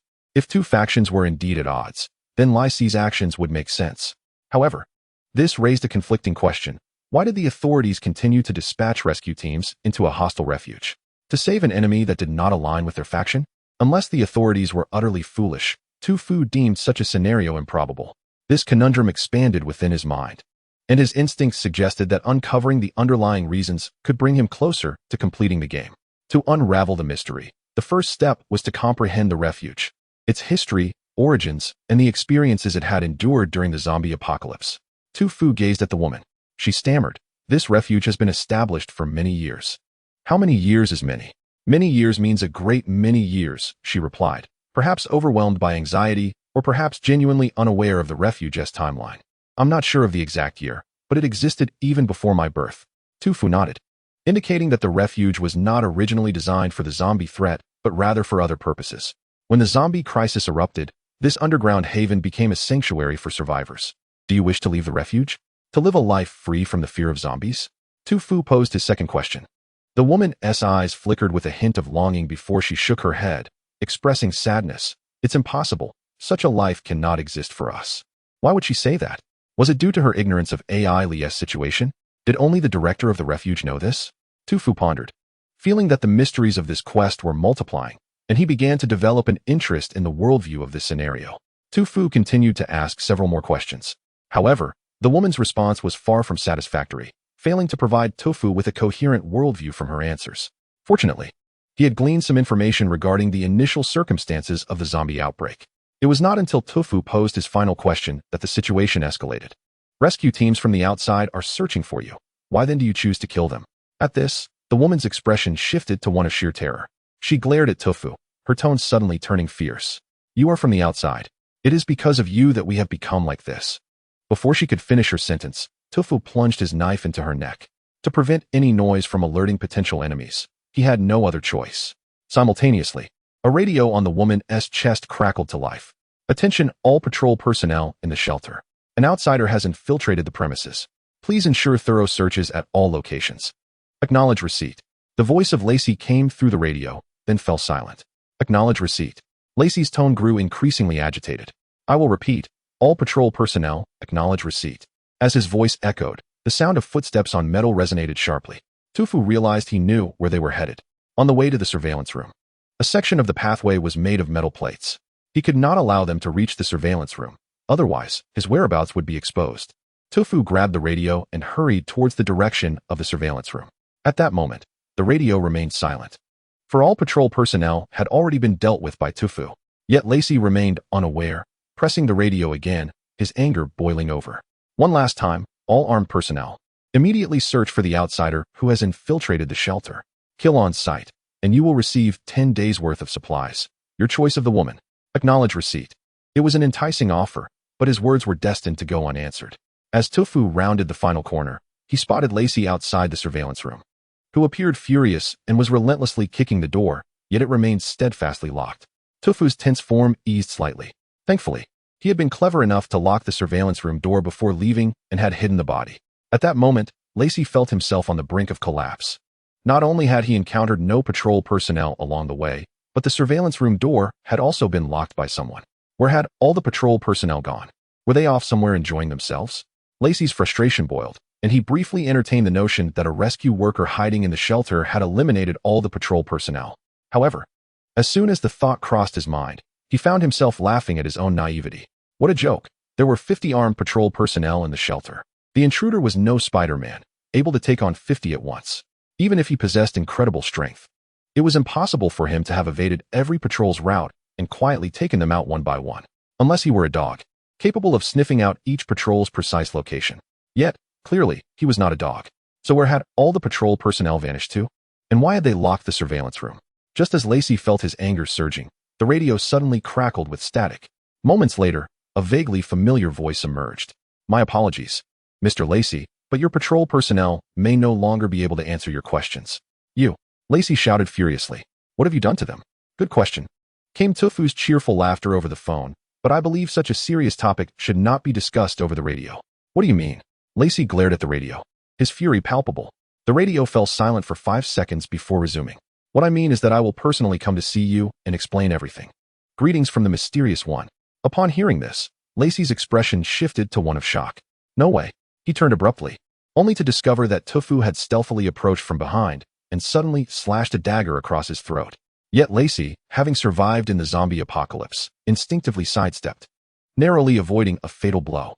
The dagger left a deep gash on his left shoulder, blood spilling forth. Seizing the opportunity, Lacey rolled backward, creating a distance of 3 people between himself and Tufu. He gasped for breath, his eyes fixed on Tufu in utter disbelief. How did you appear behind me? He asked, puzzled that Tufu had been conversing with him through the radio just moments earlier. Tufu replied calmly, when my voice came through the radio. Did it not lead you to focus entirely on it, causing you to forget the sounds around you? When a hunter ceases to be vigilant of their surroundings, they risk becoming the prey. As for your earlier comment, Tufu slowly produced a recording device. During that 5-second gap, I recorded a message. Lacey understood now. The radio had gone silent for 5 seconds, during which Tufu had recorded a message and played it back, diverting Lacey's attention entirely to the radio. While he quietly closed the distance and struck. What a clever trick to catch him off guard. Lacey's expression darkened. You do possess some wit. However, he smirked. As a villain, you are still rather immature. Oh, Tufu raised an eyebrow. Lacey took a slow step back.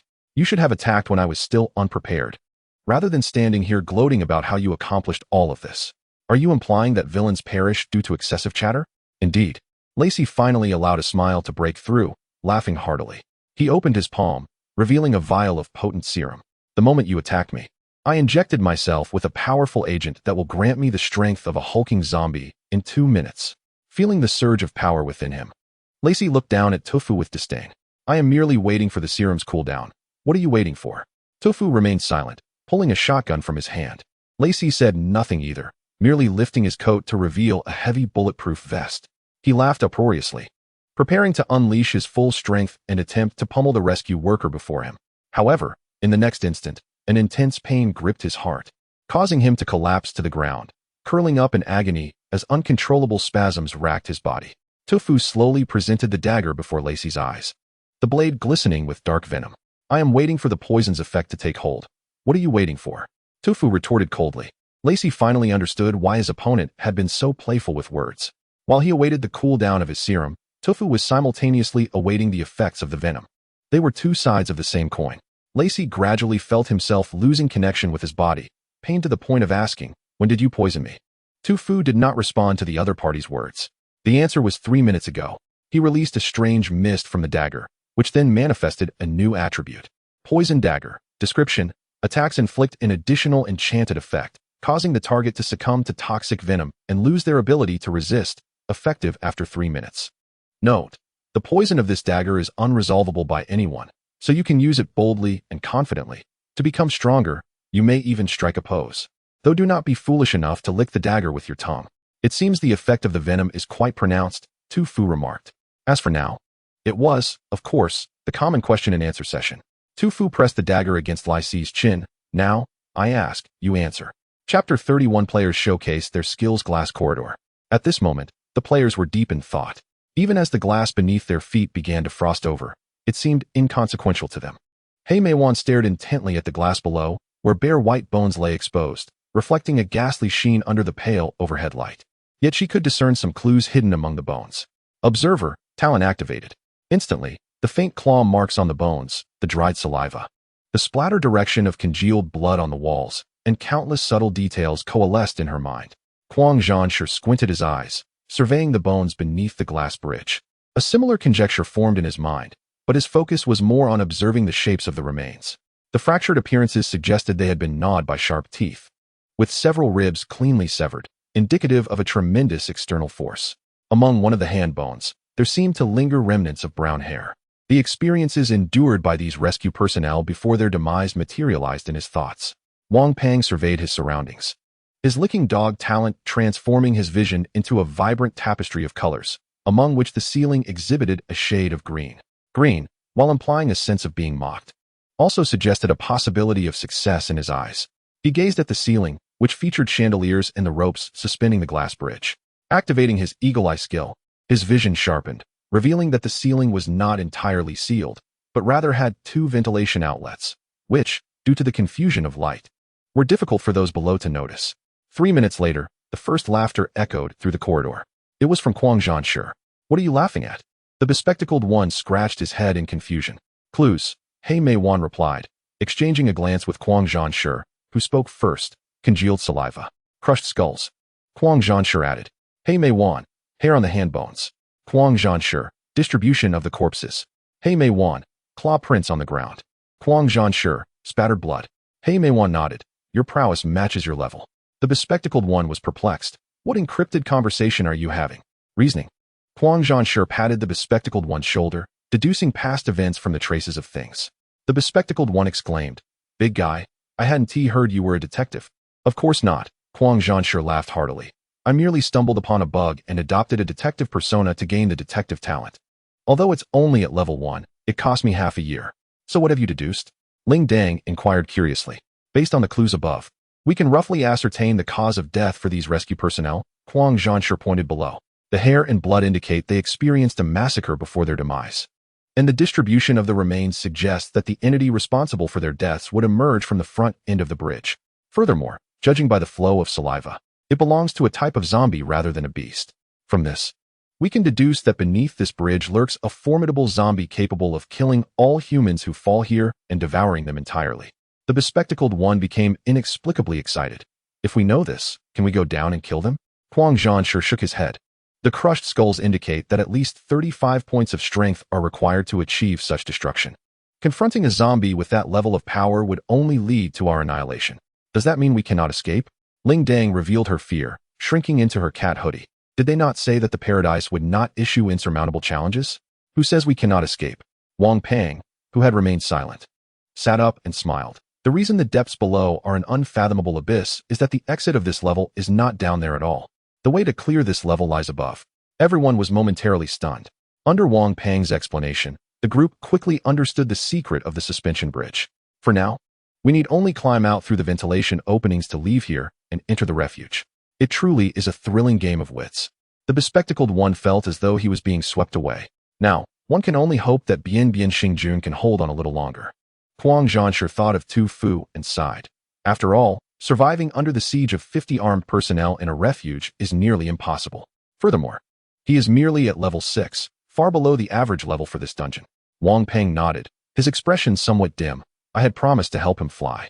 I can only hope he can endure for a while longer until we can come to his aid after we escape. The glass began to show signs of cracking ice patterns, and the group did not hesitate further. They briefly discussed their escape plan and commenced action. 1 minute later, He Meiwan was the first to enter the ventilation shaft, kicking aside the barrier. 3 minutes later, several of them emerged in succession, entering the ventilation shaft and feeling their way deeper within. 6 minutes later, they kicked open a barrier below and jumped down onto the rooftop, landing in an unfamiliar room. The moment they fell into the room, the system notification sounded. Main Quest 1. Enter the refuge. Completed. Main Quest 2. Explore the refuge and search for clues regarding AI Li. Upon seeing the Paradise notification, the players breathed a sigh of relief. After confirming the room was safe, they began to discuss tactics. However, soon disagreements arose in their discussions. Wang Peng advocated rescuing Bian Xingjun first, while He Meiwan insisted on directly searching for AI Li. In an instant, the two engaged in a heated argument over their respective viewpoints. This is not a death-type game. Even if one dies, they can respawn, albeit without rewards. He Meiwan coldly stated. He chose not to follow. That is his own issue, and he must bear the consequences of his actions. Wang Peng retorted, but he is our teammate. In a PvE scenario, unity among players is crucial. He may be currently distracting many patrolling personnel, and he needs our help. Then you go rescue him. I shall leave first, He Meiwan declared, preparing to rise. But Huang Zhanshe blocked her. Let us act together. As you can see, this refuge is not as simple as it appears. Splitting up could very well lead to total annihilation. He continued, acting together in the early stages will ensure the greatest chance of success. His words caused He Meiwan to hesitate for a moment before sitting back down. However, this does not imply that she agrees to seek out Bian Xingjun. She still firmly believes that finding Ali first is the optimal solution, which stands in stark contrast to Wang Peng's choice. While these players engage in incessant disputes to reach a consensus, on the other side of the shelter, Tufu presses a knife against the opponent's chin and poses the first question. Why did you attack the rescuers from the outside world? Even if you kill me and shred my innards, I will never answer your question. Lai Si's response is evidently quite defiant. If you refuse to speak, Tufu picks up a toothpick, aiming it at the center of Lai Si's fingernail, and begins to apply pressure. Lai Si yells in agony. Even if you kill me, I won't utter a single word. Blood seeps from his nail, yet Lai Si remains steadfast, observing the fearless warrior above Lai Si's head. Tufu decides to adopt a different approach. The strategy of besieging a city is to undermine its spirit. Some individuals may not fear physical death, but they certainly dread the death of their spirit. After a moment of contemplation, Tufu states, if you do not respond, I will expose your crimes to the residents of the shelter, revealing your true nature, along with disclosing all the items in your bedroom and your browsing history. Lai Si interjects, no need to say more, I agree. Tufu nods. Indeed, the effect is pronounced. So, for the first question, why did you kill the rescuers from the outside world? Chapter 32, Moths to the Flame. This question is better known to your superior than to me. Lai Si and Tufu lock eyes, neither flinching. His gaze is calm, yet suddenly flickers with a hint of sorrow and anger. This is a tale, much like the overused tropes in Western literature. A cataclysmic zombie crisis engulfed Howland City, swiftly overtaking the outskirts and severing the local government's connection with the outside world. The city became besieged, communications ceased, and Howland City rapidly devolved into an isolated island. Zombies surged forth like an unstoppable tide from all directions, devouring the residents of the outer districts in an instant. Only a single Marine Corps remained stationed in the underground air raid shelter of Howland City. The local government attempted to resist the zombies for several days, but due to insufficient manpower and a lack of experience, several strongholds were besieged and ultimately fell into ruins. With the advent of fear, law and morality crumbled. Unlike literary works, this city did not witness the emergence of superheroes like Spider-Man or Iron Man, nor did it experience any heartwarming scenes of national or international aid. Fear compelled survivors to continuously migrate inward, yet all knew that this was merely a delay in the inevitable demise. They would eventually perish, perhaps today, perhaps tomorrow. Not wanting to face their downfall, prominent local merchants and politicians turned their sights on the air raid shelter. They purchased supplies at exorbitant prices, hoarding them within the shelter, and selectively identified individuals they deemed useful to society, distributing tickets for entry into the shelter to evade disaster. This was falsely dubbed the Noah's Ark Project. However, their anxiety persisted. What if the provisions they had procured ran out? Consequently, they mobilized armed personnel to seize the remaining food from the survivors, stockpiling it in the shelter under the guise of the granary plan. This scheme was sanctioned by the official city government. They consolidated all remaining food supplies within the shelter, creating a mountain of provisions sufficient to sustain 100 individuals for 80 years. They thrived, yet the powerless survivors within the city sank into despair.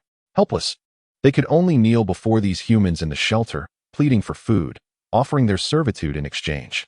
People, at times, are willing to do anything to survive. To everyone's astonishment, they agreed. The humans in the shelter constructed a ring of fences for the survivors' habitation. Each of them would claim a group of survivors, providing them with food in exchange for labor. The city government labeled this the Mutual Aid Program for Humanity. Initially, the survivors believed this would ensure their survival. However, they soon realized their optimism was misplaced. Those wielding power and wealth reveled in their indulgent lifestyles, accustomed to servitude and entertainment, thriving in their lofty positions. Ironically, all in the shelter were deemed equal. Thus, who would serve as their slaves? Who would provide them with amusement? Hence, the Mutual Aid Program for Humanity was born. From its inception, this plan was never intended to benefit the struggling survivors, but rather to embellish the lives of the affluent and powerful. The designated survivors were ruthlessly pitted against one another in gladiatorial combat for the amusement of those in the shelter. They were led like dogs on leashes, performing various acrobatics and circuses for the entertainment of these humans. With the dissolution of law, all the ugliness and malevolence of humanity emerged. Dissent arose, but those dissenters quickly vanished. Resistance was met with the same fate. If such a societal state remains unchanged, it will persist indefinitely, day after day. Lyce's voice grew hoarse, yet his gaze burned with fury. Can you imagine such a life? Can you accept that such a fate may befall you? The ones who most desire our demise are not the zombies outside the door, but the humans within, our very own kin. And then what? Tufu inquires. Lyce swallows hard. Then everything falls into place. Lyce is the leader among the survivors, as well as the spokesperson for the city government. When humans are cornered to the brink of despair, they will rise in rebellion, even if it means being shattered to pieces. After several experiences of failed resistance, Lyce compiled the lessons learned and ultimately formed an agreement, a pact of rebellion. He communicated this to the remaining 400 survivors, declaring that at this time tomorrow, he would initiate the final uprising, even if it might end in total annihilation. Those who wished to join him in rebellion should gather by the fence at 8 o'clock. That night, sleep eluded him. The following day, as the time approached, no one awaited by the fence. Lyce shed his patched clothing, polished his rusty gun barrel, preparing for one last charge, even if it meant being obliterated. Just when he thought no one would stand with him in resistance, the first person appeared. Then the second, the 10th, the 50th, 100, 200. All the survivors, armed with rusted weapons and clad in a kaleidoscope of clothing, gradually gathered by the fence, forming a vibrant canopy against the dark night. Moths to the flame, the fire shall eventually consume all. Then, they charged toward the imposing iron gates before them. Fortunately, this time, they succeeded. Lyce managed to pry open the iron door of the shelter, leading the surviving survivors into battle.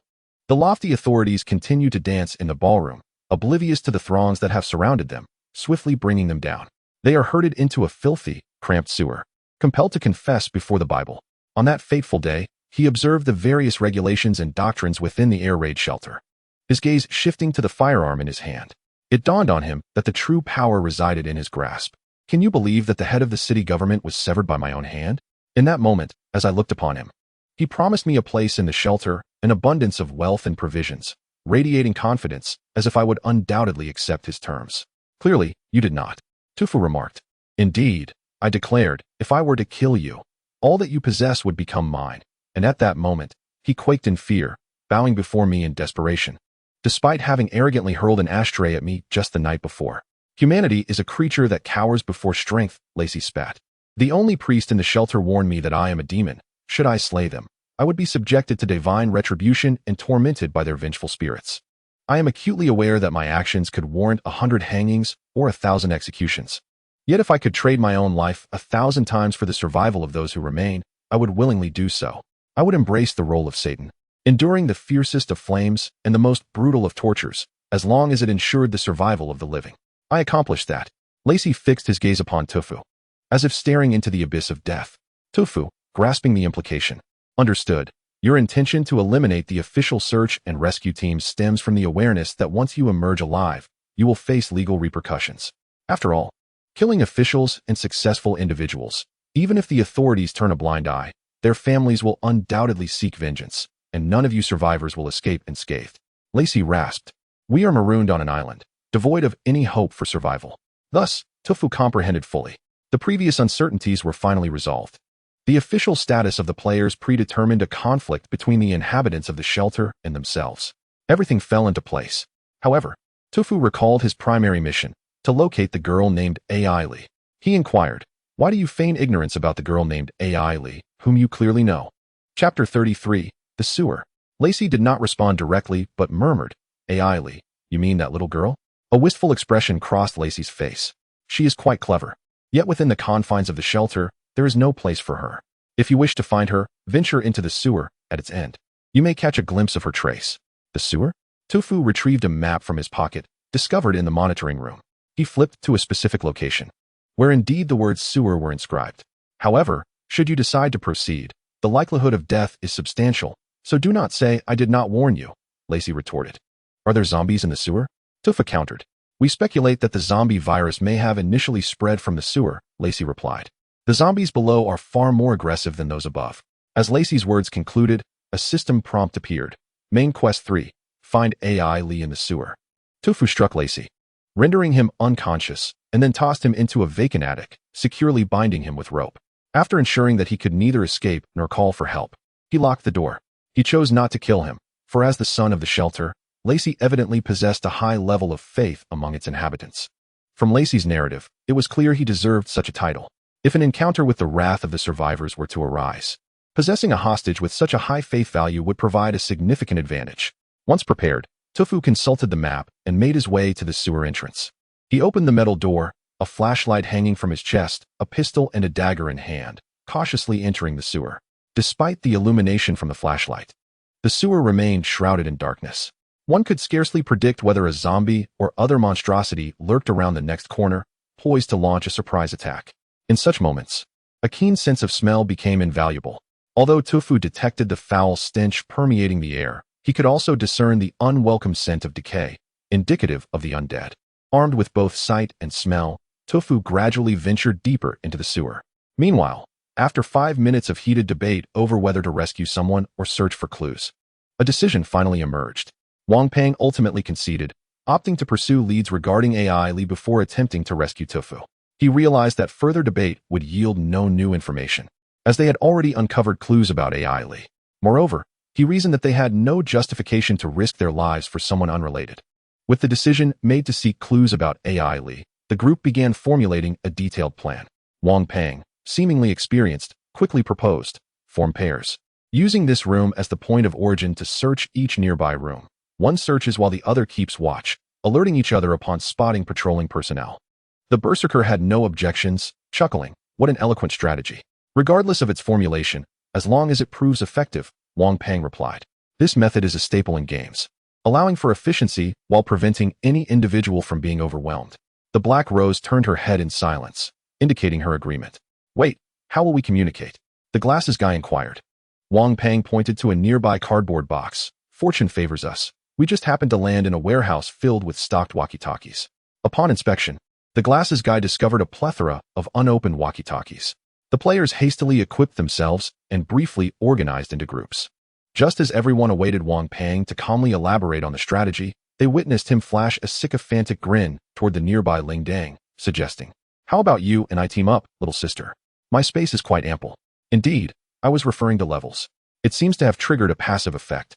Unexpectedly, Ling Dang nodded eagerly. "I can support you as well. Worry not, Brother Wang. I won't hold you back."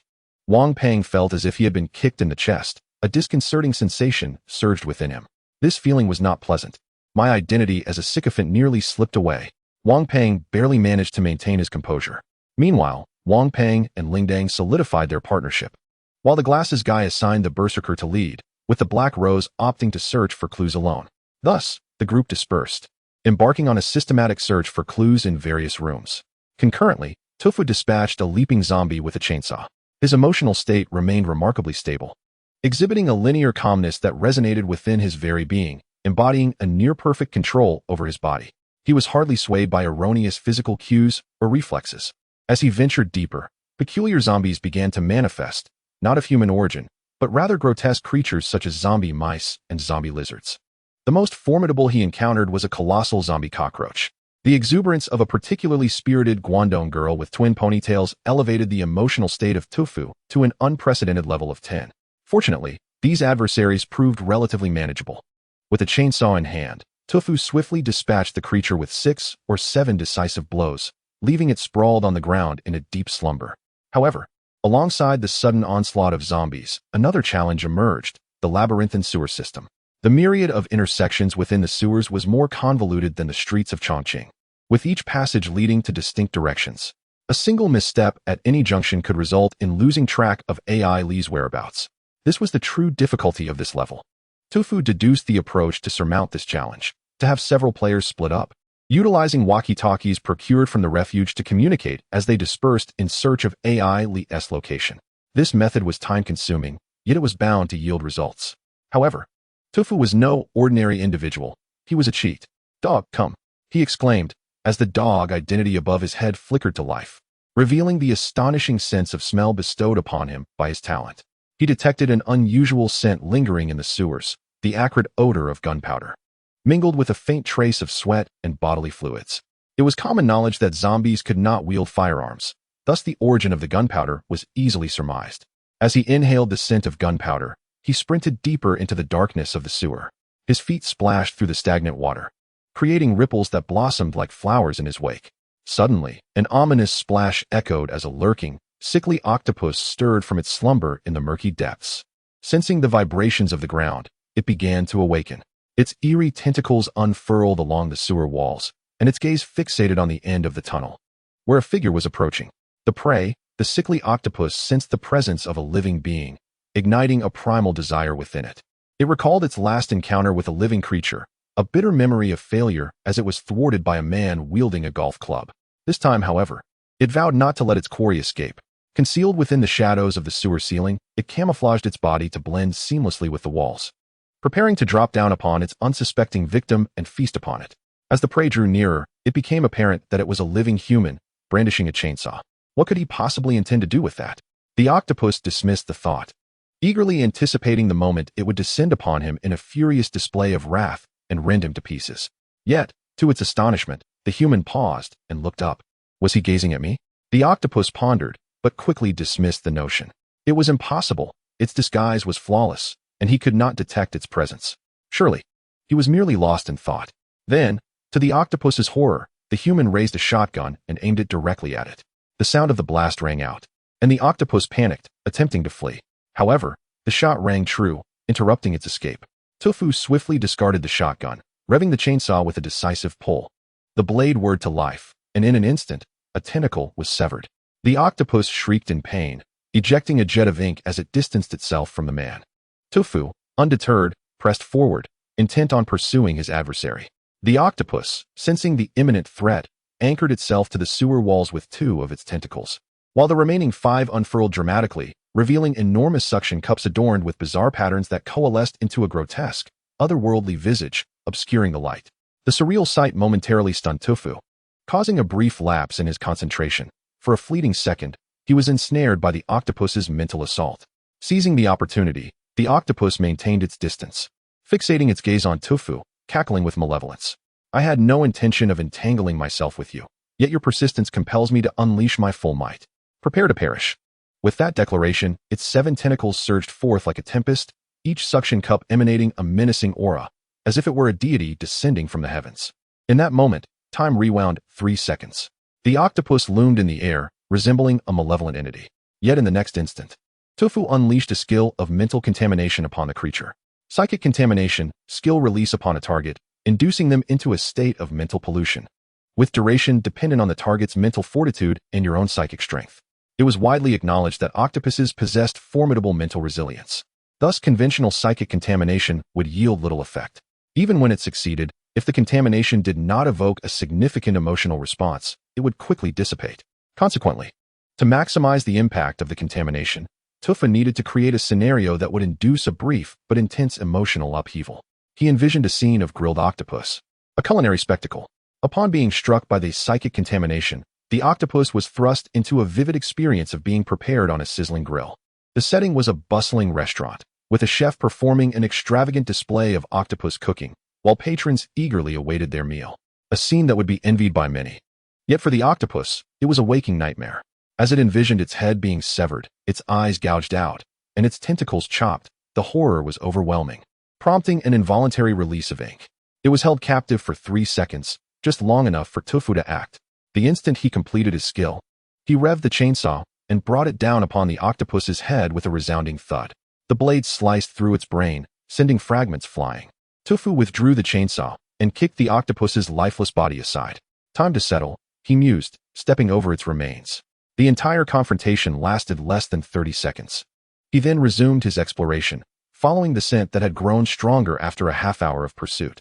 The metallic sounds of clashing echoed from deeper within the sewer. These phenomena indicate that his objective is within reach. Tufu consumed an energy restoration potion and swiftly sprinted forward. As he approached, he discerned a middle-aged man clad in a green jacket and dark blue jeans, carrying a black embroidered backpack, which was also adorned with a hunting rifle.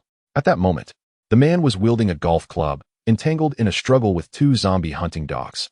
Upon noticing the name AI Lee, Tufu acted without hesitation, rapidly loading bullets into his pistol, raising his arm, and firing with precision, striking one of the zombie hunting dogs squarely. The creature fell into a corner, struggling momentarily before staggering back to its feet. "I'll cover you," Tufu shouted, continuing to shoot. Observing this, the middle-aged man gritted his teeth, evaded a lunging dog, and hastily ran toward Tufu. Tufu fired to provide cover for the man's retreat, successfully repelling the pursuing zombie dogs with 2 shots. The man kept pace with Tufu, quickly tossing a homemade incendiary device behind him while signaling to Tufu, "Follow me."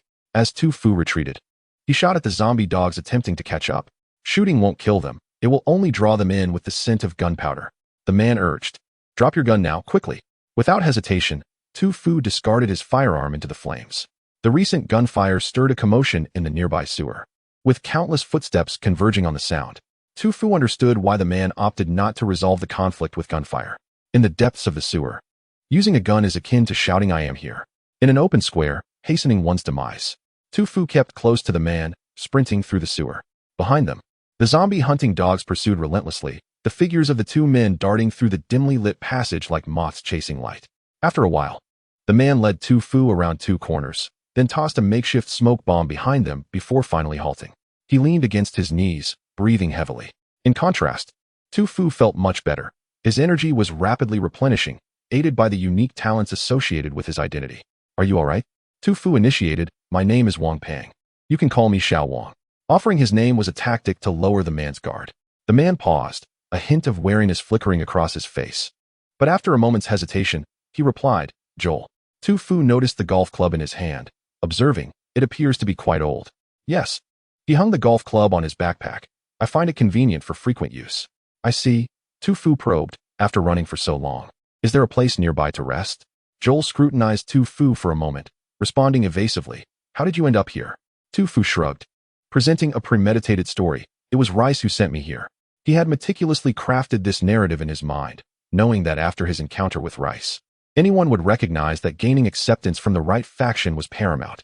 Without shared allegiance, any attempt at familiarity would be futile. The word rebel emblazoned above Joel's head clearly indicated he was part of the same faction as Rice. Thus, by establishing himself as an ally of Rice, Tu Fu believed he could likely gain Joel's trust. As for his identity, it was self-ascribed. If he claimed it, then it was so. Indeed, upon hearing Rice's name, Joel's brow relaxed slightly, though caution remained. Do you have proof? No, Tu Fu replied candidly. He commissioned me to investigate the source of the zombie plague, not anticipating that survivors would still inhabit the sewers.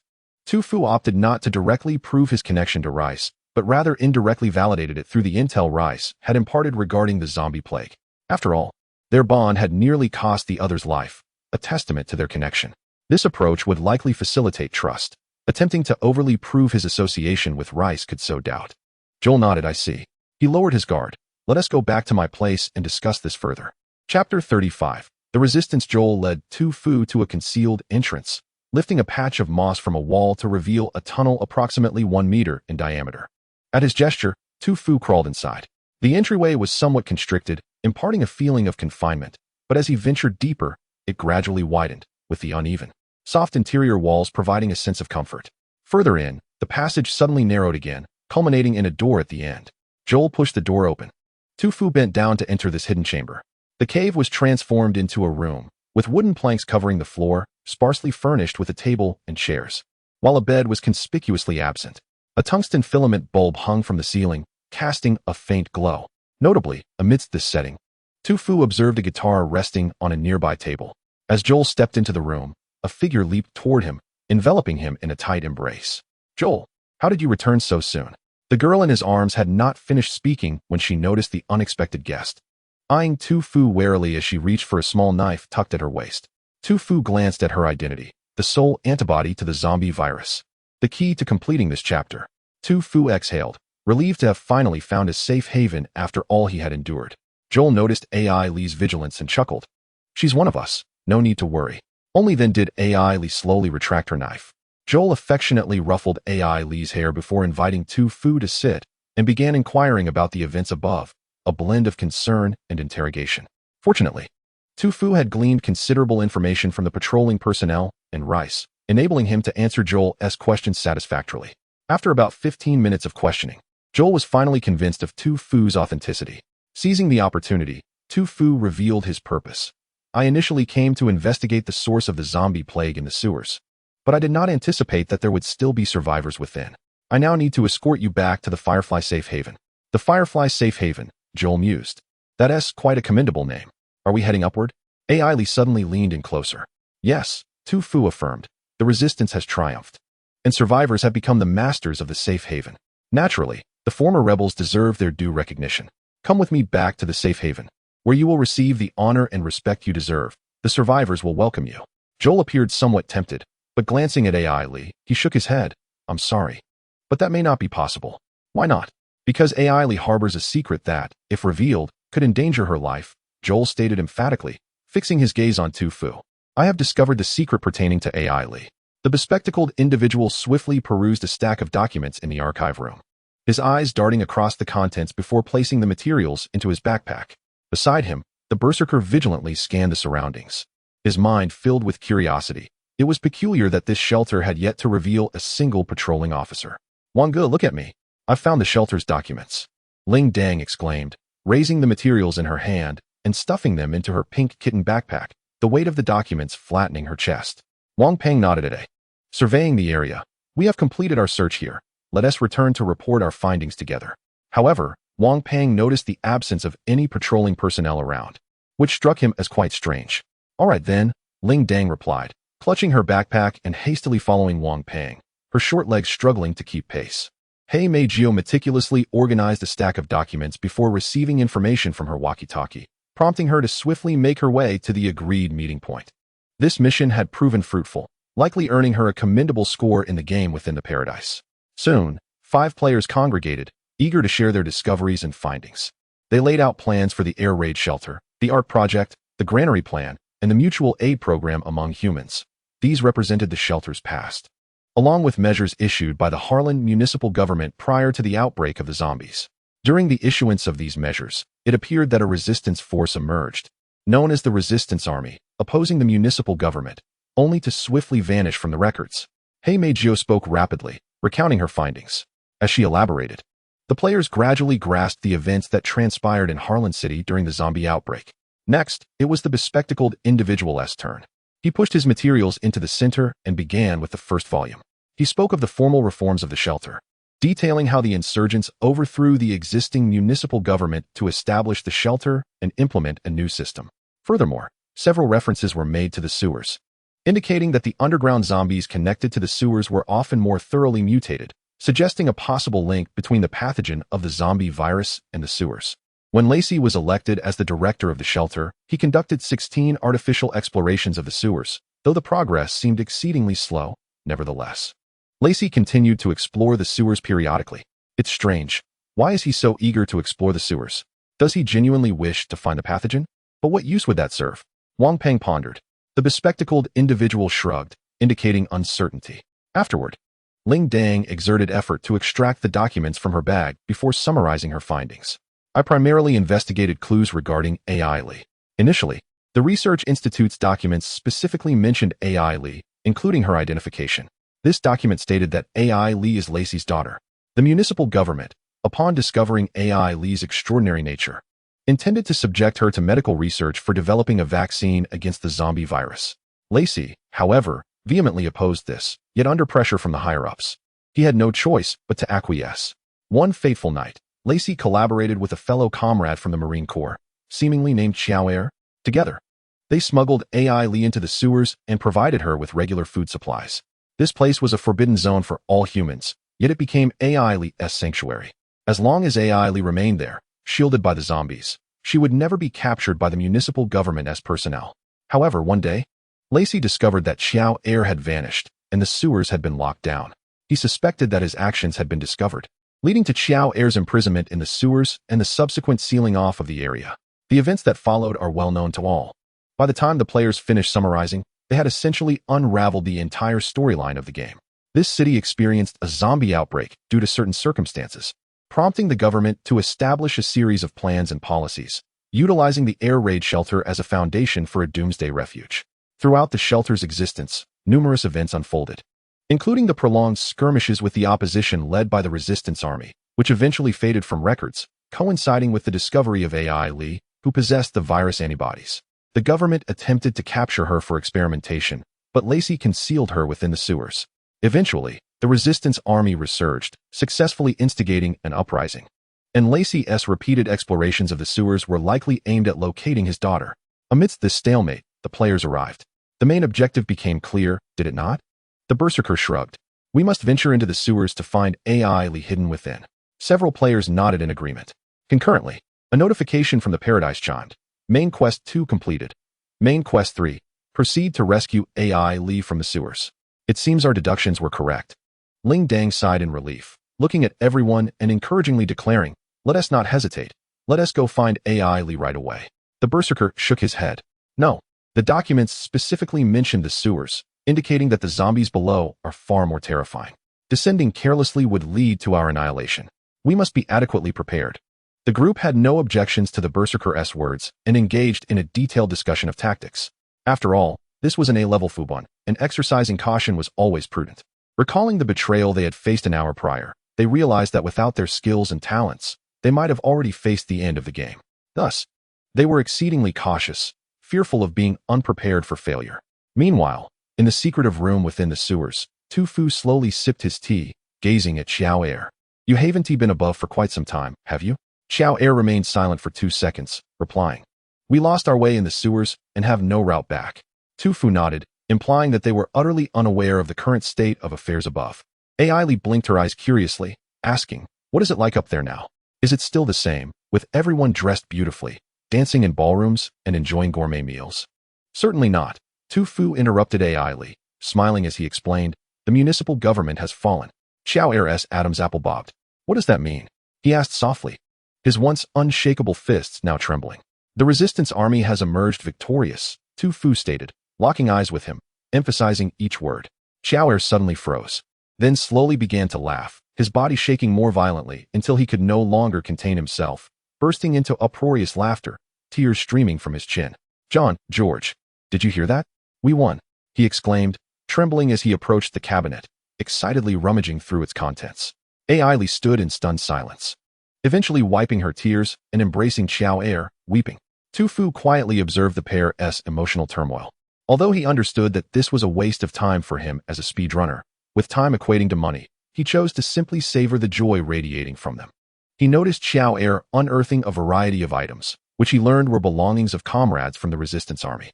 When the municipal government stood in opposition to the enslaved, the Marine Corps also divided into two factions. One faction, under the direction of the government, became the initial armed personnel of the sanctuary, serving as the government's enforcers, compelling the survivors outside to perform labor. The other faction believed that the government, having lost its legal constraints, had forfeited its humanity, which contradicted their principles.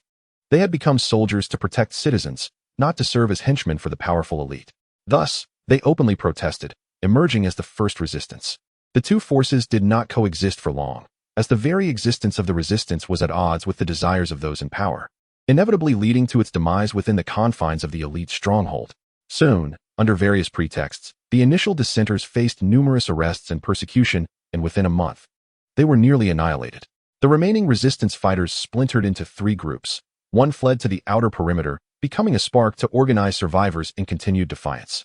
Another retreated into the sewers, seeking to establish a new base, and the last group feigned allegiance to the government, secretly becoming spies for the remaining resistance, monitoring the government's movements. Joel was part of the third faction. As he recounted his tale, his eyes sparkled with fervor. Subsequently, we undercover agents were systematically uprooted by armed personnel, leaving me with no choice but to contact the second wave of resistance and seek refuge in the sewers. After that, I lost all contact with the outside world, only to discover that rascal Rice actually succeeded. Joel lamented. Tu Fu, intrigued by the resistance, inquired about the remaining members of the second wave. Joel's expression darkened. They are all dead, even though the sorrows of humanity do not always resonate with one another. Tu Fu could, at that moment, sense the grief in Joel's words.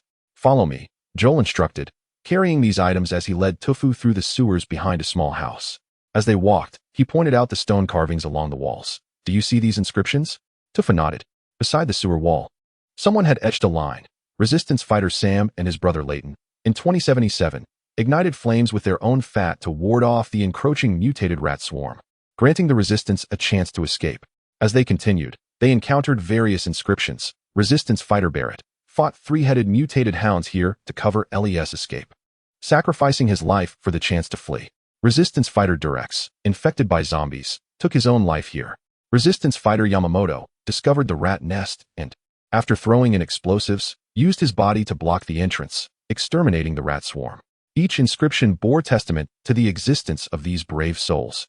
Eventually, Tu Fu came across a line of scraggly writing that starkly contrasted with the preceding neat script, resembling a child's scribble.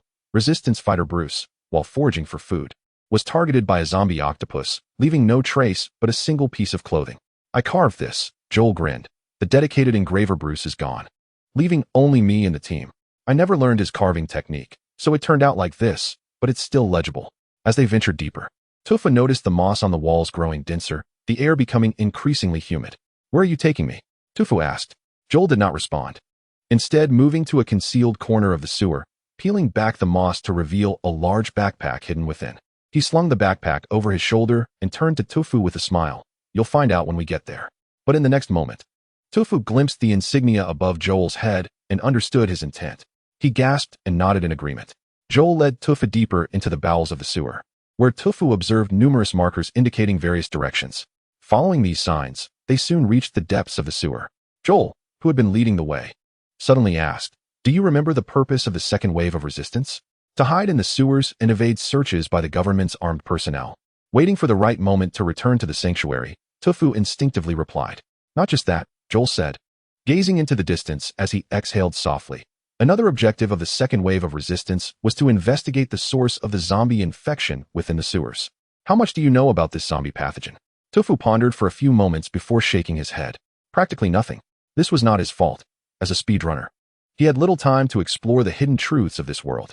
If he had that time, he would have already completed the game. Observing his reaction, Joel began to explain. This zombie virus first emerged among a group of sewer workers. Initially, the symptoms were not as horrifying, merely causing mild itching and skin lesions. Gradually, these symptoms spread among the workers, radiating outward at an alarming rate. Tofu furrowed his brow. Did no one in the hospitals notice this? Well, Joel replied. The hospitals are located in the city center, while these workers typically reside in the outskirts, some 30 kilometers apart. Did you know that in Harlan City, a regular worker has to pay 1,000 Harlan coins just to call an ambulance, equivalent to a month's wages without food or drink? Then, while waiting in line at the hospital, the cost for registration and bed reservations can easily exceed 3,000 Harlan coins. Do you think the workers don't want to see a doctor? No, they desperately do. They just lack the money to act. Tofu opened his mouth. He realized he had not grasped the socio-economic backdrop of this world. Harlan City seemed to belong to a realm of stark class disparities. So, they had no choice but to endure at home until their symptoms worsened, Tofu concluded. Exactly, Joel nodded. Initially, they would apply some remedies from barefoot doctors. But these were clearly ineffective, exacerbating the virus's spread. They began to struggle to live normally, with some going mad and making erratic statements that endangered society, thus attracting police attention.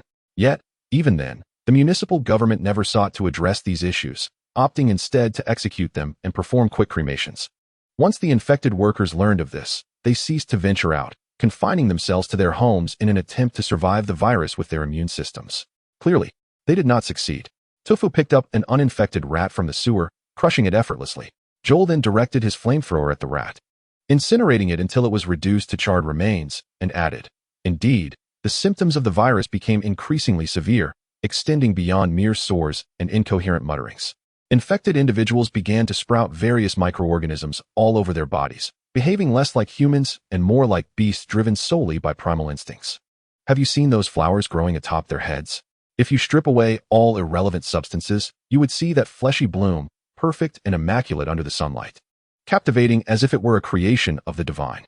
However, if these flowers were placed atop a person's head, they would become the most terrifying blooms in the world, instilling despair in every heart. The true worth of a flower is not defined by its inherent beauty, but rather by the emotions it evokes in those nearby." His speech grew increasingly rapid, and his footsteps quickened, as if he were in pursuit of something elusive. Tofu also hastened to keep pace with him, continuing. And then what? The virus ceased to be confined to the suburbs and began to spread toward the city center. Those in power were not immune to this contagion. Yet under the medical conditions in Harlan City, the virus was swiftly eradicated. According to data from the Central Hospital, from infection to eradication, it merely required 3 days and a cost of $3,000. In other words, 3 days and $3,000 could save a life. We once believed this virus to be manageable. After all, anyone could save themselves with just $3,000. That posed no problem whatsoever. Yet, we underestimated its impact. Joel suddenly halted, locking eyes with Tofu, his gaze filled with helplessness and regret. Unless you have witnessed the darkest depths of society, you cannot truly comprehend what genuine despair entails. Those in the outer districts possess little more than a few garments and pieces of furniture. They do not even have $100 to spare. In this apocalyptic era, their lives are worth less than a mere $3,000. The virus spread through the outer districts with an unstoppable force. The contagion mutated, taking on characteristics of the undead, until one day, we encountered a colossal flesh-eating zombie capable of slaying a fully armed Marine. In that moment, we realized the apocalypse had arrived for Harlan City. His lips trembled slightly. Can you imagine? A virus that initially required but a small fee for treatment ultimately became the tidal wave that obliterated Harlan City. No. Tofu shook his head slowly.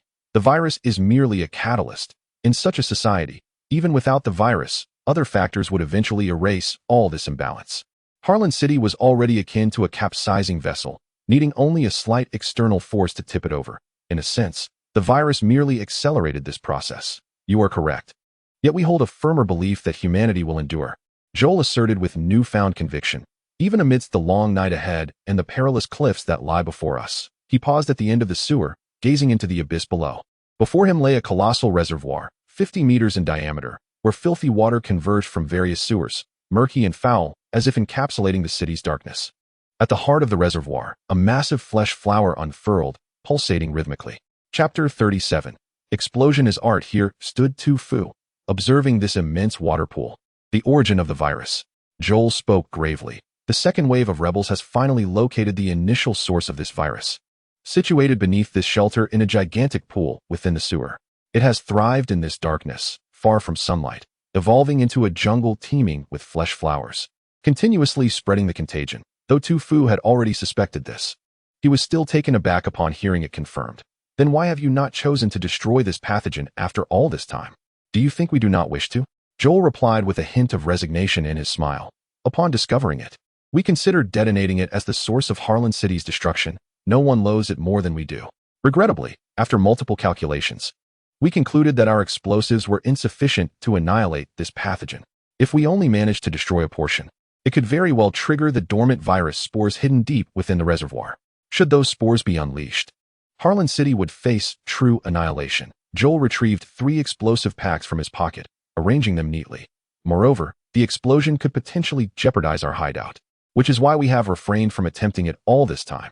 He placed the explosives on a handcrafted wooden table, where Tu Fu noticed over 10 additional bags of explosives. This is a type of explosive developed by our Marine Corps, ignited through the virus spores. Each pack possesses a force equivalent to 50 grams of TNT. While not exceedingly powerful, the advantage lies in its manual preparation, albeit requiring some time. Tu Fu calculated. To gather enough explosives to obliterate the reservoir would take at least 2 to 3 years. It would be wiser to return above, inform Rice and the others, and retrieve the explosives from the shelter to destroy the pool. Tu Fu encouraged Joel to ascend to the shelter, as his primary objective as a player was to complete the main quest, which involved bringing Ellie along. However, it was evident that persuading Joel was a prerequisite to achieving this goal. As for what would transpire thereafter, Tu Fu was indifferent. He planned to leave regardless.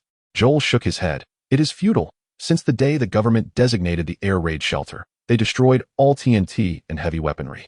The only armaments in the shelter are firearms, which are even less potent than our explosives. How absurd, that facing external threats, the government chose to dismantle high lethality weapons rather than prepare them.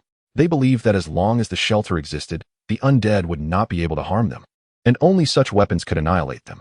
Yet, they overlooked the fundamental power, the power of the people. Beside him, Tu Fu shook his head in frustration. No. He needed to devise a way to dissuade Joel from this time-consuming plan. Persuading him to return with Ellie to the shelter was the only sensible course of action.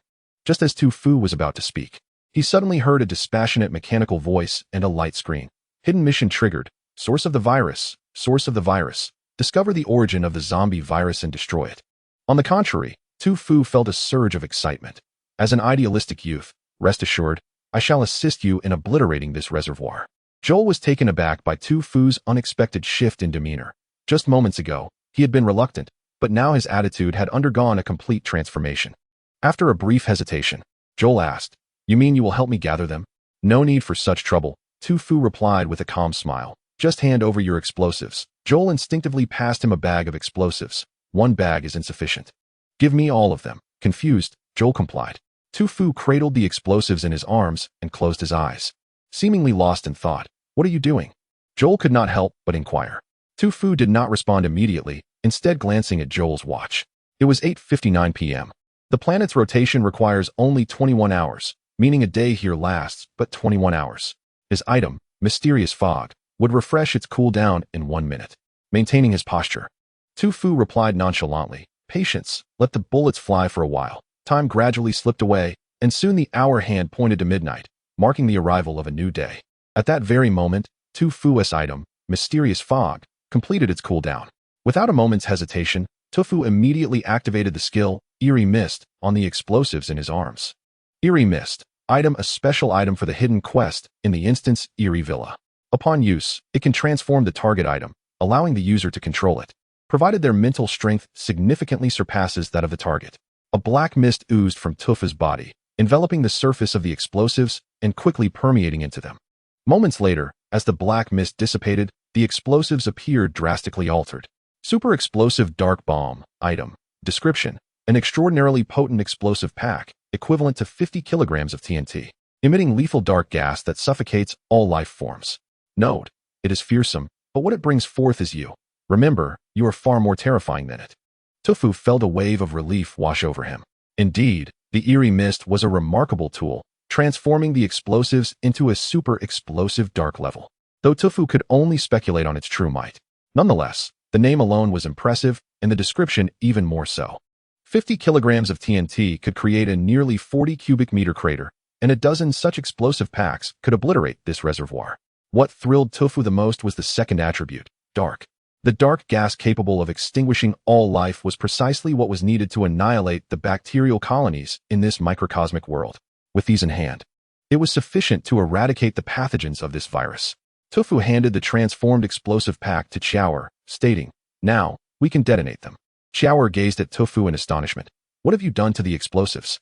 In his eyes, Tofu suddenly emanated a dark aura, and in the next moment, the explosive pack seemed to be sanctified by this dark energy, imparting an ominous sensation. As a professional soldier, Chower was instinctively sensitive to such things. They've been buffed a few layers. Their current power is sufficient to reduce the entire reservoir to ashes, Tofu declared in his characteristic tone. However, at this moment, Chower found himself hesitating.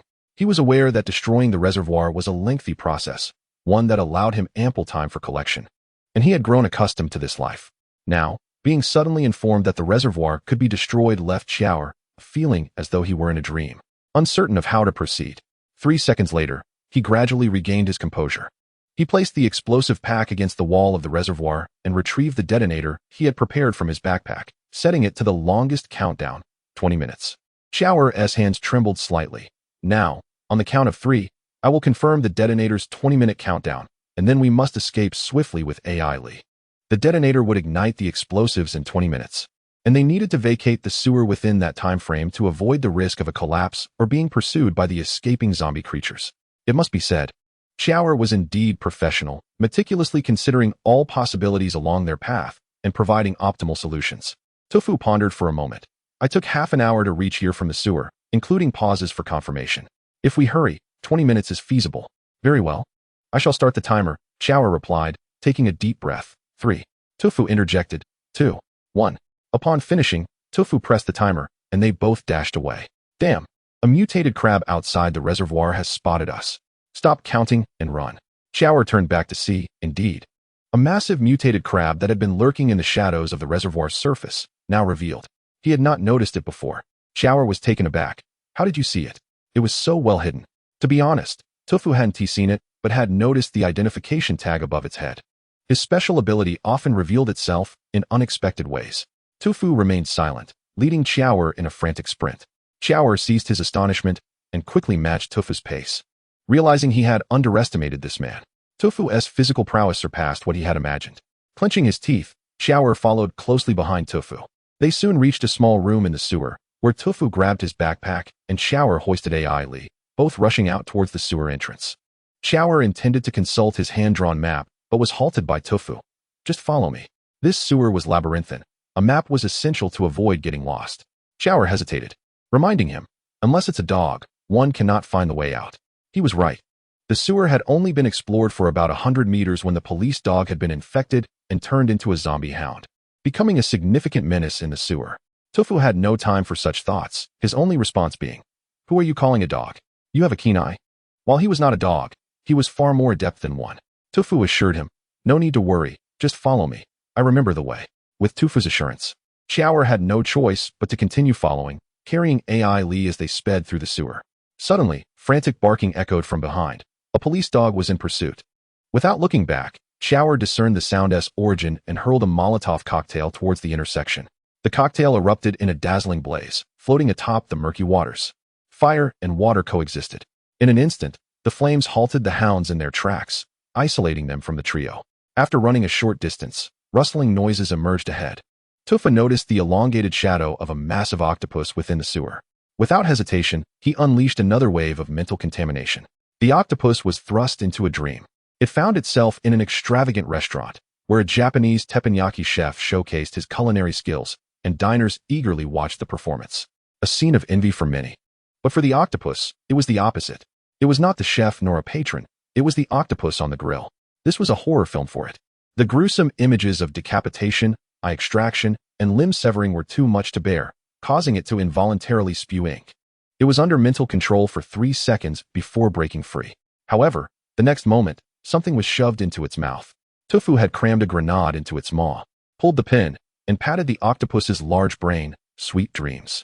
Tofu swiftly distanced himself, and behind him, a violent cacophony erupted, accompanied by the sounds of shattering flesh and the aromatic scent of grilled octopus. The scorching shockwave ruffled Tofu's hair against his face, his eyes reflecting the glaring flames of the sewer. This journey was anything but simple. They relentlessly exterminated various zombies and creatures. The ammunition within their backpacks was rapidly depleting. "We can only take down at most 10 mutated creatures," Joel exclaimed. This indicated that after this point, should any mutated beings approach, they would have to resort to the most rudimentary means of defense, firing their handguns and wielding their weapons. Such a predicament would inevitably lead to insufficient time to escape to the shelter within 20 minutes. "Let us run first. We shall face the adversaries as they come," shouted Tu Fu, opting for the most reckless approach. Thus, 10 minutes passed, then 15, and finally 18, until all their weapons were exhausted. Fortunately, they were less than 7 intersections away from their final destination. "Push on," Tu Fu urged. Only 4 intersections remain.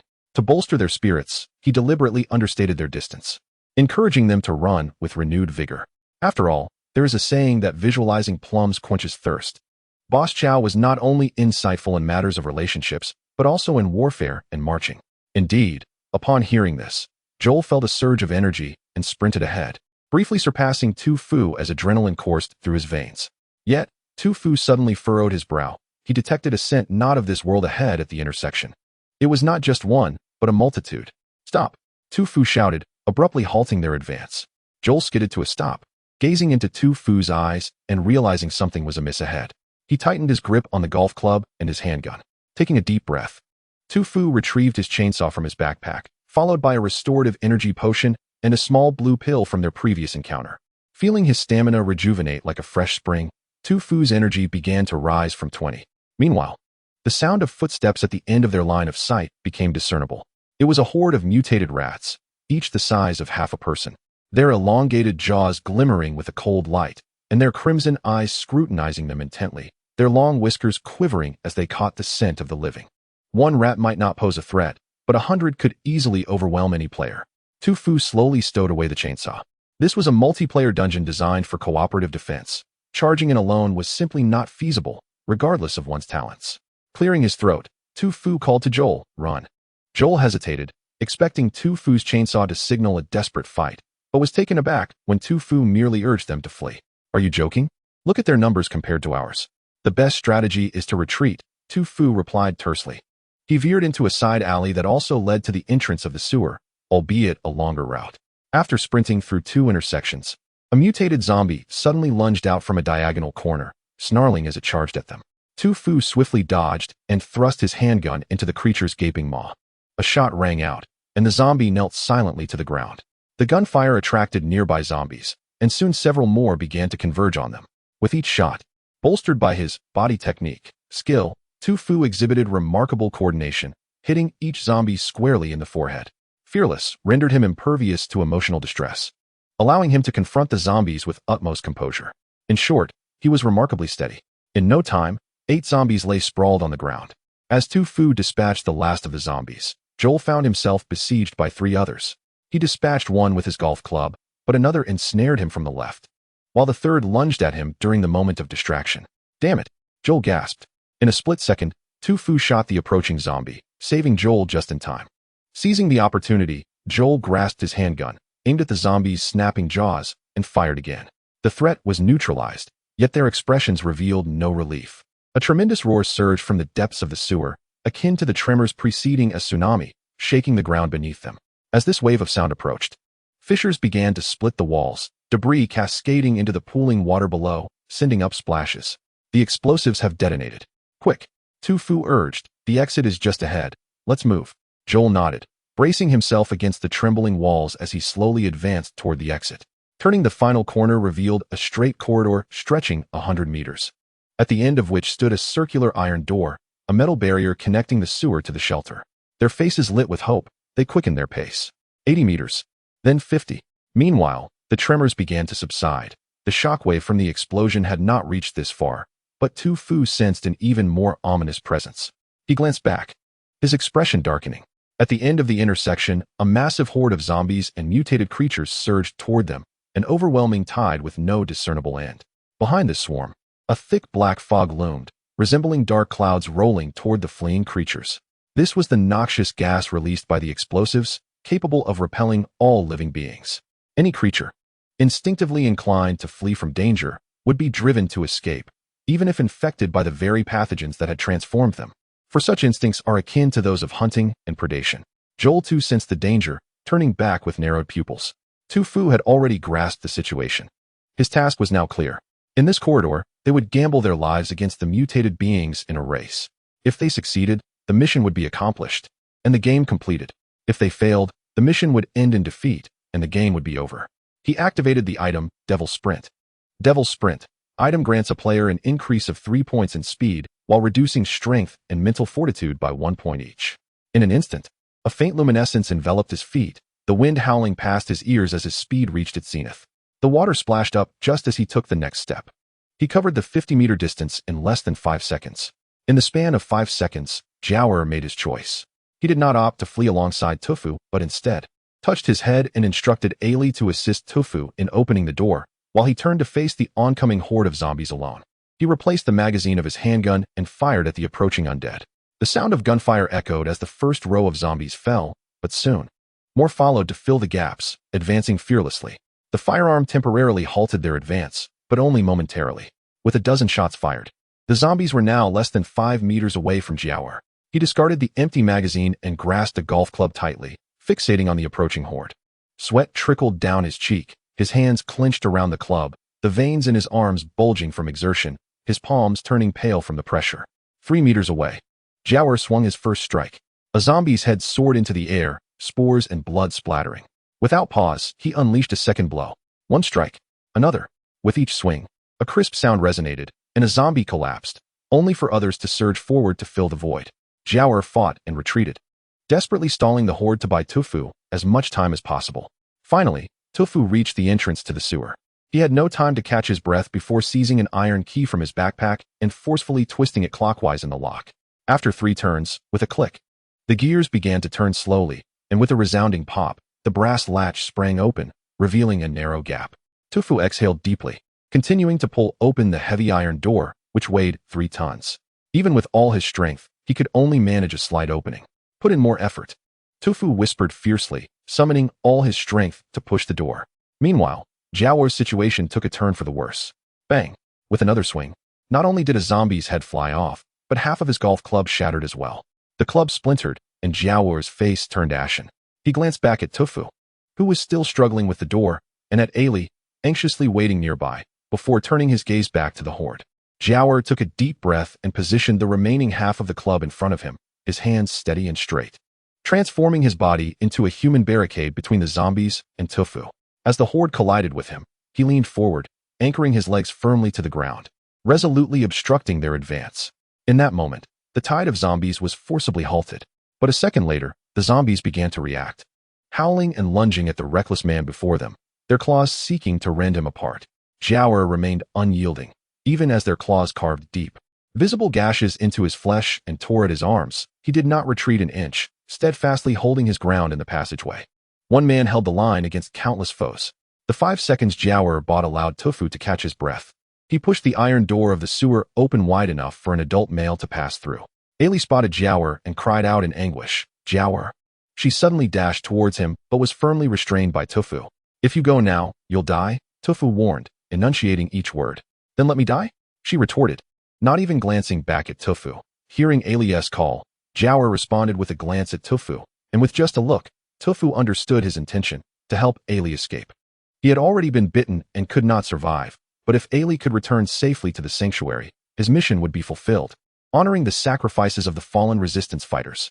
Tu Fu lifted Ailey and carried her into the shelter. "Let me go?" Ailey wailed. "You caused Jiaoer's death. You're a villain." In the eyes of the young girl, actions were not determined by right or wrong, but solely by their impact on oneself. Tu Fu remained silent, merely standing still for 2 seconds. After 2 seconds, the completion notification for the main quest of the paradise sounded.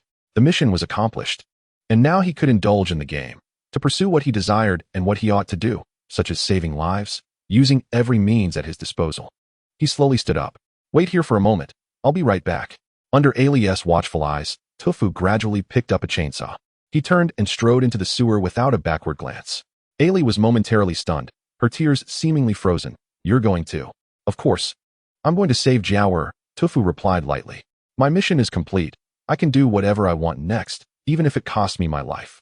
In Ailey's shocked gaze, Tu Fu slowly walked into the sewer. Step by step, he swiftly reached Jiaoer's side. At this point, Jiaoer had already lost hope. He believed he was as good as dead. His thoughts muddled under the viral onslaught of the zombies. Only his body's instincts remained, fiercely blocking the horde, refusing to yield an inch. Just as he drifted into a state of semi-consciousness, the sound of crisp footsteps jolted him back to reality. Jiaoer's dull eyes glimmered with a flicker of light as he turned to see Tufa beside him, bewildered. "You're here to save me, but you will die." "I won't." Tufa paused. "Not just me, you won't die either, I promise." The light in Jiaoer's eyes dimmed. "I've already been infected. I can't survive." Tufu said nothing more. He suddenly pulled a pair of scissors from his backpack. Then, he plunged it into his right chest. Blood stained every intricate groove of the scissors, causing them to shimmer with newfound brilliance. The logic scissors. Tufu extended his hand. Then, as if guided by an unseen force, an ethereal pair of scissors manifested in the void. In Tufu's sight, every living being was tethered by a faint thread extending to the reservoir deep within the sewer. This indicated that the origin of all beings' current state traced back to the fleshy blossom in the depths of the reservoir.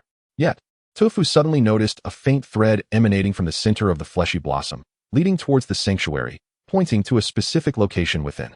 He furrowed his brow. But now was not the time for such thoughts, so he quickly dismissed them and controlled the logic scissors, gently snipping the threads above the horde of zombies. Thus, the threads snapped one by one. All the zombies, all living beings, froze in place at the moment of the crisp scissor sound. Then, one after another, they collapsed, the infected parts vanishing as the scissors severed the logical chain, returning them to their original state. The living beings reverted to their former forms, and the zombies transformed back into corpses, piling up in the sewer. Jiaoer stood in a daze, gazing at the scene before him. A flicker of astonishment flashed across his pupils, followed by a sense of relief, only to be swiftly overwhelmed by exhaustion. He found himself devoid of strength, collapsing to the ground with a thud. Chapter 39. Player. How did I clear the level? 5 minutes ago, in the hall. 5 players gathered in the hall, their expressions gravely serious. The main quest had been established, to venture into the sewers in search of Eli's whereabouts. They had taken this opportunity to split into 2 teams. One team sought information regarding the sewers, while the other procured equipment that might be necessary for their descent. In a typical A-grade dungeon, relying solely on the player's individual abilities would render victory exceedingly difficult. Most of the time, one must utilize the powers embedded within the dungeon to succeed, a well-known fact. The berserker, Wang Peng, and Heimei Jiao had gathered an assortment of small grenades, incendiary bombs, and special projectiles designed for dealing with zombies, tools originally used to drive away the Flesh Mountain zombies. They packed these into their backpacks, prepared firearms and ammunition, and once ready, convened in the hall. Meanwhile, Lingdang and Yanjingzai focused on searching for relevant documents about the sewers, gathering sufficient information to bolster their confidence. After thoroughly scouring the entire archive, the group reconvened in the hall. Yanjingzai and Lingdang shared the intelligence they had obtained regarding the sewers. The danger of the sewers stemmed from 2 main factors. First, the zombies within the sewers bore a more complete viral infection than those above ground, making them significantly more lethal. According to the data, deeper within the sewers lurked even more terrifying mutated creatures, a diverse array that could spell disaster for them. Second, the layout was far from straightforward. The sewers were a labyrinthine maze beneath the earth, with numerous forks at every turn, resulting in thousands of paths. To locate Ellie in such a convoluted environment was akin to an insurmountable challenge. Upon concluding his explanation, Yanjingzai unfolded an incomplete map of the sewers. "This is the map I discovered, though it remains unfinished, depicting only the routes within the first 300 meters. As the players gazed at the map, which branched out like tree limbs, they fell into a contemplative silence. Both points presented formidable challenges. The first point was somewhat manageable. Their collective strength was not weak, and the 5 players, working in concert, felt confident they could handle the troublesome foes. However, the second point posed a more daunting obstacle. The absence of a specific route implied they would need to navigate and explore on their own, but with hundreds of forks. How could they possibly test them all in one go? Wang Peng nodded, acknowledging the difficulty of this level. Akin to a roguelike game where players must continuously grind in the sewers, battling monsters, and exploring unknown territories. The berserker suddenly recalled his experience playing Silksong, reminiscing. "I remember waiting 7 years for its release. When it finally launched, I took a leave of absence to binge play through the night." The other players nodded in agreement. Wang Peng continued, "Thus our course of action is clear. Like the protagonists in those roguelike games, we must delve deeper into the sewers until we find Ellie. The players swiftly solidified their objectives and began strategizing their roles. I excel in rear combat. As I have mentioned before, Hey Meijio stated coldly. You can consider me a meat shield, the berserker shrugged, and when output is required, I can also serve as a frontline warrior. Lingdang chimed in, shaking her bell. I specialize in support. I can bolster you with buffs and provide healing with my exceptional abilities. After each player introduced their roles, the berserker sighed. If only Bian Xingjun were here, having one more person would increase our chances, and he seemed adept at directing us. Yin Jingzai added. But given his current situation, he is likely evading pursuit from armed personnel. I hope he remains safe. Despite these words, no one held out much hope.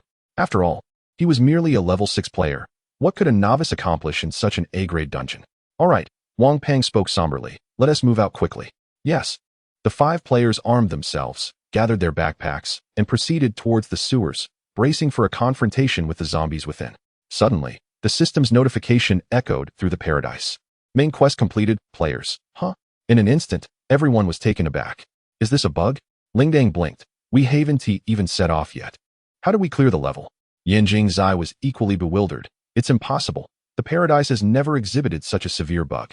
However, if a bug did occur, I just want to know if there are rewards for clearing the level. Don't dwell on it. The berserker interrupted Yin Jingzai, explaining. This situation can only mean one thing.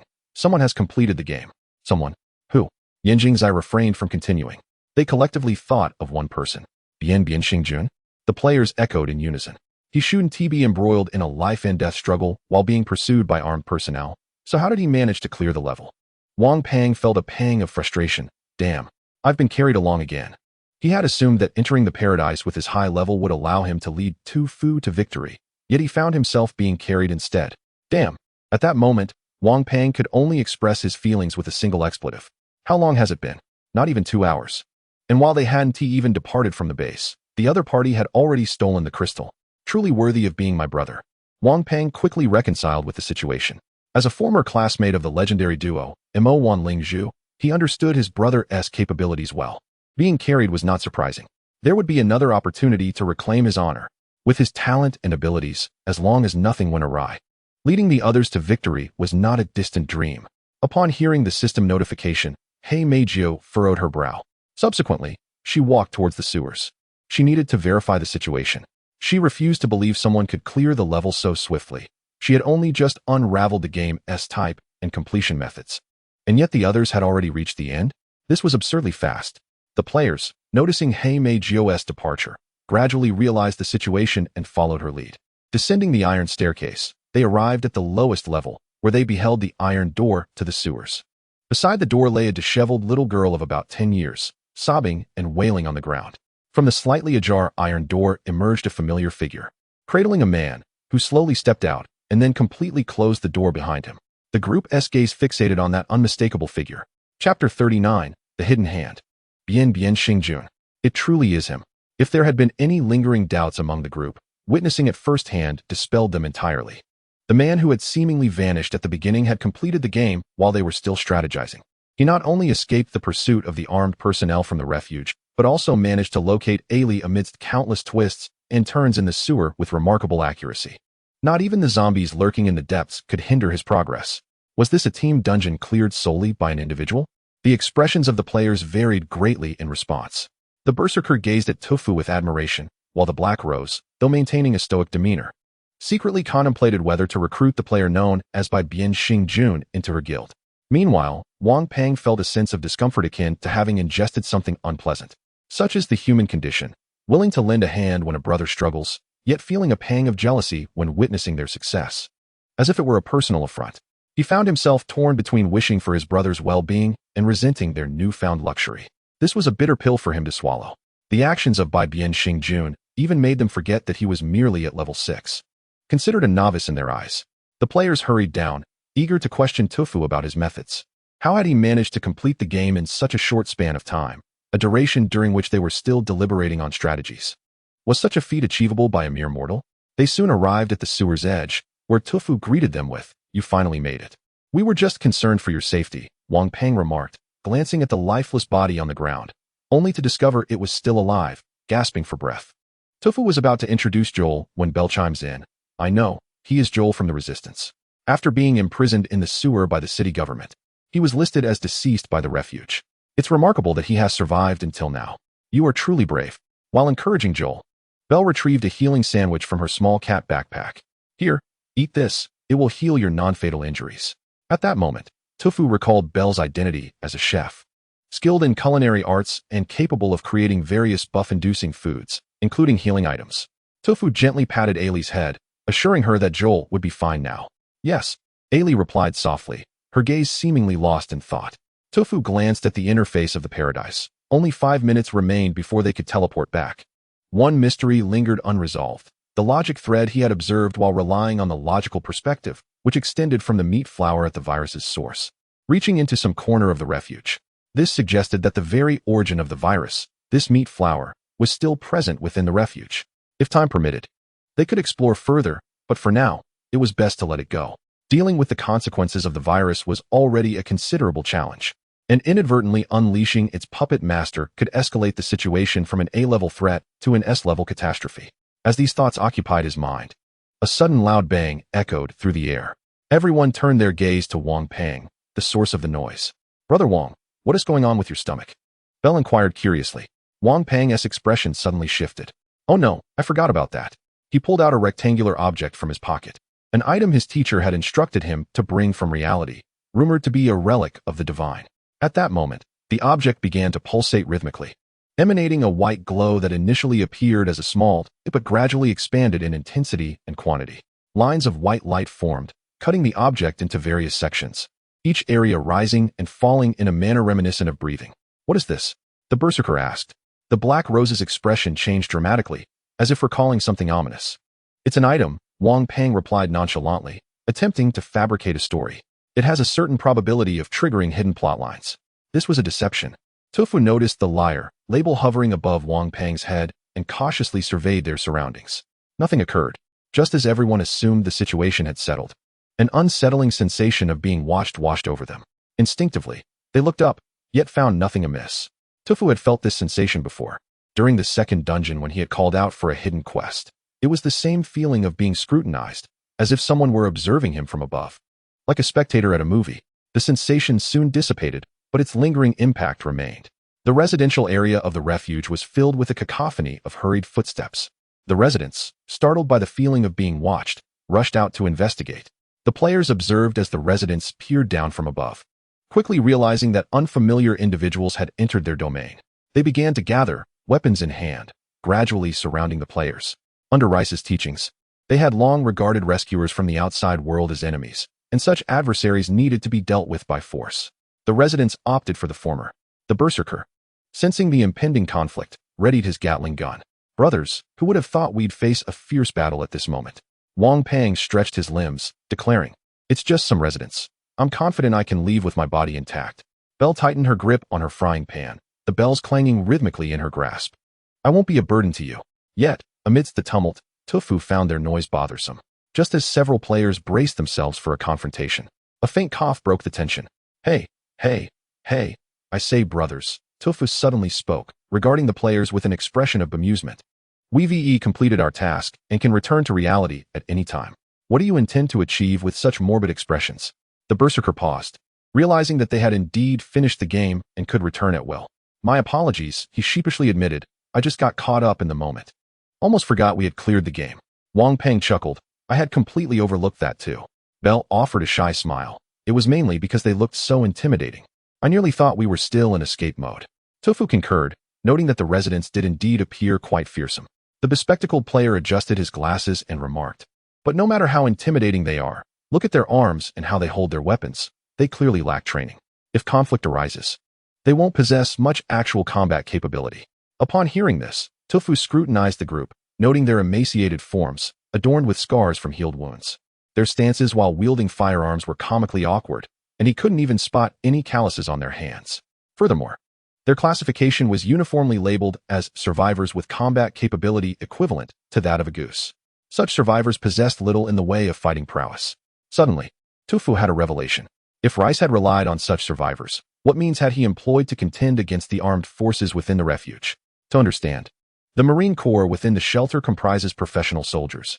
Even the most skilled insurgents found themselves compelled to retreat under the relentless pressure of the Marines. fracturing into three distinct factions. This serves as ample evidence of the formidable armed forces present within the sanctuary. However, with such a robust military presence, how could they possibly be overthrown by a group of survivors with exceedingly low combat capabilities? It defies logic. Tu Fu's mind raced as he suddenly realized he had overlooked certain critical details. His entire perception of the shelter was gleaned solely from the accounts of Lai Si and Xiao Er. Yet, due to the discrepancies in timing, their narratives bore little overlap. This implies that one among them might have had the opportunity to distort the truth. Xiao Er?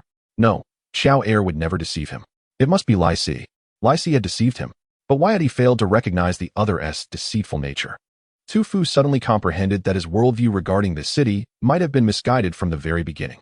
He spoke sternly. Ling Dang, bring forth all the information regarding Lai Si that you discovered in the information room. Understood. Ling Dang promptly rummaged through her bag and produced a few pages of documents, stating that these were the only ones subsequently found. Tu Fu perused them with haste. There were no discrepancies. The contents matched Lai Si's claims, even to the letter.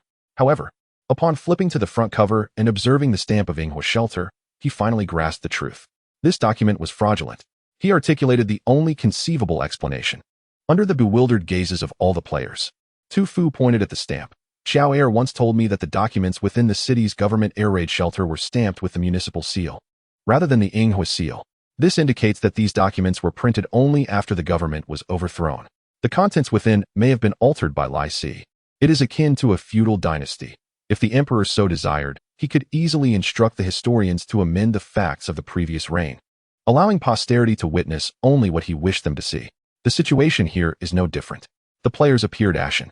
Ling Dang, somewhat incredulous, extracted all the documents from her backpack and indeed discovered two distinct stamps. One was the municipal seal used for documents such as the Granary Plan and the Noah's Ark Plan.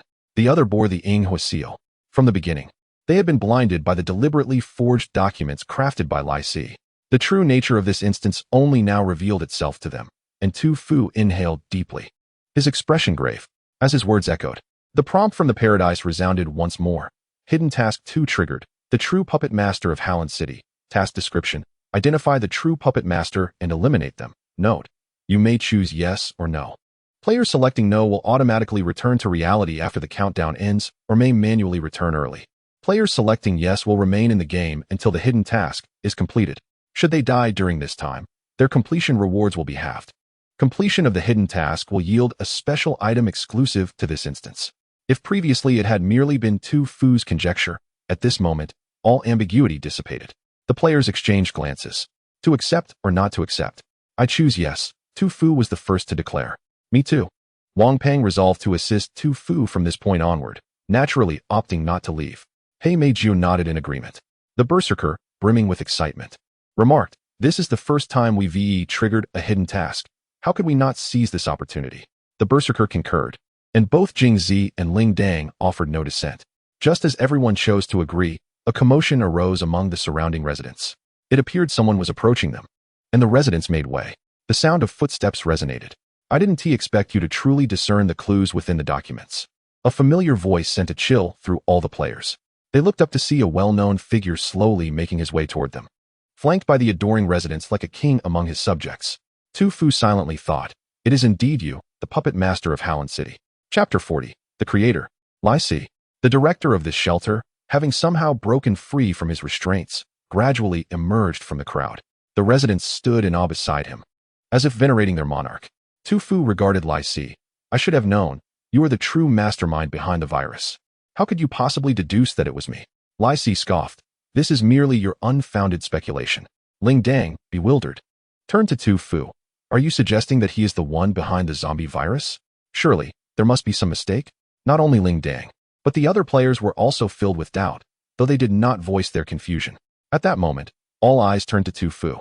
He fixed his gaze upon Lai Si and slowly articulated. There were inconsistencies in your previous statements. I was so focused on speedrunning that I failed to connect the dots in your words. However, after hearing Xiao Er's additional insights in the sewers, I realized there were contradictions between your accounts. These contradictions did not stem from mere discrepancies, but rather, upon piecing together the entire narrative, I discerned that it was overly idealized. Were it not for his current state, Tu Fu would have loved to interject with witty remarks to demonstrate what true sarcasm entailed. Allow me to finish. He cleared his throat. Just a group of frail survivors, incapable of wielding weapons, managed to defeat a trained battalion of Marines? It is essential to understand that those Marines were previously insurmountable even to insurgents.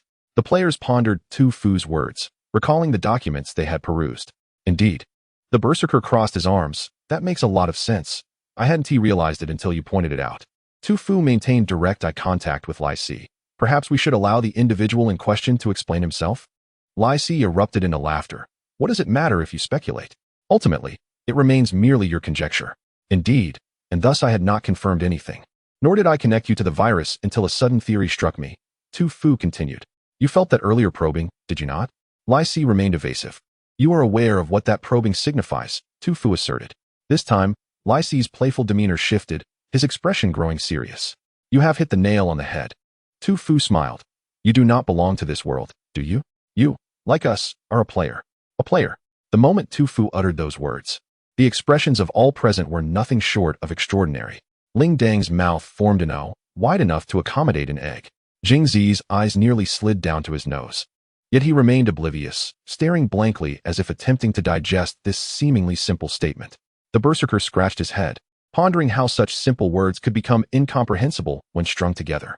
Hei Mei Jiao quietly drew a dagger, her feet slightly advancing, her body leaning forward, ready to act should any unforeseen event occur. Regarding Tu Fu's words, she had harbored doubts early on, yet she did not venture in that direction of speculation. Primarily, there were more pressing matters to attend to, and secondarily, there was a fear, an unwillingness to entertain such thoughts. Wang Peng inhaled deeply and stealthily approached Tu Fu from behind. Should anything transpire, he would swiftly pull Tu Fu away. The capabilities of this brother of his to stir up trouble were formidable, and he felt it necessary to keep a vigilant watch. The atmosphere hung in an eerie silence. After a brief moment, a light chuckle broke the stillness. Lacey, with an expression of delight, clapped his hands, exclaiming that it was a flight of fancy that he admired, questioning why Tu Fu did not consider writing novels instead of being here, as it seemed a waste of his talents. To divert the topic was, in a sense, to evade. Was it because he spoke the truth? Tu Fu remained expressionless, and Lacey fell silent. Xingjuan, why do you say such things? Ling Dang, hiding behind Wang Peng, inquired curiously. I previously confined him to a secret chamber, from which no ordinary person could escape. Yet he emerged and stood before us without any motive to do so. Unless he possessed an extraordinary ability to escape, and was aware that the instigator of the spying was indeed us from the sewers, prompting him to come down immediately to investigate. That is the first point. Secondly, regarding his mention of a rebellion, how could a group of survivors possibly breach this steel fortress and defeat that battalion of Marines? Such an event is inherently impossible unless he possesses abilities and talents akin to ours, just as I did when I stealthily eliminated all armed personnel. This is the second conjecture, and only this hypothesis could explain how they managed to defeat the municipal government and establish a sanctuary. The third point is that Ailey is his daughter, possessing antibodies to the virus. Imagine if a food poisoning incident suddenly occurred in an apartment, affecting everyone, and coincidentally, one individual had the antidote, which could only counteract that specific poison. All others would have to rely on him to survive. There is no such coincidence in the world. At least I do not believe so. The most plausible explanation is that the food poisoning in the apartment was indeed a case of poisoning. And who would have a greater motive to poison than the one possessing the antidote? The players quickly grasped Tu Fu's implication. If Ailey is the antidote, then as her father, his likelihood of being the poisoner is the highest. Furthermore, there is another reason compelling Tu Fu to confirm this matter. While utilizing his logical vision, he discerned a connection from the flesh of the sewers to a certain location within the sanctuary. This indicates that the mastermind behind the virus is already within the sanctuary. Excellent, Lacey exclaimed, clapping his hands and laughing heartily. It has been a while since I encountered a player so adept at uncovering other secrets. Those players I have deceived and methodically eliminated. You are the first to unveil a hidden quest. If Lacey had not previously acknowledged it, it was now evident he had revealed his true colors. He surveyed the group of survivors, stating, Indeed, I am a player, but unlike you, I am a creator. Creator? A new term? Tu Fu frowned. What is a creator? Lingdang asked on his behalf. The players were left in the dark. Lacey did not elaborate, but instead snapped his fingers. Instantly, the fragmented metal within the sanctuary began to disassemble, reforming and recasting in his hands, ultimately consolidating into a massive 50-meter blade. Now, you will regret breaking through this thin veneer. He wielded the colossal blade with the prowess of a legendary warrior, proclaiming, I, Lacey, shall allow you to run 49 meters first. Chapter 41, A Desperate Situation. The confidence of Lacey was palpable. Once he activated the creator's authority, he was utterly assured that this group of players would be reduced to dust in an instant. Such was his formidable prowess. Yet, in the next moment, he felt a sharp pain as something pierced through his chest. He reached out to touch it, discovering a rigid and icy object had penetrated his torso. It was a dagger. He had no notion of how Haimahui had appeared behind him, delivering a righteous backstab. Take a deep breath. Feeling dizzy is normal, Tofu reassured Lacey. As an exemplary teammate, upon observing Haimahui crouch, he sensed she was preparing to deliver another righteous strike. Thus, he engaged Lacey in a spirited verbal exchange to divert his attention. Clearly, the tactic was effective. Just when Tofu thought everything had come to an end, he noticed Lacey chuckling softly. Then, he withdrew the dagger from his chest, laughing as if nothing had happened, a bit of strength, but not much. As he spoke, a radiant light flashed from his bleeding wound, and then the light vanished, revealing that the ghastly injury had healed completely. Lingdong's eyes widened. The healing effect was astonishing. It was more effective than her healing milk. Haimahui attempted to circle around once more, but this time Lacey snapped his fingers, and a colossal wooden pillar surged from beneath him, charging toward Haimahui. She sidestepped and deftly maneuvered toward Lacey's flank. Without glancing back, Lacey snapped his fingers again. This time, a vast expanse of flesh-eating bacteria erupted from the ground where Haimahui landed, ensnaring her feet and rapidly ensnaring her in place. Concurrently, the berserker drew forth his Barrett rifle and unleashed a barrage of fire upon Lacey. Lacey neither dodged nor evaded, allowing bullets to pierce through his torso. It was not until the Barrett's muzzle glowed red from overuse that the berserker was forced to cease fire, prompting Lacey to lightly clap his hands. In an instant, several steel pillars materialized, intertwining around the berserker, rendering him immobile. In that fleeting moment, two high-level players found themselves in a dire predicament, while the remaining players exhibited varied expressions. Wang Pang sensed the gravity of the situation, refraining from hasty aggression and instead observing warily, one hand reaching into his backpack. Lingdang realized she was no longer relevant, resigning herself to fate, merely hoping that when her turn came, it would not be too brutal. The bespectacled youth clenched his fists, the reflection of his glasses obscuring his gaze, leaving his thoughts unknown. As for Tofu, he furrowed his brow, aware that Lacey's primary target was him. Thus, he no longer hesitated, stepping back to shield the others with his own presence. Lacey regarded Tofu with a hint of exasperation, ultimately fixing his gaze upon Wang Pang. He scrutinized Wang Pang's appearance, a male, quite stout, resembling a player of Yuanshan. Gradually, he stated, "The cube you held moments ago, give it to me." Wang Pang's brows twitched. "You expect me to hand it over, just because you say so? That is rather disrespectful." Lacey pondered for 2 seconds. "The cube you held. Give it to me."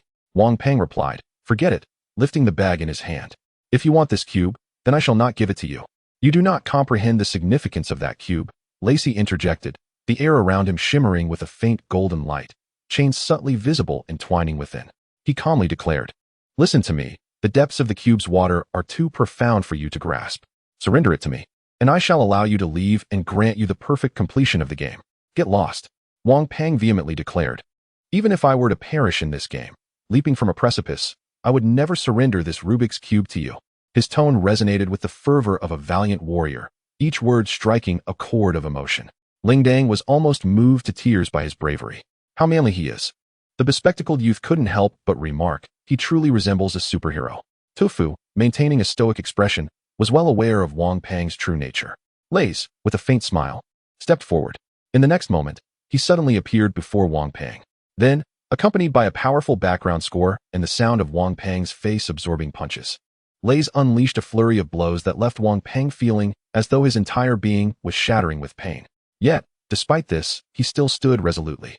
Intrigued, Lays observed the tenacity of Wang Pang, and with a smirk, remarked, "If you do not surrender the Rubik's Cube shortly, I shall confiscate your mobile device and, upon unlocking it, publicly disclose your browsing history and web activity."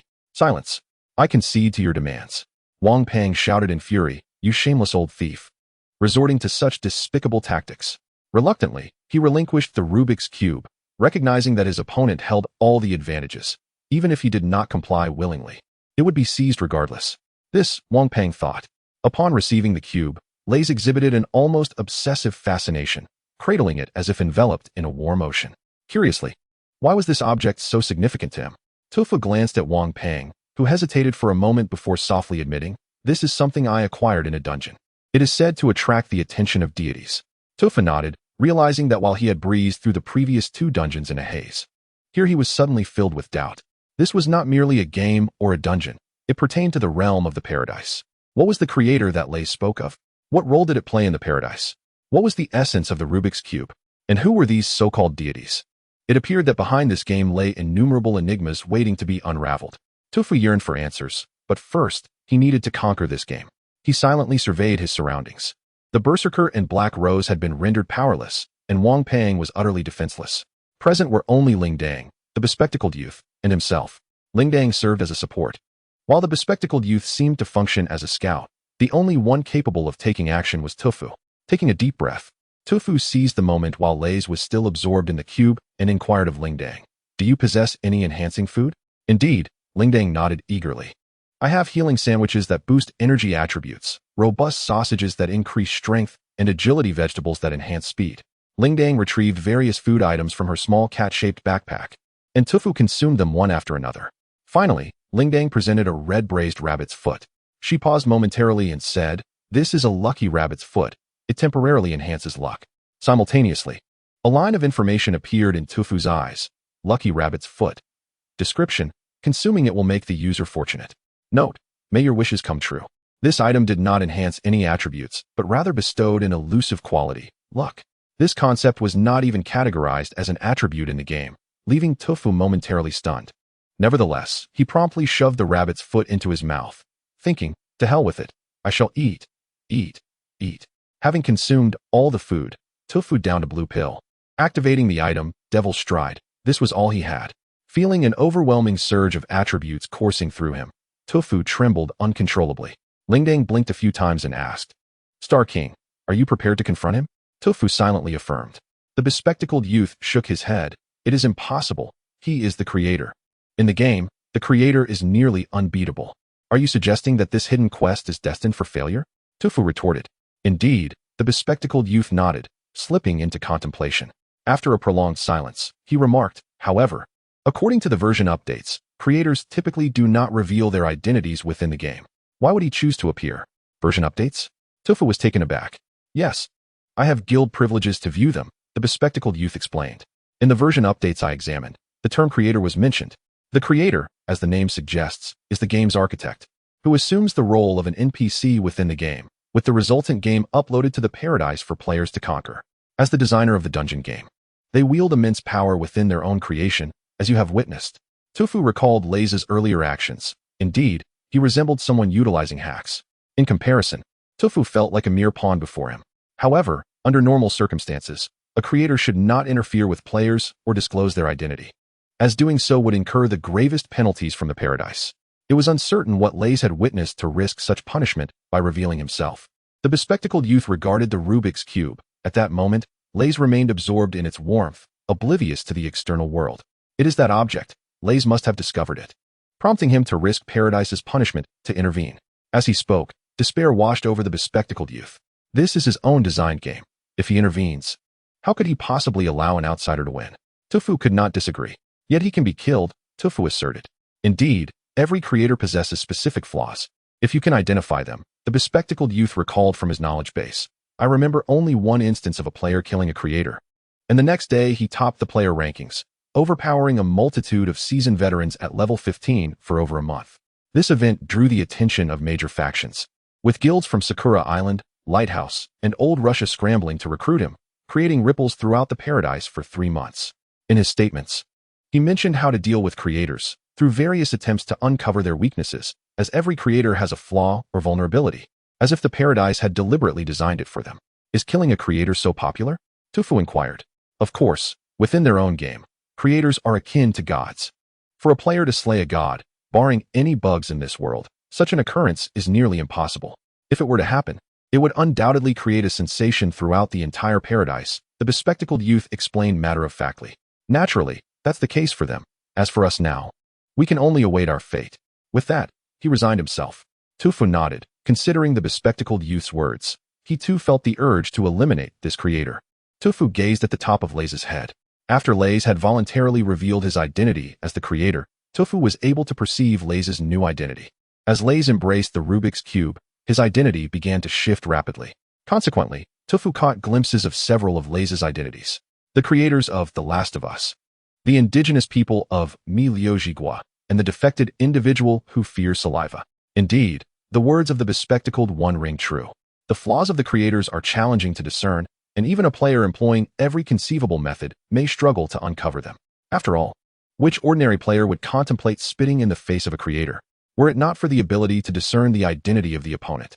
One might remain oblivious to their fear of saliva. However, on the contrary, Tofu finds himself unconcerned about identifying his adversary's shortcomings, for the flaw has already manifested above him. At this very moment, Tofu yearns to bellow to the heavens, "My advantage surpasses yours. My code transcends yours." If the title of Slayer of Creators has been claimed by another, why should I not seize it as well? Tofu slowly rises and pats the bespectacled one on the shoulder, inquiring, "What is your talent?"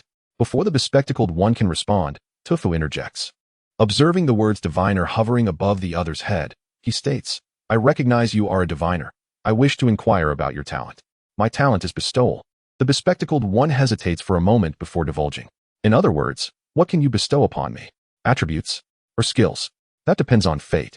The bespectacled one explains his talent. "My bestowal can randomly grant various attributes or skills, and occasionally, if luck is particularly lacking, it may even bestow something ethereal. For instance, luck or happiness. These emotional states are not of much utility. You might interpret these words as akin to thank you for your patronage." "Oh," Tofu responds thoughtfully. "Could you bestow upon me once?" "Very well." The bespectacled one hesitates for a couple of seconds, then closes his eyes, joins his hands in prayer, and begins to murmur some incomprehensible incantations. Moments later, he ceases his murmuring, flips his hands, and points at Tofu, his expression somewhat lacking. "What is it?" Tofu inquires. "I bestowed something rather useless," the bespectacled one replies with a wry smile. "Such as?" Tofu asks. "Fortuitousness. It sounds promising, does it not? However, in my experiments, this attribute has proven to lack any substantial effect." "That is sufficient," Tofu shrugs. "I have consumed the lucky rabbit's foot and now possess fortuitousness. Perhaps my luck shall truly improve this time." "What good is that? After all, you are a creator," the bespectacled one murmurs. Tofu refrains from further conversation, instead standing up and taking several hearty gulps of water. Suddenly, he recalls a film he once watched featuring Zhou Xingqi, where he engaged in a spirited spit battle in the streets. Now, it is his turn to partake in a thrilling contest of saliva. Chapter 42. Now it is my turn. Tofu glances at Lacey, who remains entranced by his Rubik's Cube, oblivious to his surroundings. This presents a perfect opportunity for a stealthy attack. Tofu quietly maneuvers behind him, swiftly gathering saliva on the tip of his tongue, infusing it with qi, and unleashing it in a forceful expulsion. The saliva flies like a bullet towards Lacey's back. Just as it is about to strike, Lacey lifts his head slightly, and a bloom of flesh materializes behind him, intercepting the saliva. Lacey's demeanor suddenly darkens, and he furrows his brow, fixing his gaze upon Tofu. Despite the failure of his attempt, Tofu feels no discouragement. Rather, he finds reassurance in Lacey's reaction, confirming his fear of saliva. Lacey gazes coldly at Tofu for an extended moment before asking, "How did you know?"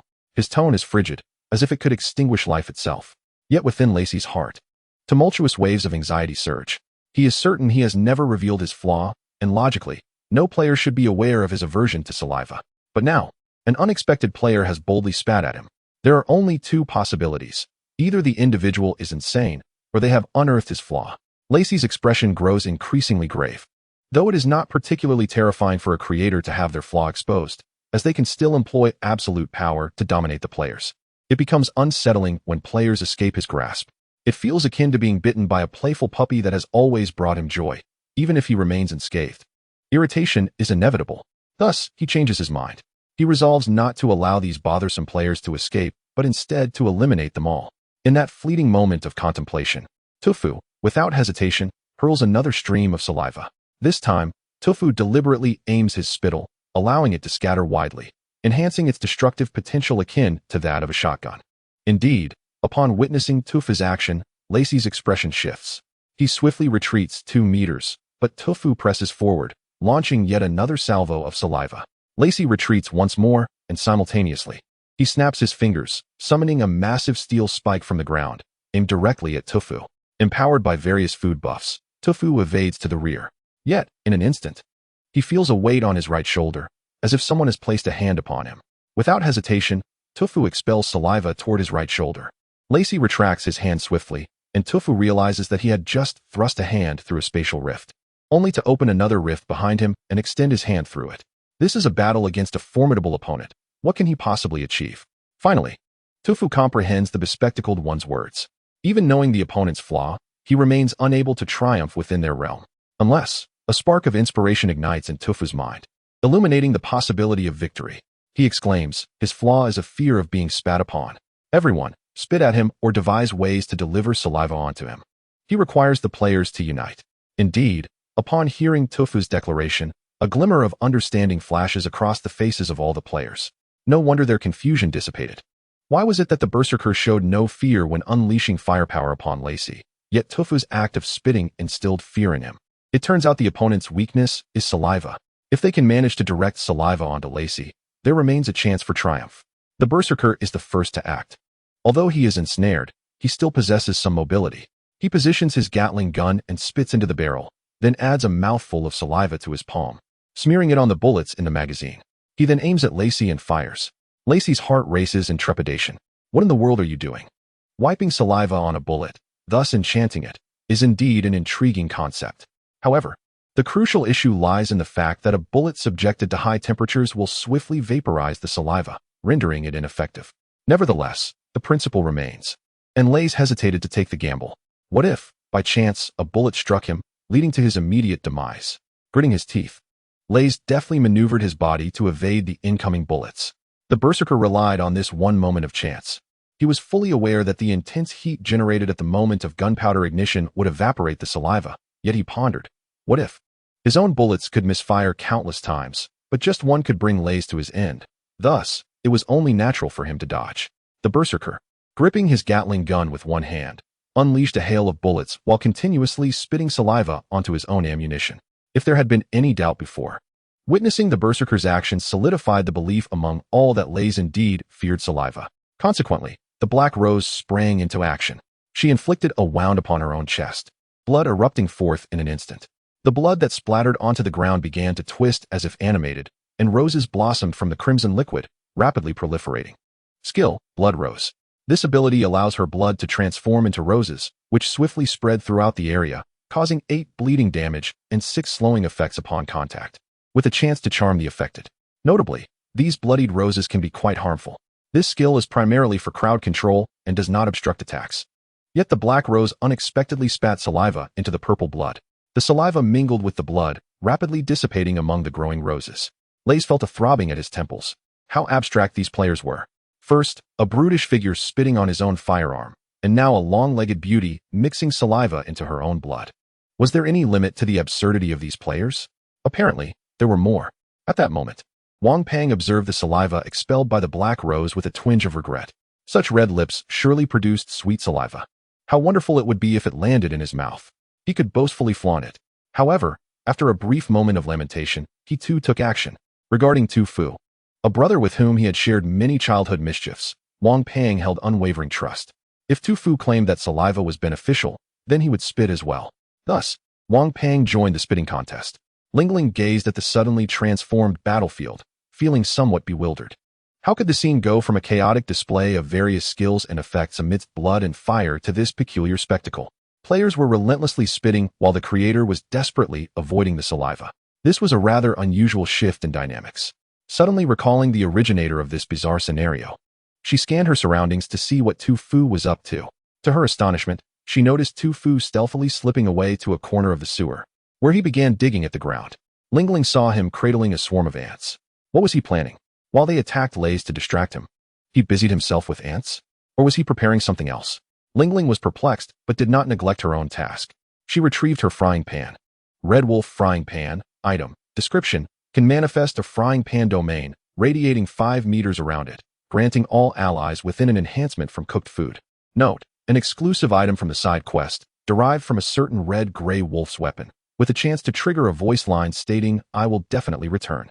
Upon striking an opponent, Ling Ling positioned the frying pan, and the next moment, a transparent frying pan rose from the ground, emanating a mystical essence, encircling all players except for the Black Rose within a 5-meter radius. Ling Ling continuously extracted various ingredients from her backpack. Boiled potatoes increases strength by 1 point. 3 grams of fine salt increases strength by 1 point. A piece of tomato increases speed by 2 points. 3 spoons of sugar increases spirit by 1 point. She placed the ingredients into the frying pan one after another, the aroma of cooking wafting through the air.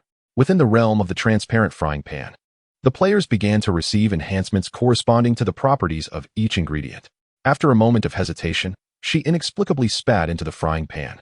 Whether it would have any effect was uncertain, but it was worth a try, after all. Damn that Lays, constantly evading. To be honest, he felt a bit dazed. Each player was exceptionally skilled, employing various methods of spitting. They infused their saliva into their skills and unleashed them, betting on whether he would dare to endure such enchanted assaults. He truly did not dare. Any contact with external saliva could be fatal for him. A limitation imposed by the paradise upon its creators. As long as a creator bore flaws, the paradise could keep them firmly in its grasp, free from worry about any disruptions. Lays had been trapped for centuries. Finally, in this instance, he spotted players entering the arena with a magic cube. The cube, a divine creation capable of communication with deities. If he could engage with the divine and gain their favor, he could shed the identity of a creator and become a manager. The rules of the paradise were quite straightforward, divided into 3 main categories: managers, creators, and players. Managers oversee the flaws of creators, controlling them, while creators continuously produce games to attract players. Players engage with the games, and upon completing them, they become managers. Creators can never ascend. Yet Lays yearned for progress. He aspired to be a manager and could only rely on the cube, a bug-like creation. This was why Lays risked punishment from the paradise to make an appearance and acquire the cube. He had even prepared to let these players leave the quest, only to suddenly feel the gaze of the divine upon him. In a mere 0.01 seconds, he realized that someone among the players possessed the cube.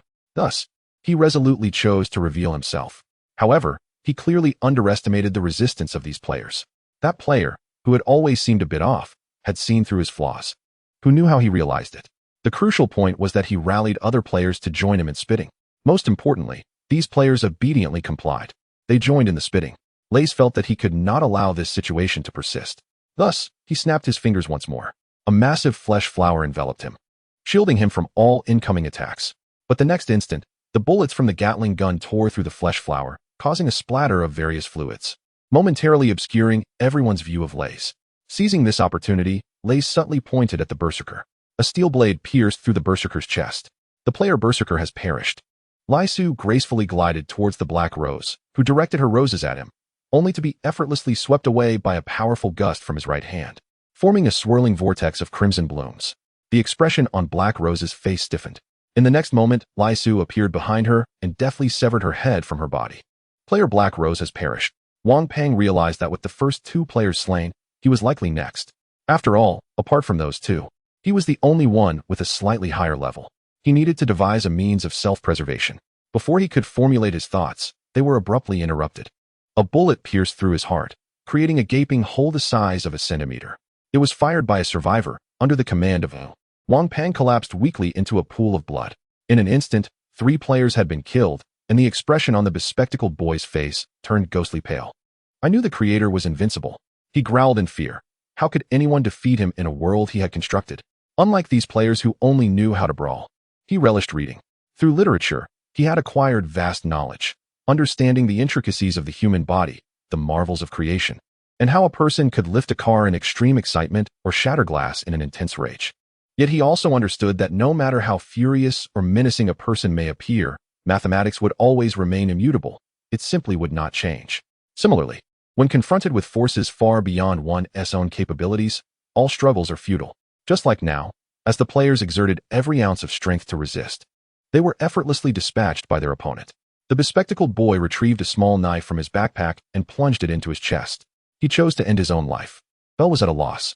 The food was still uncooked, and all her teammates had perished. Was this her doing? In the next moment, a snap echoed, and a steel barrier trapped Belle in place.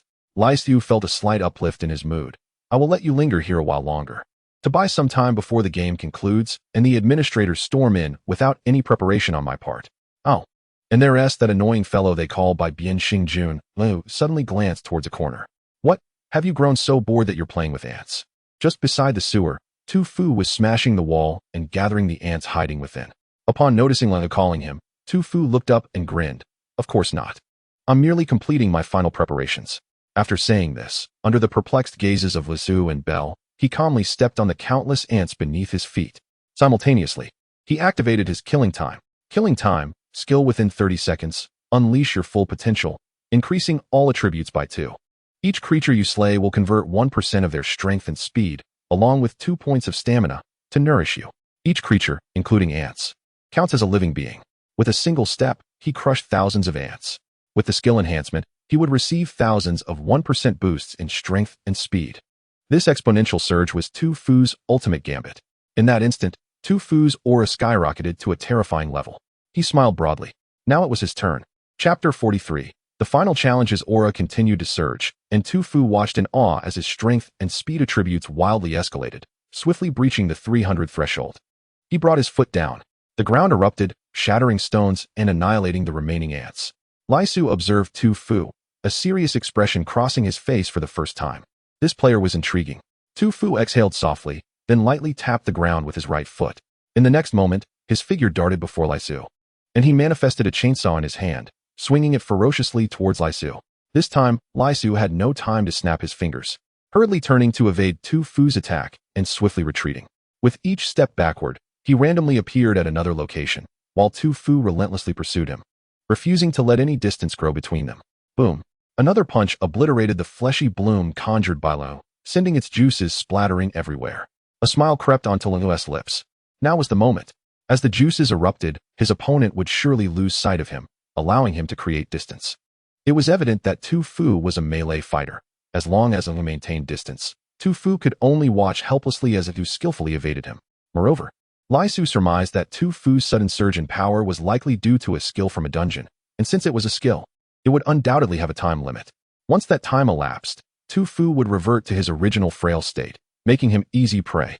Before Lai Su could finish his thoughts, his pupils constricted.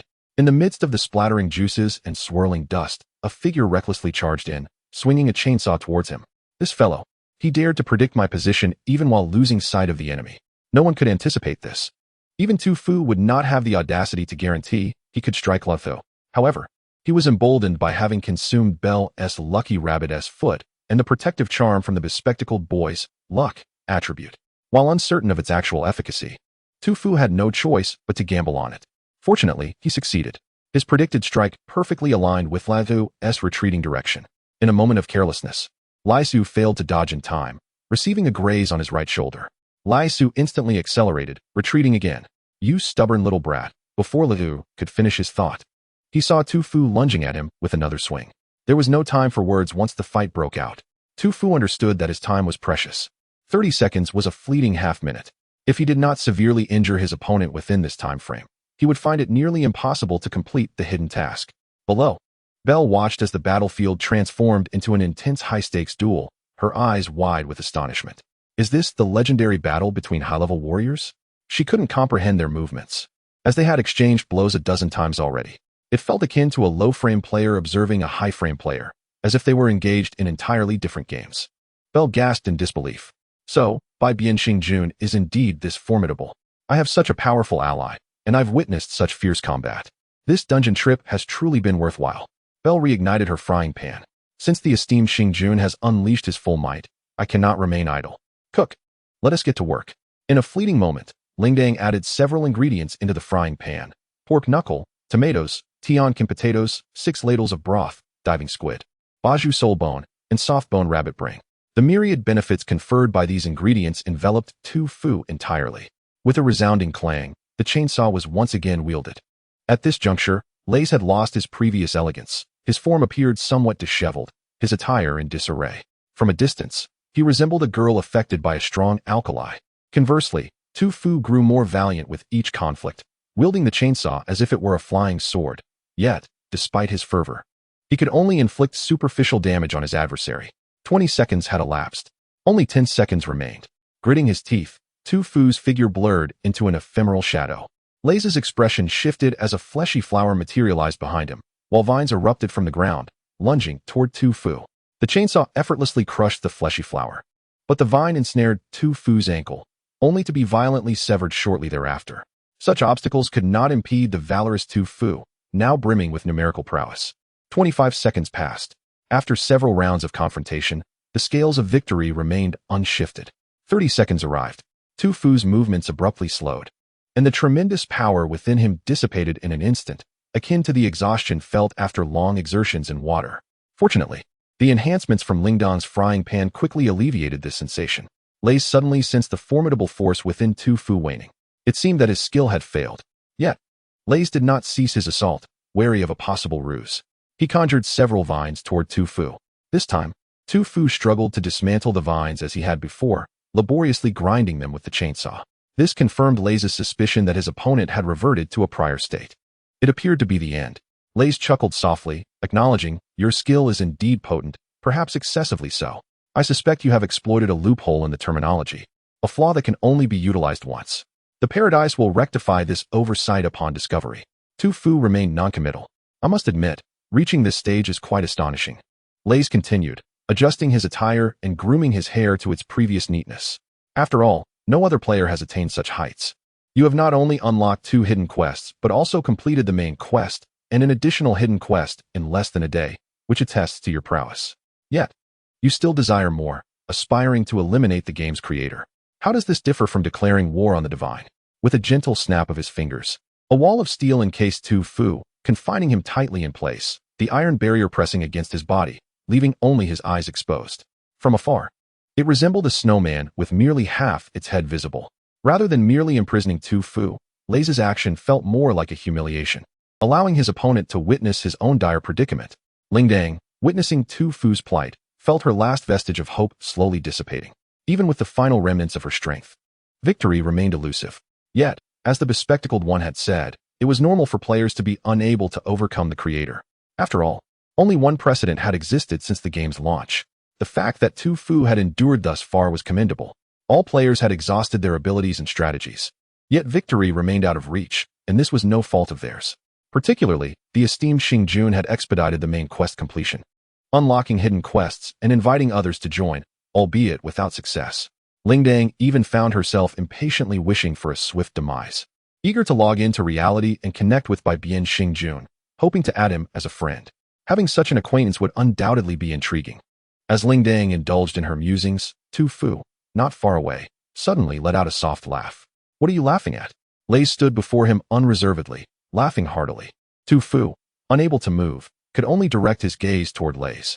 "I laugh at Zhou Yu's lack of wisdom and Zhuge Liang's lack of strategy." "Ha!" Lei's was amused by Tu Fu's jest. "You are merely a spent force, permitted only to wag your tongue." After speaking, he returned his focus to the cube in his hand. He began reciting silent incantations, and suddenly, the cube erupted in a radiant glow. Countless beams of light surged forth, each seemingly originating from eons past, allowing onlookers to witness disparate scenes. The dawn of civilization, after each update, gathers all traits of failed species within this cube, Lei murmured, unraveling the secrets he knew of the cube. "With this cube, I can transcend limits and glimpse the profound mysteries of paradise from ancient civilizations." Just as Lei became enraptured, an incongruous voice interrupted. "Hey, what are you mumbling about?" Lei abruptly froze. The voice was alarmingly close, as if whispered directly into his ear. Simultaneously, a hand unexpectedly rested upon his shoulder, as if lamenting something. Lei felt an eerie sensation. After all, who would approach him so closely to speak? The residents were under his control, and all other players were dead, leaving only a small girl and a tiny creature. The girl with the frying pan was confined, and the one who enjoyed stepping on ants was likewise imprisoned by his iron wall. Who could possibly be speaking to him? The very act of speaking was insufficient. They had even placed a hand on his shoulder. It felt akin to a comrade's camaraderie. What the hell? Was he in a horror film? A chill ran down Lei's spine, and he whipped around, only to find himself dumbstruck. To his astonishment, he saw Tu Fu, grinning and resting a hand on his shoulder. How had he emerged from that iron wall? Lei's gaze fell, and he soon realized the truth. He had neither escaped the iron wall nor remained within it. He was trapped inside. Lei's eyes widened in disbelief. What sorcery was this? How could someone be ensnared within an iron wall? He had no time to ponder further when a sudden force struck him, causing his chest to feel tight, his limbs to weaken, and an overwhelming lethargy to engulf him. "Are you running on empty?" Tu Fu inquired with feigned concern. Lei refrained from responding, knowing that his flaw had been triggered. Tu Fu spat at him, initiating the flaw program, heralding his impending demise. a scenario predetermined by the creator since inception, immutable. In other words, he was destined to die, to perish at the hands of a level 6 novice. In his final moments, Lays felt surprisingly calm, devoid of panic or regret. He regarded Tu Fu and posed his inaugural question, "How did you accomplish this?" Tu Fu did not hide anything. He shrugged and spoke in a remarkably ordinary tone, stating, "What else is there to say? It's just a bug." Lai Si retorted, "Do you take me for a fool? The paradise has been updated for billions of years. Such wall bugs have long been thoroughly fixed. The last occurrence of a wall bug was thousands of years ago. A scholar documented that bug, claiming it was an art of remote object retrieval, a technique to pass through walls, invoking the Tao of Laozhan and the sorcery of Maoshan." Tu Fu noticed that Lai Si spoke more as he neared his end. "I knew it. Even if I told you, you wouldn't believe me." Lai Si fell silent, gazing at Tu Fu's body wedged within the iron wall, resembling a character in a game stuck between the wall and their form. It undeniably appeared to be a bug. After a lengthy pause, Lai Si exclaimed, "Damn it, no wonder I lost. In this world, I am God, and every entity is under my dominion. Yet someone managed to exploit a bug. A wall-passing bug allowed the opponent to bypass the iron wall and appear directly behind me. In my assessment of this world, the opponent's wall-passing bug rendered me incapable of recognizing their position, leading me to never consider that Tu Fu would brazenly emerge and spit at me. How frustrating it is to die like this. Truly, what rotten luck." Now it was Tu Fu's turn to laugh. "This is not luck," he declared. "The wall-passing bug was extracted with a bug extractor before entering the dungeon, possessing only a slim chance of success, which I had not managed previously. Yet now, under the boon of double fortune, I, in a desperate attempt, traversed the wall and astonishingly succeeded. Even if you are the god of this world, what of it? I am the bug of this realm, the kind you cannot fix. Go on, rest easy." Tu Fu patted the increasingly dazed Lai Si. Lai Si remained silent, his gaze fixed on the Rubik's Cube in his hands. Yet he did not lose his fervor. He stared intently at the cube and, after a long while, lamented, "What a pity. There's nothing to lament." Tu Fu replied as he took the cube from Lai Si's hands, nearly forgetting, "I forgot to take my cube. This is mine." Lai Si struggled to assert, "What's yours? This is clearly my cube." Tu Fu weighed the cube in his hand, tapping it and shaking it about. "Don't be so rude to it." Lai Si protested with difficulty. Tu Fu chuckled and spat at the cube. Lai Si exclaimed, "Don't. It's sacred. You cannot do that." His expression resembled that of someone witnessing their cherished possession being desecrated. Tu Fu relished that look on Lai Si's face. He finally understood why so many in the island nation were enamored with the current predicament. It was not primarily about women, but rather the damned competitive spirit between men. As Tu Fu pondered, a voice slowly echoed, "Hidden task 2 completed. Final survivor of the dungeon cleared. Completing game settlement."